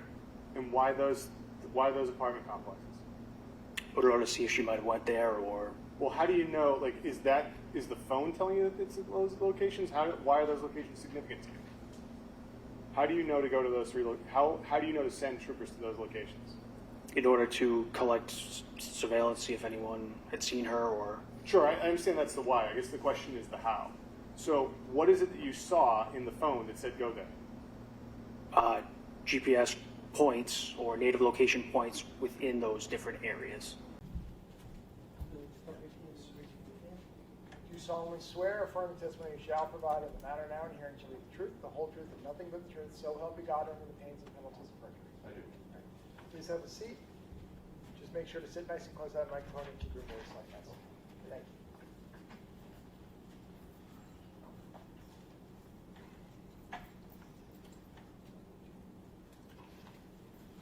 You may proceed. Thank you, Your Honor. Good morning, sir. Good morning. Could you please state your name and spell your last name for the record? Yes, Nicholas Guarino, Guarino. And, sir, where do you work? For the Massachusetts State Police at the Norfolk County District Attorney's Office. How long have you been with the Massachusetts State Police? About 10 years now. And how long have you been attached to the Norfolk District Attorney's Office? November 2019, so about 5 years, 6. And I take it that your current rank is trooper then? Yes, it is. Within that unit attached to the District Attorney's Office, do you have any specific responsibilities? Yes. What are those, sir? I'm a forensics investigator doing cell phone and computer forensics, and also a sexual assault investigator. And what training have you had as far as digital forensics? Just kind of a brief overview. Numerous trainings through Cellbrite, Magnet Axiom, Berlin Motor Vehicle Forensics, Great Key training, all that. Including Cellbrite? Yes, sir. Now, when did you become involved into the investigation concerning the disappearance of Anna Walsh? The night of January 6, 2023. And you say the night, so that would have been Friday night, January 26th, January 6th of 2023? Yes, that's correct. And where did you go to begin your work into this case? To the Norfolk County DA's office. And within the Norfolk County DA's office, is there a specific place where you were able to do your work? Yes, that's correct. Can you tell me about where is that located? Yeah, so on the first floor, we have a digital forensics lab Yes, sir. where we have specialized hardware and software computer systems to extract digital devices. And who did you meet there that night when you were working on this matter? Trooper Connor Keefe. And what did the two of you do that evening as far as working on this matter? Yeah. So we were provided 3 devices to be extracted and examined at some point. And that night, about what time do you think you left the district attorney's office? It would have been 12:45 on, technically it would have been the 7th of January. And had you finished downloading all the devices? No. And forgive me, I just want to make sure I get this right. Mhm. What are you doing with the devices on the 6th? So each device has to be plugged into whatever we're using to extract the software, the data. So for this one, we use Gray Key for the devices. Okay. And so had you completed all the devices that night? No, the first had been completed, and then the second one had started, and once we knew that it was pulling the information correctly, I left for the night. And when did you return to work on this matter? Would have been January 7th. I got to the office probably around 2:45, 3 o'clock in the afternoon. And when you got to the office, sir, what was the status as far as the devices having the data pulled from them? The third device had been pulled, I believe, that morning, and they had been returned prior to my arrival to the office. So the devices weren't there at this point in time? Yes, that's correct. Okay. So what do you do now that the data's been pulled from the devices? So they have to be downloaded from Gray Key, and then once downloaded, they go onto our server. Once there, we have to open them in either Cellbrite or Magnet Axiom to view the information from the devices. Okay. And so that day, what program did you, so when you got there at, say, 3 o'clock, what step in the process are you as far as analyzing the data? I have to download it from the server, from Gray Key, and then from the server, from the DA's office server, we have to open it into Cellbrite or, like I said, Axiom, to have that data viewable. That's what the programs make that data viewable and readable. Okay. And so which program did you use to view the data of the devices on January 7th? I only looked at one device. It was the iPad Mini 6. I used Cellbrite. And were there any parameters on what you were allowed to look at as far as the iPad Mini? Yes, there was a date range that was given to us for December 25th, 2022 to what would have been the 6th when we extracted the information. And when did you start looking at the data from the iPad Mini? It would have taken about an hour or so to download the information from Gray Key, and then another couple hours to open it, so it was probably closer to 5 o'clock that afternoon or evening. And to be specific, there were 2 iPads that were turned over. This is an iPad without a cracked screen, and it's an iPad Mini 6, is that right? Yes, that's correct. So where were you in the office when you were looking at this data from the iPad Mini 6? The second floor forensic computer by my desk. And where is Trooper Keefe in relation to you when you're doing this? He had gone downstairs to the other forensic computer down in the digital forensics lab. And what did you do as far as beginning your search or analysis of this data? Once it opened in Cellbrite? Yes, sir. Yes. So once it opened in Cellbrite, would have looked at the timeline view. So I loaded timeline and filtered by the date range that was given. Now, why do you use the timeline view? Multiple reasons. It's the easiest way to pare down the the data by date range, and it gives a comprehensive list of how the devices interacted from, again, from the 25th to the 6th, as told. And what did you begin to notice while you were going through this data and the timeline range? So it has every device interaction, what's been done with it. Started seeing searches on the 27th of December for best places to get divorced, worst places to get divorced, best states for divorce. And after the 27th, did you notice anything further that caught your attention when you were analyzing the data from this device? Yes. The morning of the 1st, approximately about 4:55 a.m., began seeing searches of how to dispose of a body. And how, after starting to see these searches, what did you do? So I went through the information, the data, probably up to about the 2nd, and I saw numerous searches about body disposal, removal of smell, Cohasset dump, cadaver dogs at a dump, and I contacted, I went downstairs and contacted Trooper Keefe to tell him what I had found search-wise. Okay. And after speaking with Trooper Keefe, what did you do? I contacted Detective Lieutenant Tully and advised him of the search items I found. Who is Detective Lieutenant Tully in relation to your unit, the state police? He was in charge of the unit at the time. And who is the executive officer? Trooper John Fanning.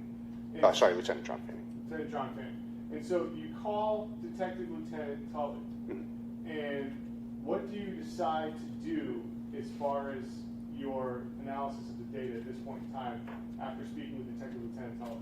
Yeah, so I took that information from the searches. I created a PDF and emailed it out, and stopped looking at the data on the iPad mini after that. Okay. And you said you emailed it out? Yes.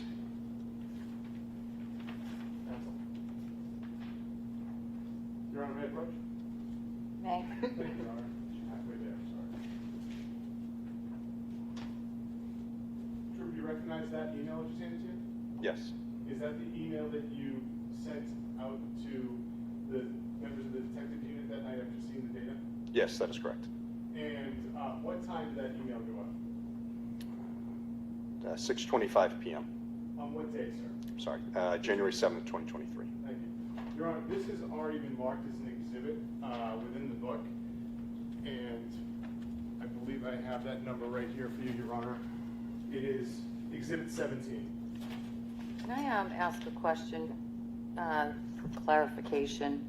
It's Exhibit 17? Yes, Your Honor. At some point in time in the pleadings, I believe, I saw what I thought at the time was, based on what I knew of the evidence, what I thought was an incorrect date with regard to the searches of, call them the best place to get divorced. I believe in some of the pleadings, I think it was the defense's pleadings, I'm not sure, it could be the prosecution's pleadings, that the date of that is listed in January. And that I remember reading it and thinking that's not consistent with what I thought the state of the evidence is. This witness has just testified that it was on, he started seeing searches on the 27th of December of 2022, which is correct. Is there any dispute about this? No, and I would just like to say that it wasn't my mistake because we didn't discuss divorce stuff, so I'm happy to say that I didn't make a mistake. It was well, now that you got me curious, it was in a list of, I thought it actually was in the defense's paper, just so that if you... Judge, I don't mean to interrupt, but if you're referring to one of our exhibits, that was the exhibit produced at the grand jury by one Michael Proctor, so if there's... It's actually, I'm not referring to that, counsel. I'm referring to page 3 of your memorandum in support of your motion to suppress the search warrants. And on that, it says, A, best state to divorce for a man, 1/27/23 at 9:54:13 p.m. Yeah, Your Honor, that was mine, and that must have been a All right, clerical error. I'm just trying to get the accurate data. And Your Honor, I think I can help counsel. Oh, thank you. And because it is a typographical error in one of the search warrants. That's fine, just... and I believe that that's how counsel got it. And so I see where it comes from. It's from a typographical error within one of the warrants. You picked up on it quicker than we did. Well, because the data is new to me and it's old to you, so you gloss over it, which is totally normal. Oh, I don't that know was- anything about this case other than what you teach me. Your Honor, I apologize. On page 3, that was a cut and paste from the warrant, just to show the court exactly what was put in. But we agree it's I 12/27. totally understand all of that. I just wanted to make sure that I have the right information. And Your Honor, we all agree it's 12/27. Good. Thank you. Thank you, Your Honor. So you said it was we're looking at number 17? Yes, Your Honor. And for some reason, I can't find that. Oh, here it is.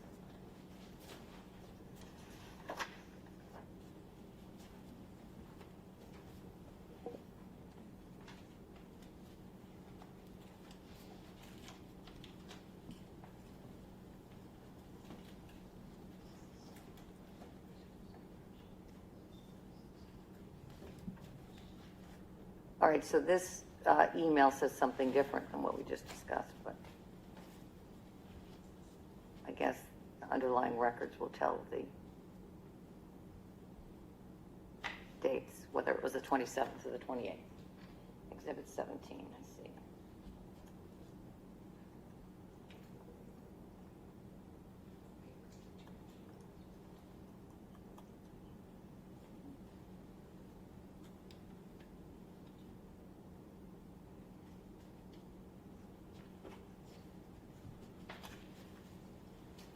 All right, sorry to interrupt. Are you done with this witness? Oh, no, I have a few more questions, Your Honor. All right, you go right ahead. Thank you, Your Honor. May I approach the order of counsel? Yes. Thank you. Trooper, I'm showing you a Celebrate document, and for the record, it's marked as Exhibit 18 in the binder, Your Honor. Trooper, do you recognize the Celebrate document? Yes. What is the Celebrate document? This is the searches. This is the web history search, web history from the Apple iPad Mini. And so this is what you're alerting the other troopers to in your email? Yes, this is it. Sorry, bless you. Thank About you. to sneeze. So, Commonwealth, what exhibit? Because it's not on the list. Is this, 18? 18, so it's a new exhibit? it was in everything that we have already attached. Okay. So, Trooper, you sent this email out, you had a conversation with your unit commander. What do you decide to do as far as further analysis of the data from the iPad 6 mini? Again, due to the searches and speaking with my commander, I stopped looking at the data. And what was your next steps as far as working on, what was your next decision on what you wanted to do as far as any further analysis on this, or to get your hands on this device? We needed to work on a search warrant for the home. The devices were there to get them again and re-image them, post a search warrant for those for the devices that we get. So you said a search warrant for the home. Were you present for a search warrant of the Walsh home in Cohasset? Yes, I was. And when was that, sir? Sunday, January 8th in the morning. And what was seized from the home as far as devices that morning? There was 3 MacBooks, the iPhone 13 mini, the iPad 6 mini, the iPad 6 with the cracked screen, another iPad that I don't remember the exact model number of, and an iPhone SE. Your Honor, may I just have one moment?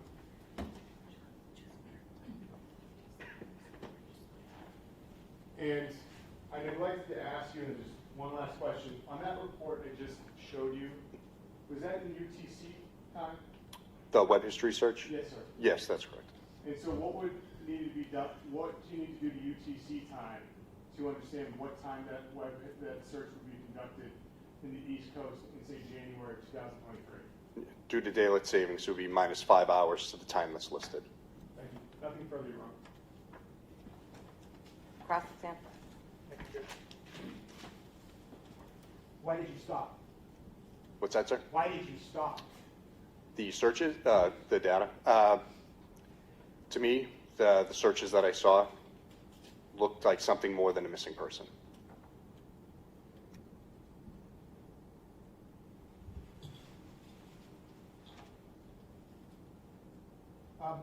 You told us just now in direct examination that you spent about an hour to transfer the extracted data, correct? Once it's off the Great Keefe? Yes, that's correct. It has to download from their server. And then it took about 2 hours just to upload it and to celebrate physical analysis? Yeah, give or take, sir. And then you started your analysis about 5 p.m.? Approximately, yes. Okay. And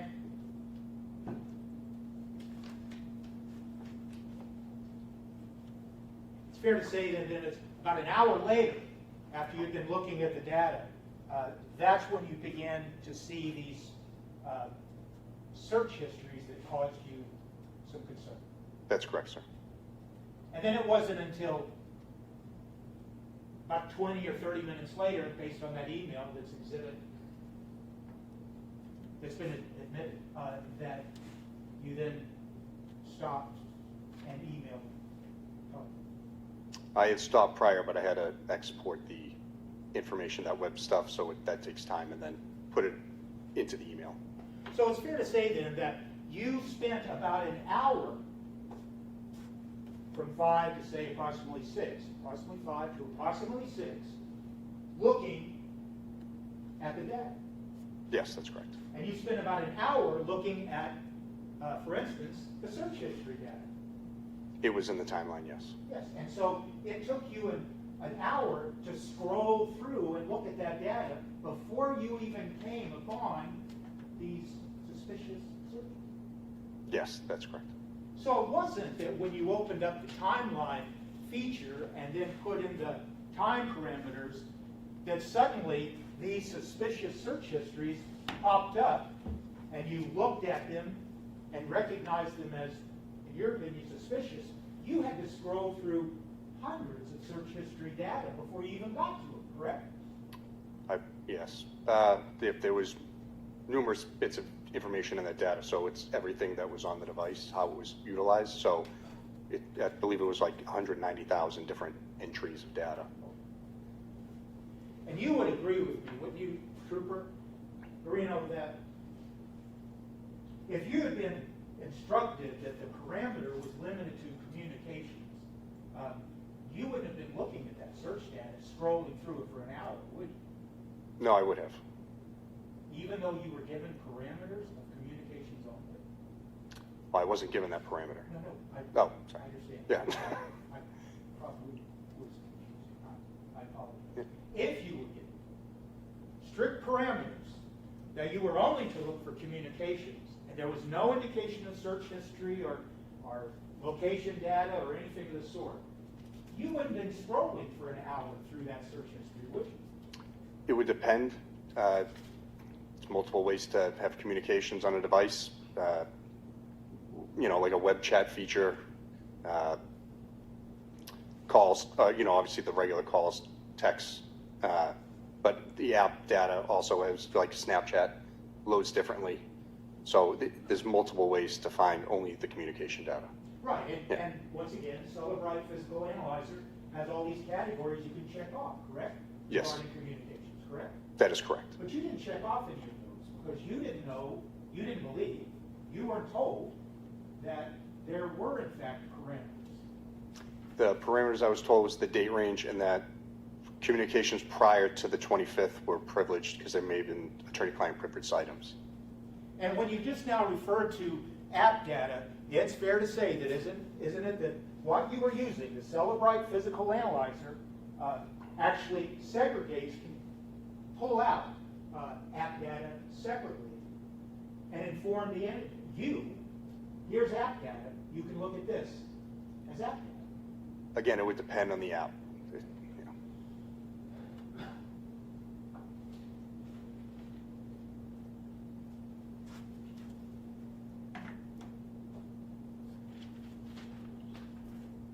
So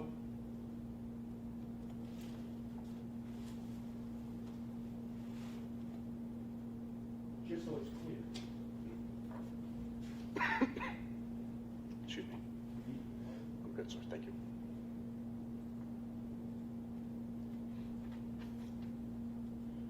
When we hear about this timeline feature and things like that, with the Cellebrite physical landmarks, it's not that when you open up the timeline feature, all of a sudden, all of this data that we're talking about, all these search histories, they pop up on the screen. You have to begin to methodically scroll through them and analyze each one.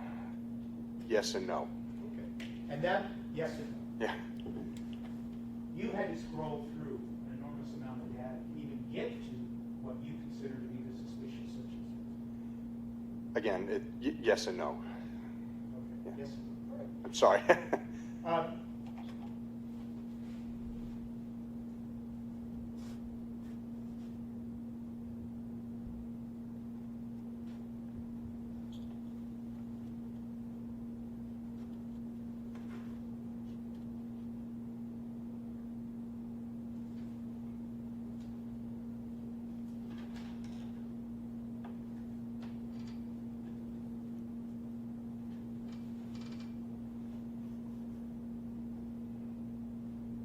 That's all I have. Thank you. Thank you, sir.